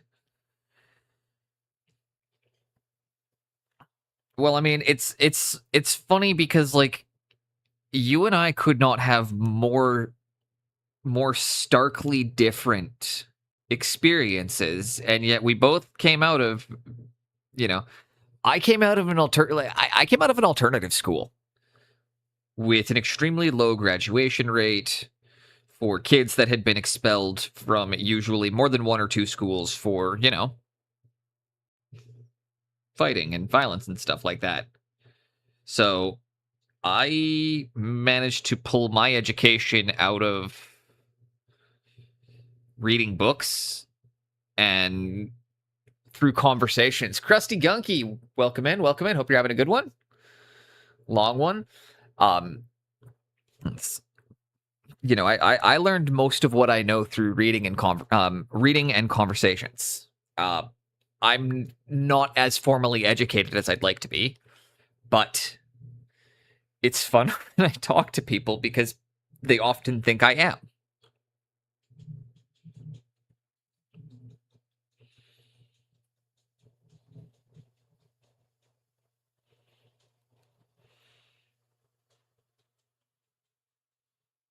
I mean, I'm also, I guess, blessed enough to have a good head on my shoulders and have recognized that I wasn't getting the education I needed and started seeking it elsewhere on my own. But I mean, I also grew up in the age of like Wikipedia where I was hot in the hangar today. Oof. Yeah, I don't like going in the hangar when it is hot. Hey, love. Nothing like going in the Quonset in the summertime. My fiance has on their property they it was cheaper to get a hangar than it was to build a barn. So they have a small hangar on their property because it was, again, this is not a wealth flex. We're not saying it was cheaper than a barn. This is not a But yeah, you just mentioning that, it's like, ugh, going in there in the summertime. I just had to say it out loud. It's way too hot.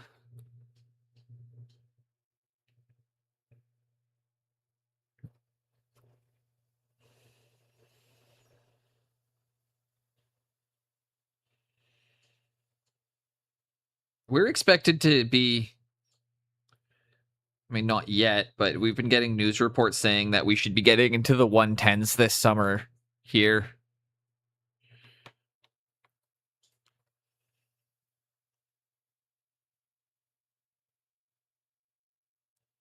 Anyone who tells you global warming isn't real doesn't know that it gets over 40 degrees Celsius in Canada now.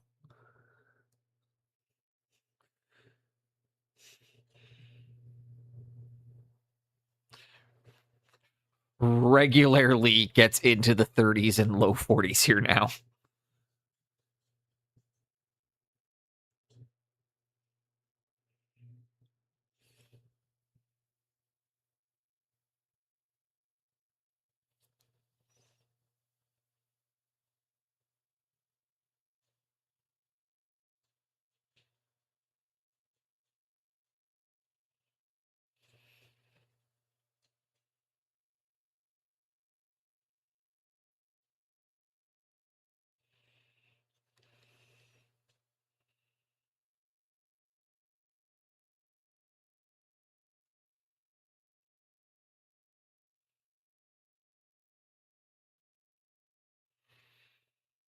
Holy moly, that's our territory feet. Yeah, dude, if you didn't know, that's how hot the Pacific Northwest gets that hot in the summertime now.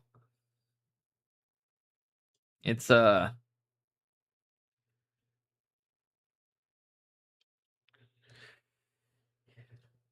it's why you guys have to deal with fire season.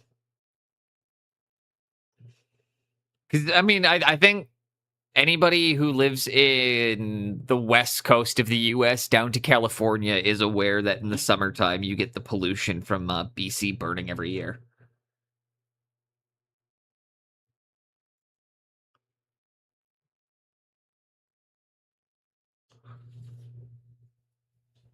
How can global warming exist when only America? Oh, fire season. Yeah, Jinx. You know, we start. That's how bad. So Spoon, if you didn't know, we don't call it summer on the West Coast anymore. It goes from spring to fire season.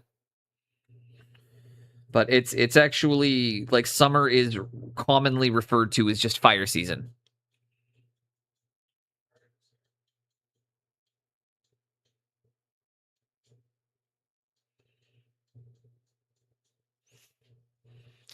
Jinx, thank you for echoing that point because that's one of those ones where, again, I feel like people who aren't from here don't know.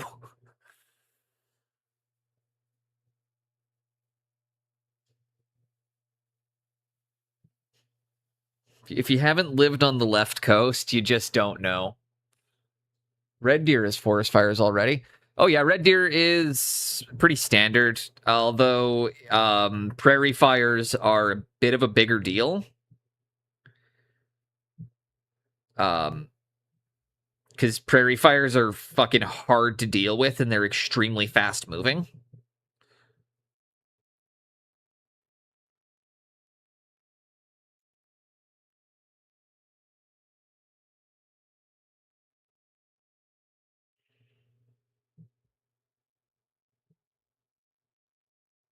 But yeah, red deer's already got some. Most of Dude, I live in the Great Lakes region. It should not be 90 degrees this early, right?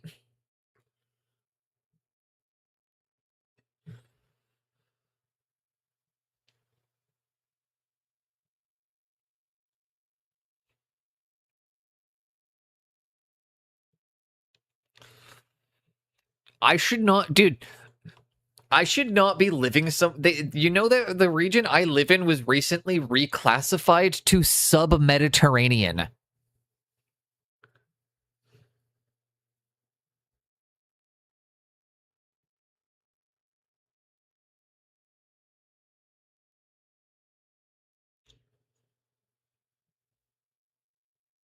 Yeah.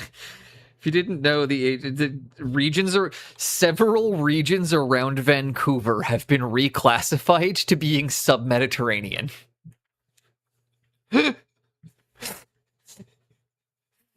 Vancouver isn't supposed to get that fucking hot.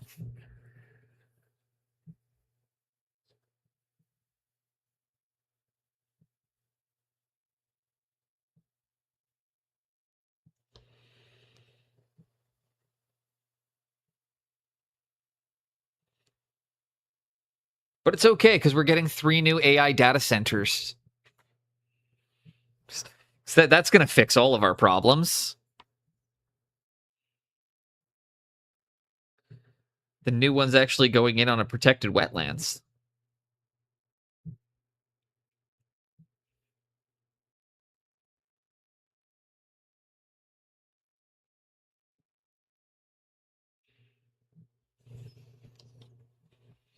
The trees make me sad.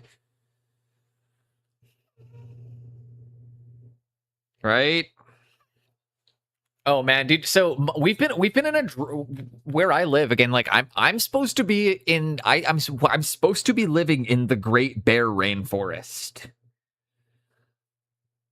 You've been here before, man. You were here 20 years ago.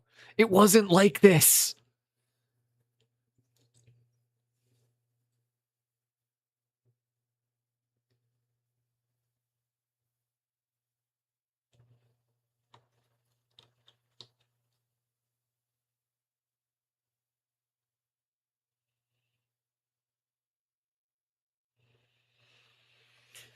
But yeah, so where I live has been in a drought for about a month now, and yeah, we just found out that we're putting in multiple new data centers.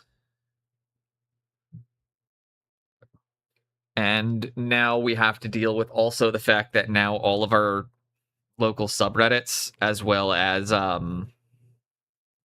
like any of our local like social media groups, have now been taken over by disinformation bots.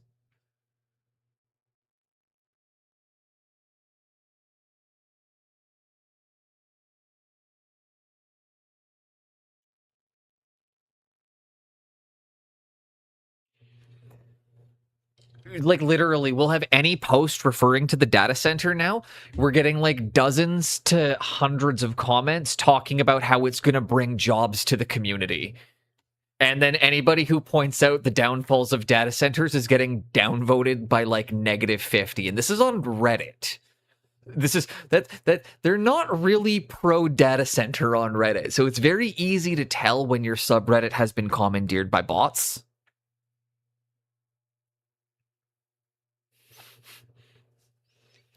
Supposed to be living in a goddamn swamp.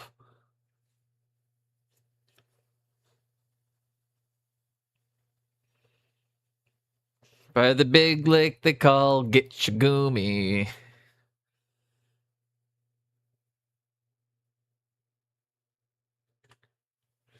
Good time to be a plumber.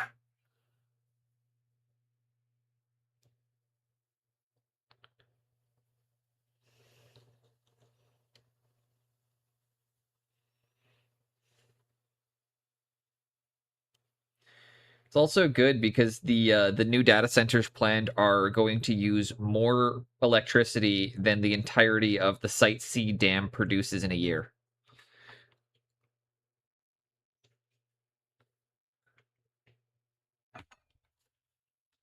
What water? We don't have any.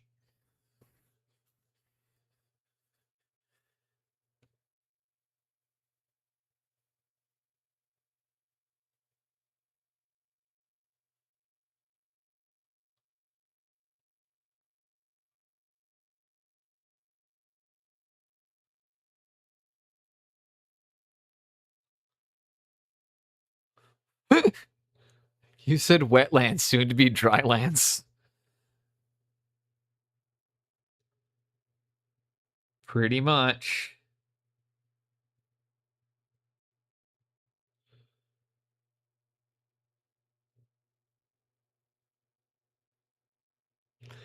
But yeah, it's actually funny. All of the new data centers are being planned for the most drought-prone regions of the country. So it's literally like they took out a map of the areas that are the most drought prone right now and the areas with the most precarious water supplies. And that's where they're picking to put the data centers. Like every single city they've picked is one that is currently grappling with water shortages.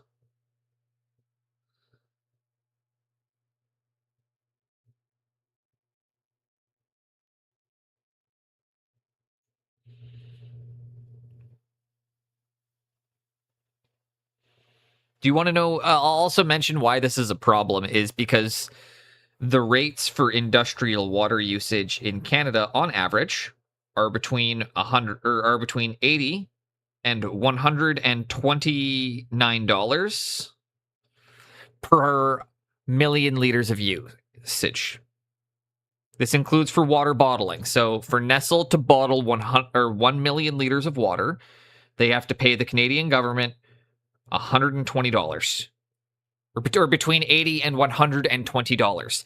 Unless they do it in British Columbia, where it's $2.20 per 100 million liters used. The rates for industrial water usage in British Columbia are $2.20 per. Yeah. Our entire provincial deficit could be solved just by bringing our water fees in line with the rest of the country.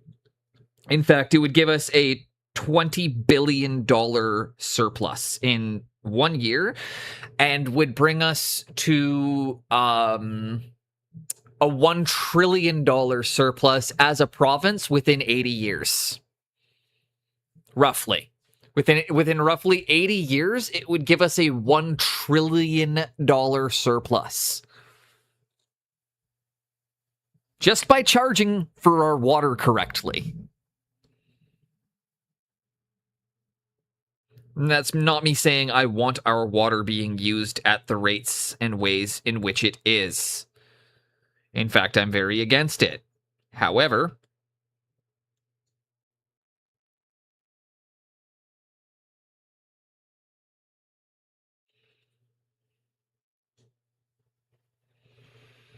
If we're gonna do it, can we at least...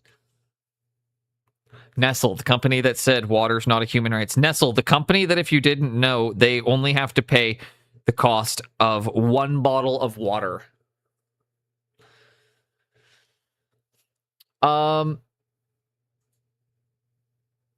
Explain something badly. How boned are we? Explain something badly. We're projected to run out of drinking water in the region that I live in within 6 years.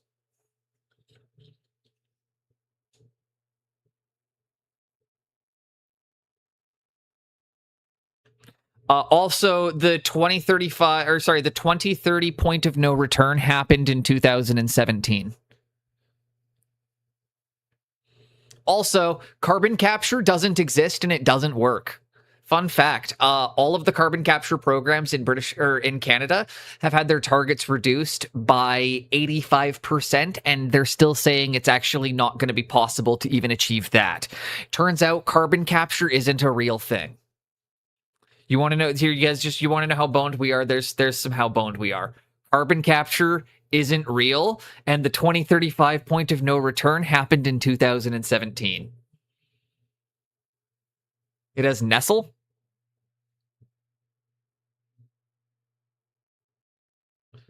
Oh, in Canada we say Nestle instead of Nestle. Kind of like how we say Deckel instead of Dekel.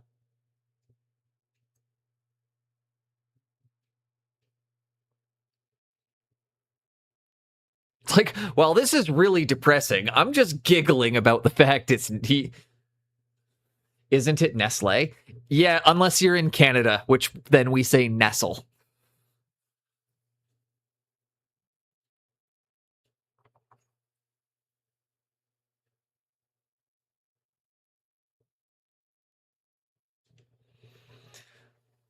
Well, literally one of their debate people said they'd save 10 million, and someone said, well, I don't know, but we can.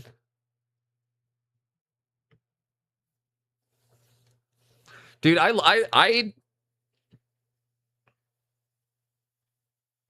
you learn very quickly that I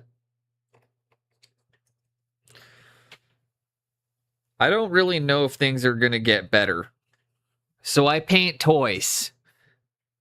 That's why I paint toys on the internet, people.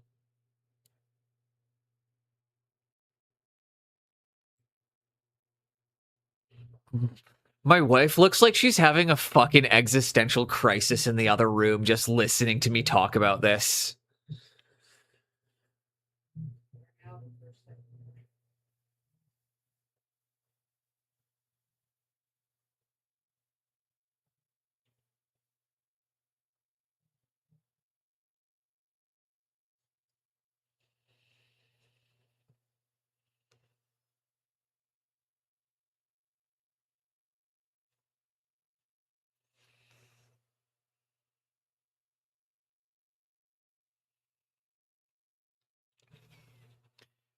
It's okay. I have a plan. Is the plan the fact that shatter the higher powers and let the people under their boots rebuild the pieces? Isn't that what happened in 1940? No. Unfortunately not, because it was determined at the end of that the current powers that be are going to maintain their powers. No major power. No, if it's interesting if you look at it. There was not a single major player that was actually destabilized by the end of that, other than England. England was the only player that got destabilized post World War II. Even France bounced back quicker.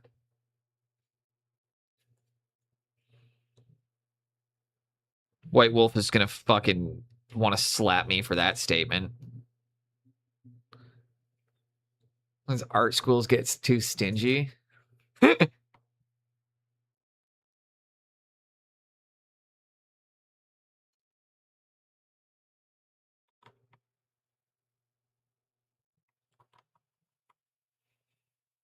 Gonna end up working in Fort McMurray. -45 below when Alberta is my destiny. Gonna make a ton of dough, and I'll put it up my nose. I really hope I pass this piss test. Gonna make $1,000,000. I'll buy a really big truck. When I get home, I'm gonna tailgate you. Gonna end up working in Fort McMurray. -45 below in Alberta is my destiny. Everyone's from Newfoundland. Everyone's from Cape Breton. Oh, is there anyone left at home?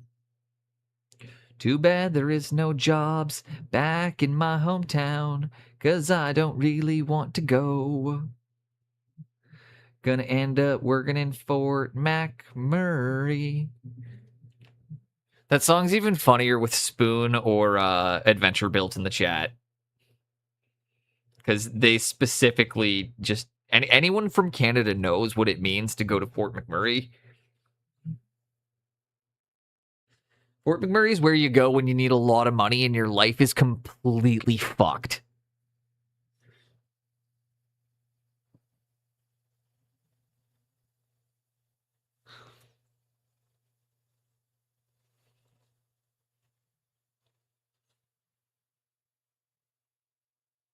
Like, if you need 300 grand fast, have absolutely no care for yourself, and a moderate cocaine addiction, boy, can I tell you about a place called Fort McMurray.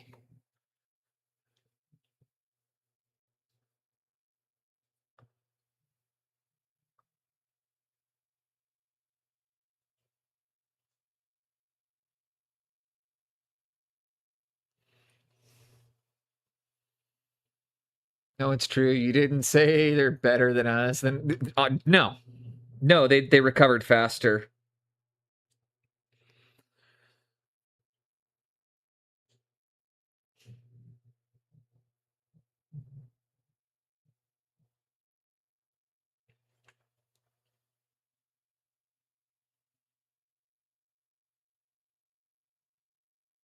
Put that bit there.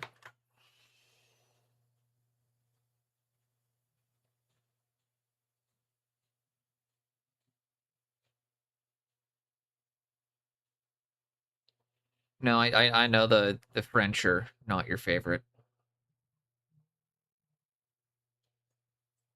And no one's better than anyone.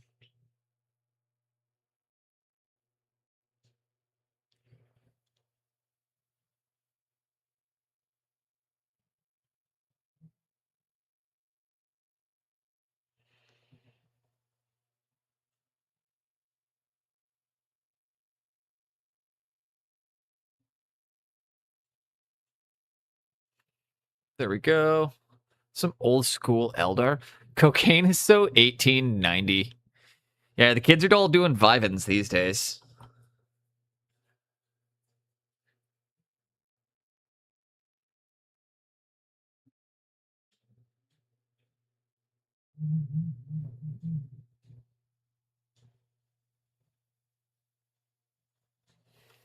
Come on, man. Like, is everybody knows it's all about that lies dexamphetamine.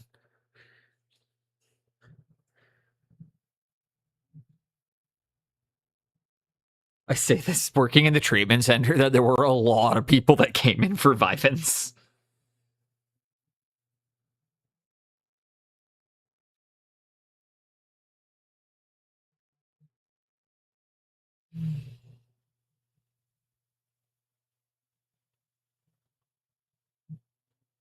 For a drug that's marketed as less addictive, I saw a lot more people in there for Vivens than I ever did for Adderall.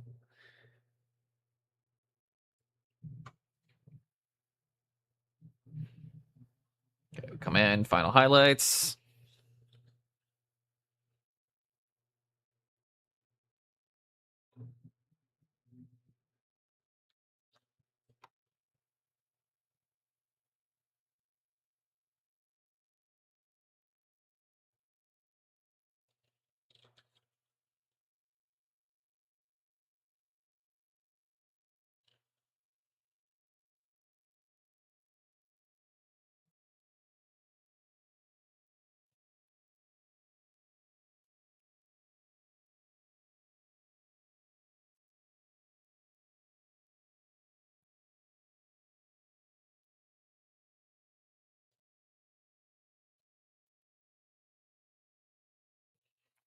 No worries, White Wolf. I hope you have an amazing night. I'm gonna get so high, God's gonna ask me to make cereal for him. We're moving different out here. Hope you have a great night, White Wolf. I appreciate you hanging out. I appreciate you painting along and being here. And for anybody that does not know White Wolf, great person, great painter, and yeah, just a all-around good guy. It's about almost 2 o'clock. I'm pretty much gotta be done soon. Let's slap a couple more little highlightsies down, but I'm actually almost out of painting time for today.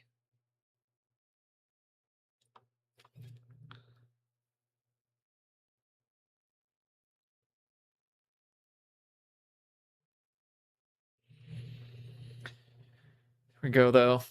One more blue armor.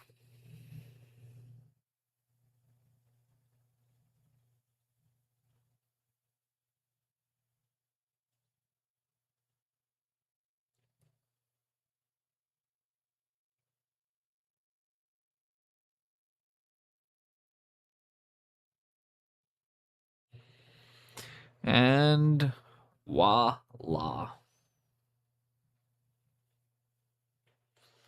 And very, very tall.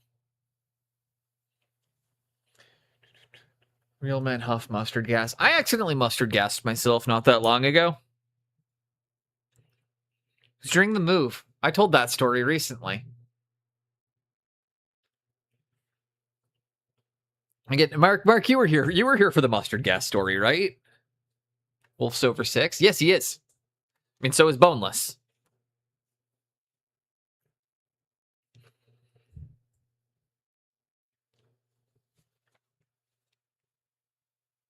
But yeah, I was cleaning. I forgot that I poured a bunch of bleach in the bathtub when I was trying to do like a soak for the move out. And then we left the house because I was just like, okay. And we came back like 3 days later to finish up the cleaning. And I forgot that I'd poured bleach all over the fucking bathroom and then not rinsed any of it off. So like there were still little puddles sitting around.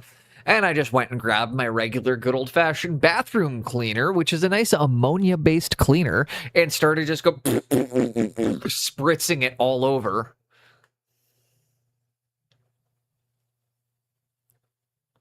That was during the move last month, or like a month ago. I swore I told I swore you heard this one. I had to go downstairs and tell my wife. I was like, so the bathroom's off limits for the next like 2 hours, and she's like, how come? And I was like, mustard gas.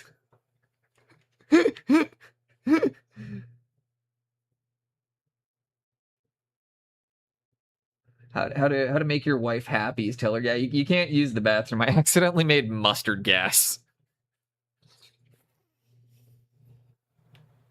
It's funny too, because like I know better, but it was just something where I was so tired that I forgot that I didn't rinse stuff out, and that there was just still a bunch of bleach sitting around on it. Oh, dude, it's not that bad. It's just like getting bear maced.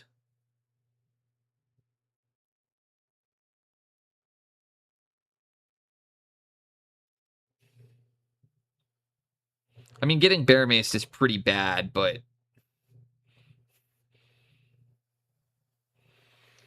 it's not like I was gonna kill myself.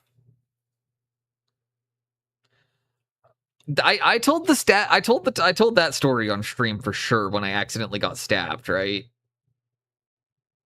That one I've told. I'm sure I've told the one about my buddy stabbing me by accident.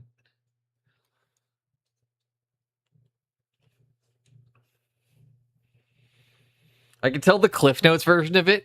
My friend noticed that like my knife was fairly dull, and he offered to sharpen it for me. And we'd all had a couple of pops that night, so none of us were exactly in the best of shape or form.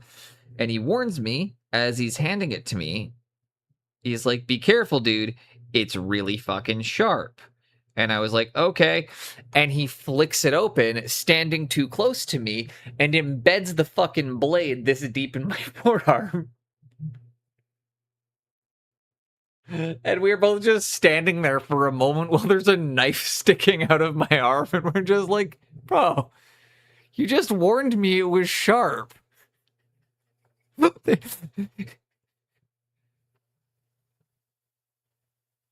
Oh, it's just it's the lingo here. Is you'll hear people say a couple of pops more likely. It's just again, it's Canadian slang.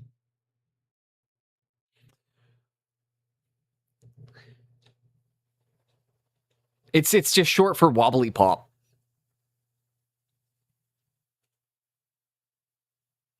Which is a term for any generic, or it's a generic term for any alcoholic beverage. So like I don't even think it was beer. I think it was like cocktails I'd been drinking I'd been drinking scotch that night.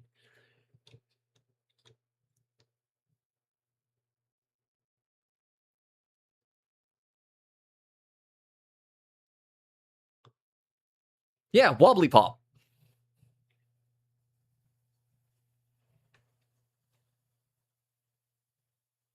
Did you not know that's Canadian? Like wobbly pop is Canadian slang for liquor.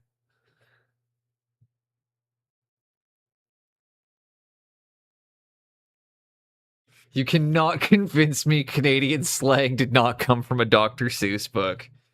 Some of it might have.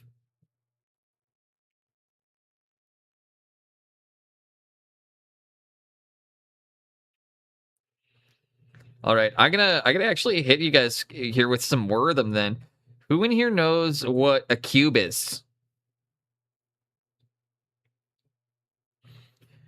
Who in here knows your Canadian slang for what's a cube?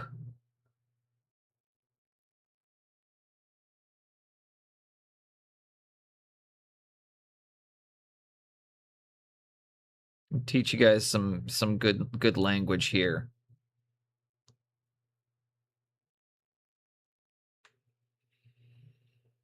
I'm convinced Boneless has his own slang and passed it off. A friend have said her elder just popping out for coffee. Totally convinced Boneless has his own slang and passes it off as Canadian slang. Sometimes. Sometimes. You'll never know.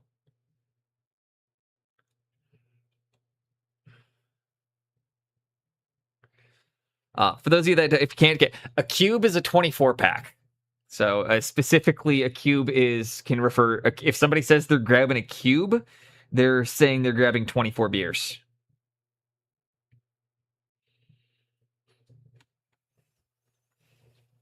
But to grab a cube means you're going to the LC to grab a 24 case. Usually of Pilsner.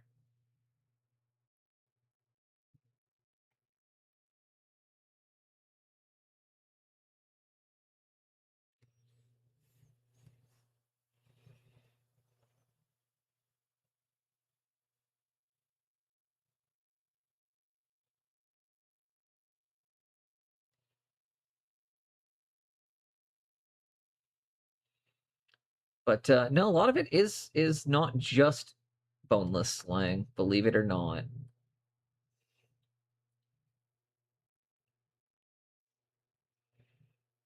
Trying to think. I mean, I don't. The one I don't get is like you guys with your like why you say beanie. The fuck is a beanie? I gotta. My head's cold. Let me go grab my beanie. It's a fucking toque.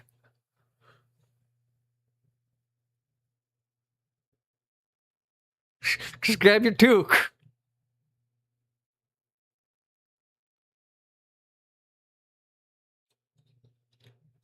Skullcap? What the fuck is a toque? It's not spelt that way. It's Touque.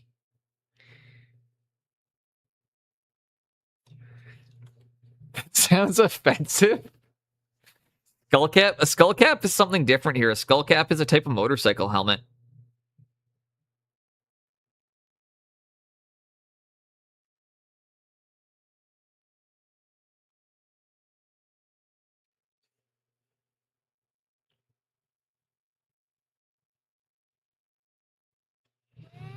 I'm trying to think, what are some other really good ones?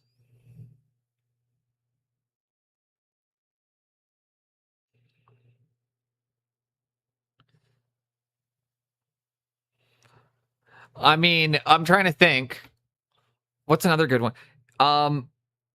You guys would know what it means if somebody says they're going to the Rips, right? Or going to the Rippers.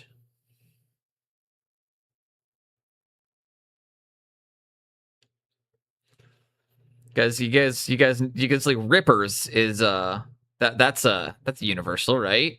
You guys will say you going out to the Rippers.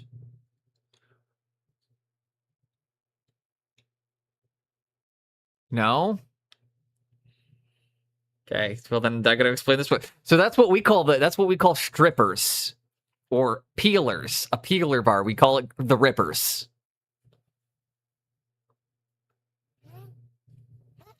And so like if you hear the Rippers, they're talking about going out to the strip club.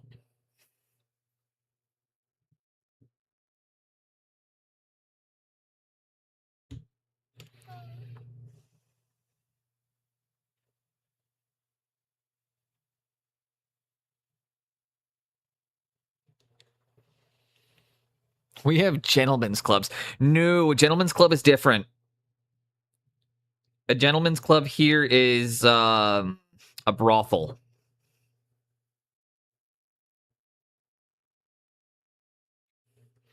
A gentleman's club means something different. If you ask to go to the gentleman's club, you're asking for full service escorts.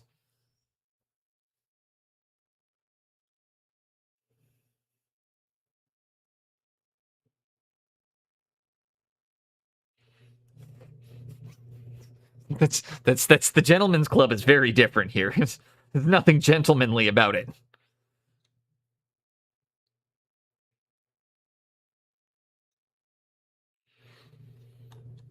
I'm just gonna ask my wife from the background. Do you got any good ones that you can think of? Like good Canadian slang? I did mention rippers. I did mention the first thing she said is, "Did you mention the rippers?" I'm going up, pass through there. I mean, double's a pretty obvious one.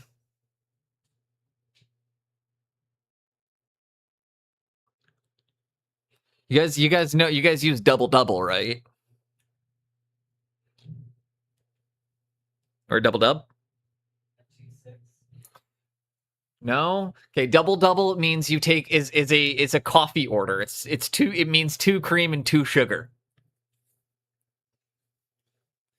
Oh yeah, that's a good one. Twix. Twixer or do you guys know what a Twixer is? I'm also like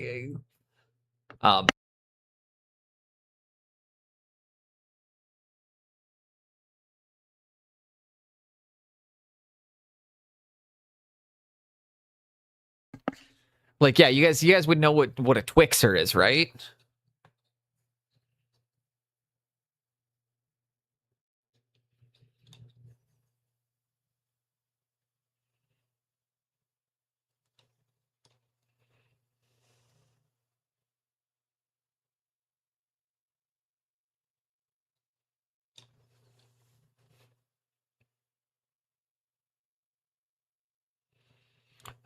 Again, no. A Twixer is a 710 ml bottle of hard liquor, or what in the States they call a fifth.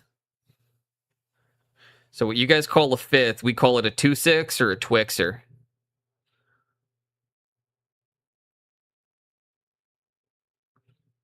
Because it's 26 ounces.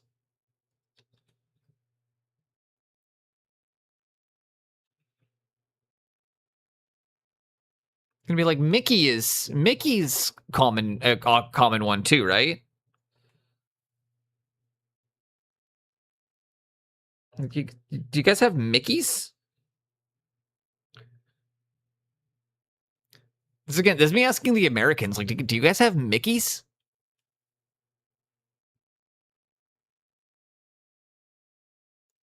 Or half mix? I've heard Mickey before. Okay.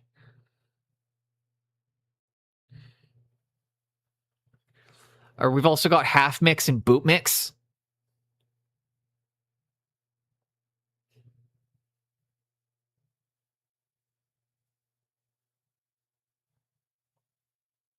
The more I'm doing this, the more I'm realizing you're right. We do have a lot of nonsense words.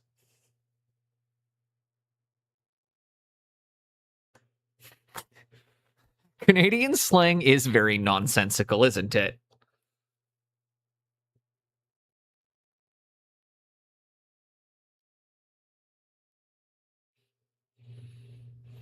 I think I've already explained because somebody asked before what it means to go for a rip, which is different from the rippers. Going for a rip is to drive your truck in the mud or to smoke a joint. Yeah, you get okay. Again, we're learning. Also, welcome in, Scollins. I'm very familiar with Twix. Oh yeah. Welcome in. Hope you're having a good day. Go to an ice cream shop and ask if they got Mackie Fudge. Go to a butcher's and ask if they got Rocky Mountain oysters.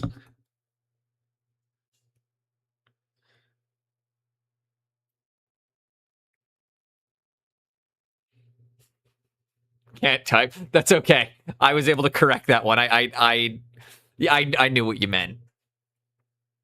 Welcome in. Hope you're having a good day. First time chat. Welcome in. You've come into a bit of a shit show. Mondays are like my silly stream. I love testicles. You can't phase me. Oh god, and with no chat on stream, he just has to clip me saying that. One of my customers has an event. He markets as the gentleman. I've told him many times he should change the name because everyone assumes it's a strip club. The gentleman's event. Discovered this from Reaper's page. Oh hell yeah! Reaper Mini rated in a couple weeks. Was it last week? They were fucking awesome.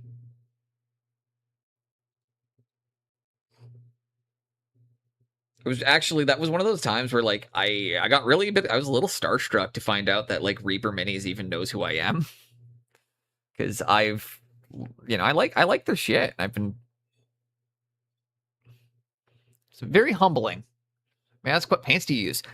So right now I am using some Pro Acryl. I've got this is a very limited palette project that we're doing, so I'm using magenta, jade, yellow, green, and a flesh tone. So I've got about, I think, 6 paints that I'm using. Although when I'm doing display painting, I use Mr. Pigment's paints.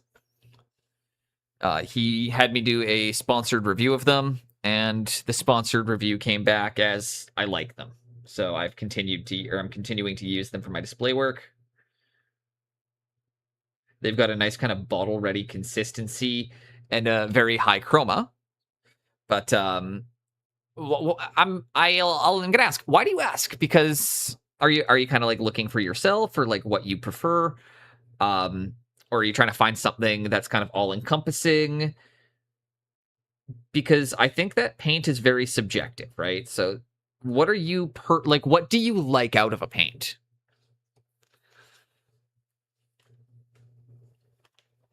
I am new, and the ones I have are dried out real bad. Okay. I would suggest if you're having issues with your paints drying out, definitely pick something with a dropper top. So Vallejo, Pro Acryl, or Army Painter are really good starting points. Pro Acryl is a very popular brand amongst. Yeah, so I would move away from the GW and Citadel stuff long term.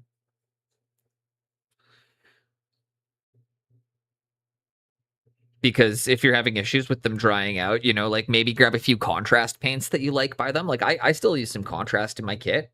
We're actually going to go over and do that in just a moment here once I get the last of this highlight applied down on this guy.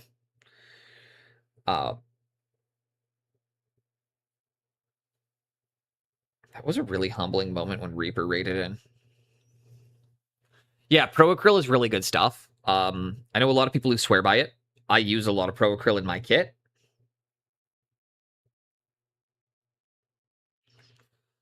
They've got good bottle ready consistency. So for a newer painter, you don't have to thin your pro-acryls out very much. Anxiously waiting for my Master Series Kickstarter this September. Dark Plum for the win. AK Gen 3, Vallejo, Scale 75, Chimera. I don't touch Scale 75 or AK stuff, and I haven't used the Chimera. Part of the reason I like Pro Acryl is the cost and the bottle ready consistency. It's a good paint for a new painter because you don't have to worry about thinning it, right? You put it down on a wet palette and you just start going. But as long as you've got a little bit of water in your brush, you don't actually have to thin your Pro Acryls.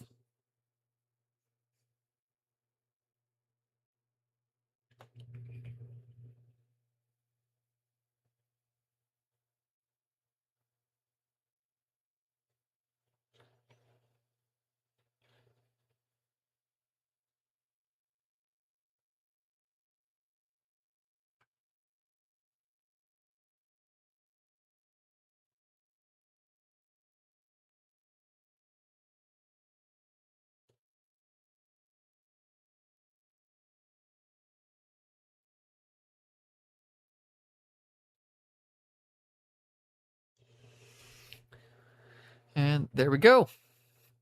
And what I'm going to do is rinse my brush. I'm going to pop back to the one that's actually almost done.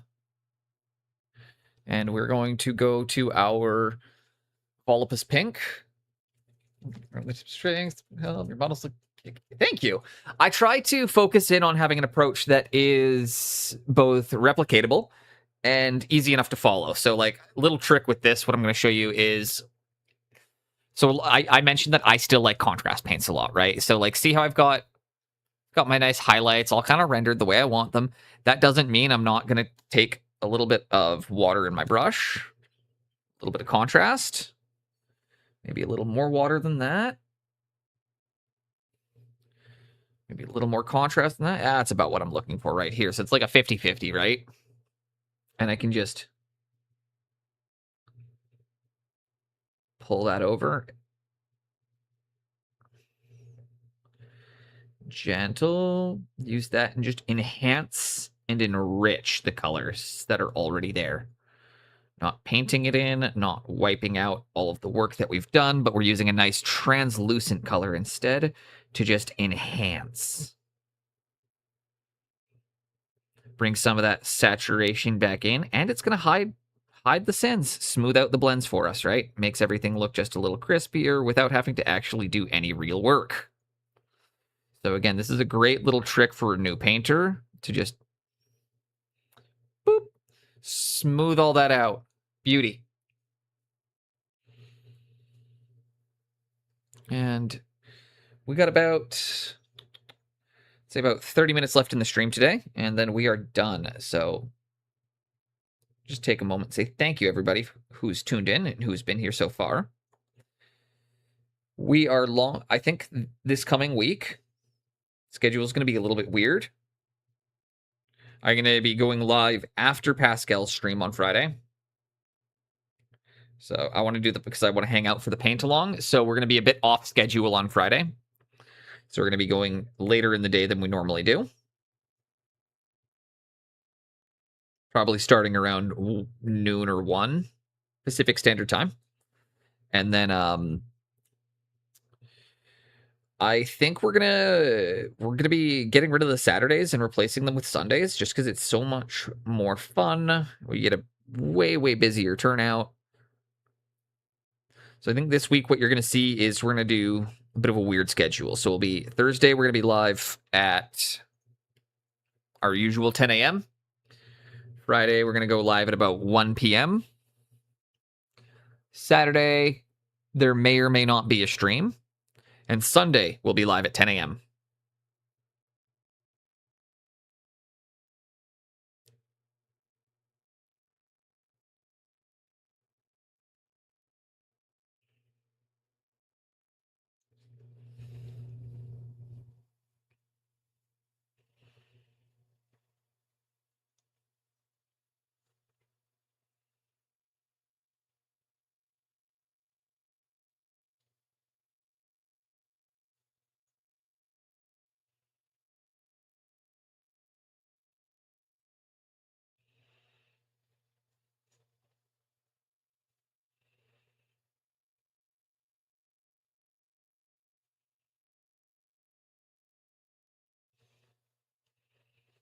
And there we go.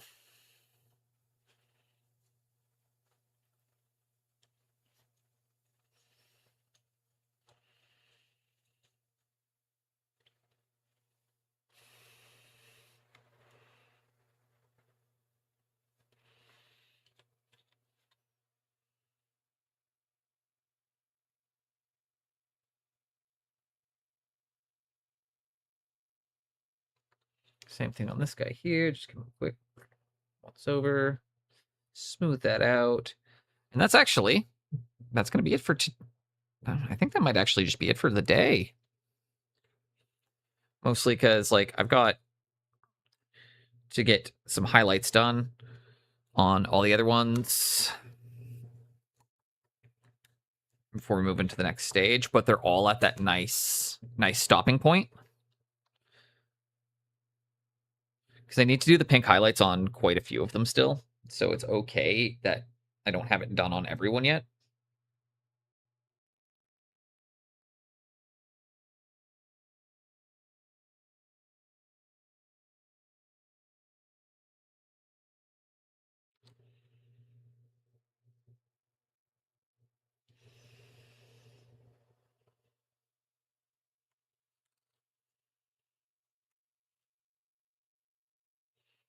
And there we go. Emu bread. Some big synthwave vibes going on here. Synthwave was the dare. That was the color palette we were given for this project. So I am very happy to know that I am succeeding. Hope you're having a great day so far. Wouldn't be surprised if you said Canada said, if people in Canada say wily instead of crazy. Nah. But if somebody in Canada calls you Bud, they're about to fight you. They're not your friend. Bud is not what you call a friend here. Bud, buddy, guy, or friend are fighting words. They're not said. It's the whole South Park. You're not my friend, buddy. You're not my buddy guy. You're not my guy friend. That's because that's what we say when we're getting into fights here. Is buddy. Or listen, friend.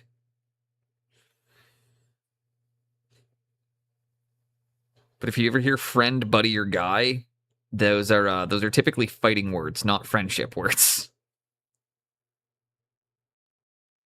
It's very tone dependent.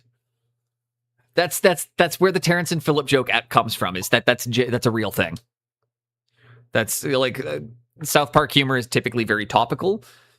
That was one of the best jokes they made because that's actually a big thing in Canada. What's a friendship word in Canada?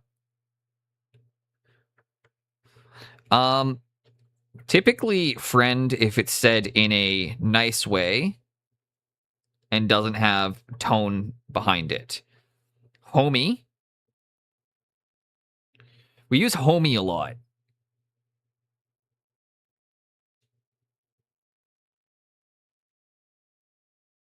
And you'll often hear like buds,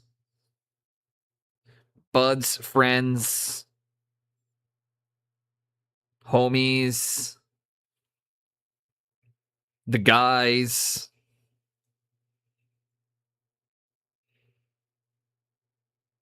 The boys. The boys is a common one.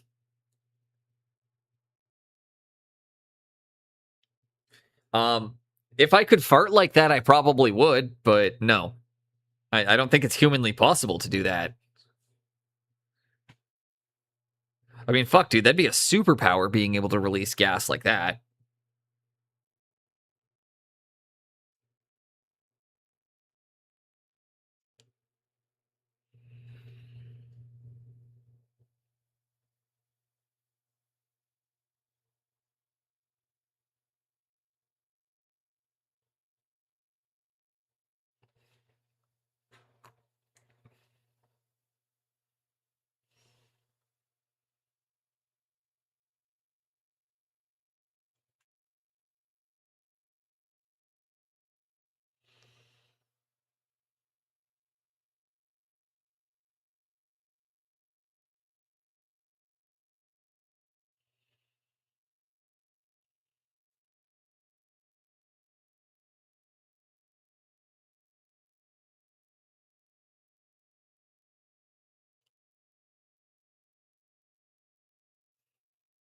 And right? Is there something deep in it? Or is creators being silly? No, there's that one's just the creators being silly. Hard to explain Canadian humor. Other than like you guys have seen like why it's part of why I have all the Shoresy stuff in there is because that perfectly encapsulates it.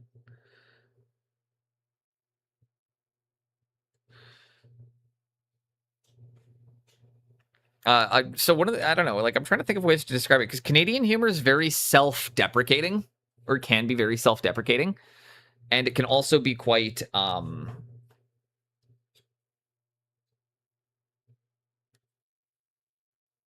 like it can be both quite self-deprecating, but it's also something that is very regional. So the humor is very regional, lots of wordplay, lots of it's very tongue-in-cheek, and it's very yeah, that would be a good way of describing it. Like Canadian humor is very, very regional. A lot of wordplay, um, lots of satire, lots of like Canada is really big on the mockumentary. I think it's a movie format that we do better than anyone else. Like we love mockumentaries here.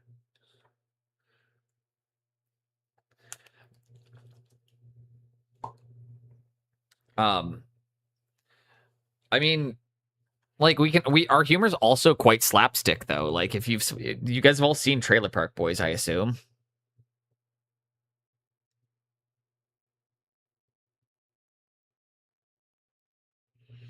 You know, like the humor can be quite slapstick too.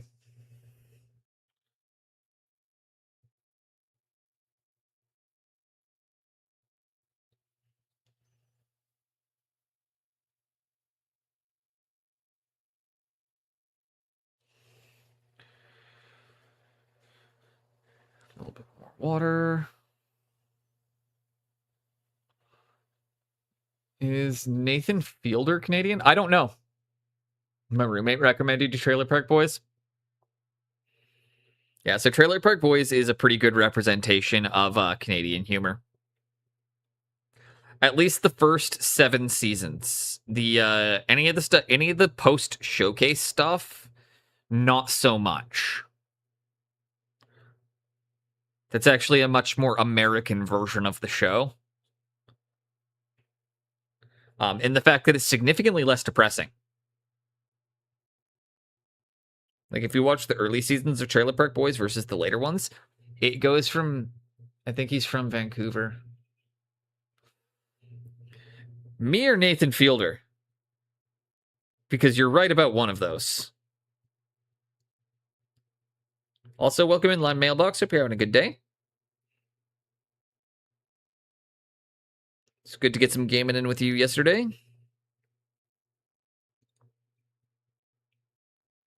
Isn't Scott Pilgrim Canadian? Fucking hope not.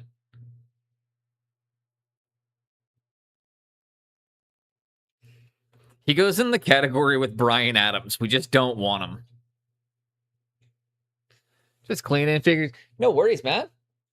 We're having a good stream so far today. Been bumping. Getting through the last few areas of some wash, and then we're going to wrap in probably about 20 minutes or so here. Because I am ready. I got a couple things I got to do today still. And I got to go check in with the wife, see what she has planned. She's been so fucking patient today. And like, I don't normally do the long streams on Mondays because she has to kind of starting horse reading the books or collecting.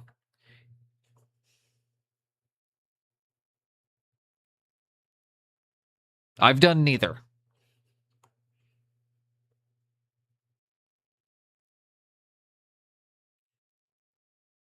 It's actually an ongoing joke on stream that I know collecting, played a game of it and I really liked it. Ooh.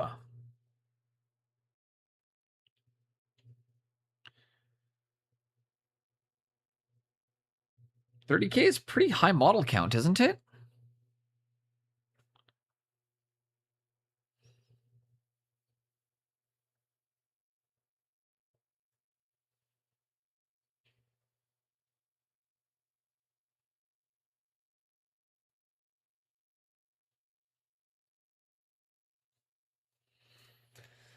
And there we go. Okay. We're going to do the bases really quickly. And that's going to be... Do you even Warhammer, bro? Honestly, no, not really. I think we're pretty clear about this. No, Boneless barely does. He paints it. He does not get to play, collect, or really do lore stuff, though. Yeah. So yeah, I gotta wrap stream soon though, because like my wife has been being so fucking quiet all day, and like I want her to feel like she is allowed to, enjoy being home on her day off. So normally we shut things down a little earlier on Mondays, but today's just been a bit too good not to. So if you are new here, please remember to give us a follow. I will be live again on Thursday at 10 a.m. Pacific time. We're going to put some texture paste down, and then we're going to progressively come back in and get this whole army touched up. But that's right now. We're doing exactly what I always talk about, especially with Spoon. Wife reveal stream. Dude, she's walked past the camera like 6 times already. And also, it wouldn't even be the first time. She brings me lunch on stream, like, quite often.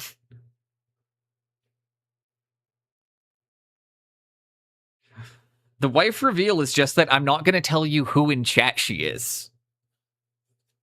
That's the ongoing joke, is that we still haven't... people just don't know who she is in chat. And it's really funny because there's the most consistent guess is wrong. Which is everybody guesses my community manager.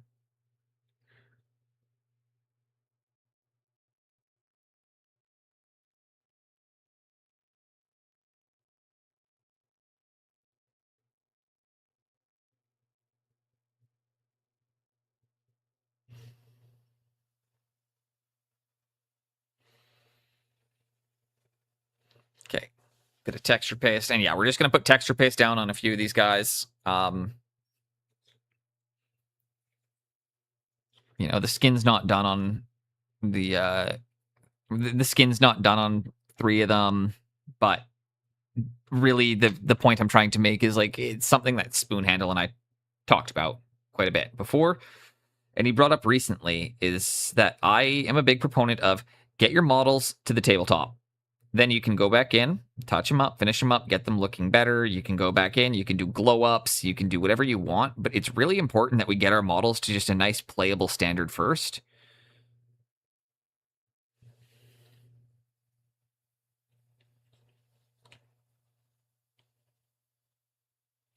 That's pretty much what I'm doing with my squats, right? Is I got one element of them nicely painted. Everything else is just kind of base coated. Maybe a base coat and a single highlight, but most of these guys are just have really nice blue armor, and the rest of them is not quite finite, or is like just kind of, bleh. Like that armor looks good, but you get right up close, you realize lots of unpainted stuff on that still, right? But from a distance, he looks good. He looks passable, he looks playable.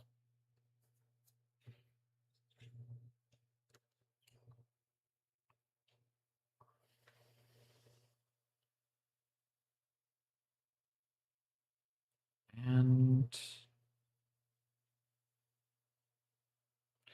flash that butter and gold jittery zeitgeist with about the water and whole water patrol.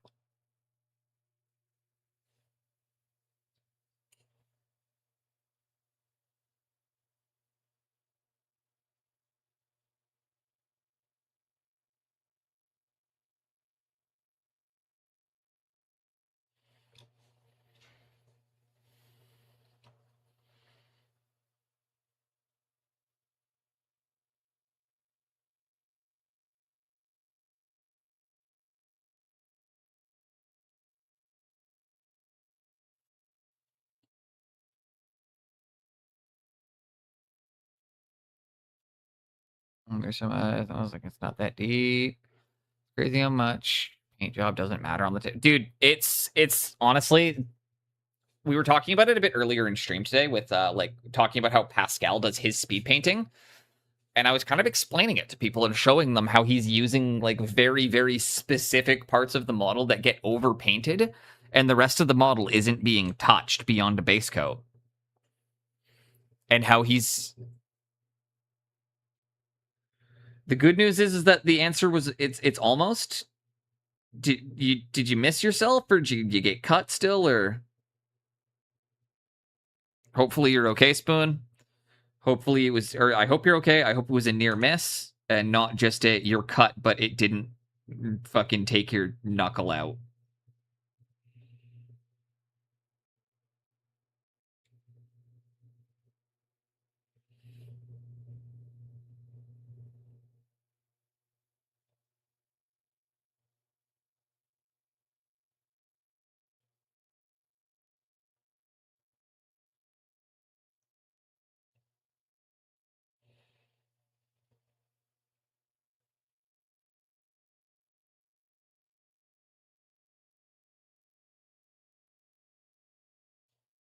Okay, there we go. Last one, and we're gonna raid, guys. Let's go see who we know that is on right now.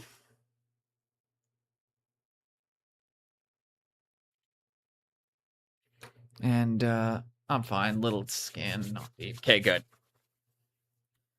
Go see who is on, because it is about 2:30. I've been streaming for just over 4.5 hours. Today is dangerous. We're going to throw really quickly again. Shout out Jinx. Shout out Spoon. Shout out all of the amazing people who've been here and hanging out. And I am going to see you all on Thursday. Let's see who's going right now. Graves is good. We did Graves yesterday. NPC Wargaming raids into us slots. Let's hit them. They raid in lots, so let's go and see NPC Wargaming.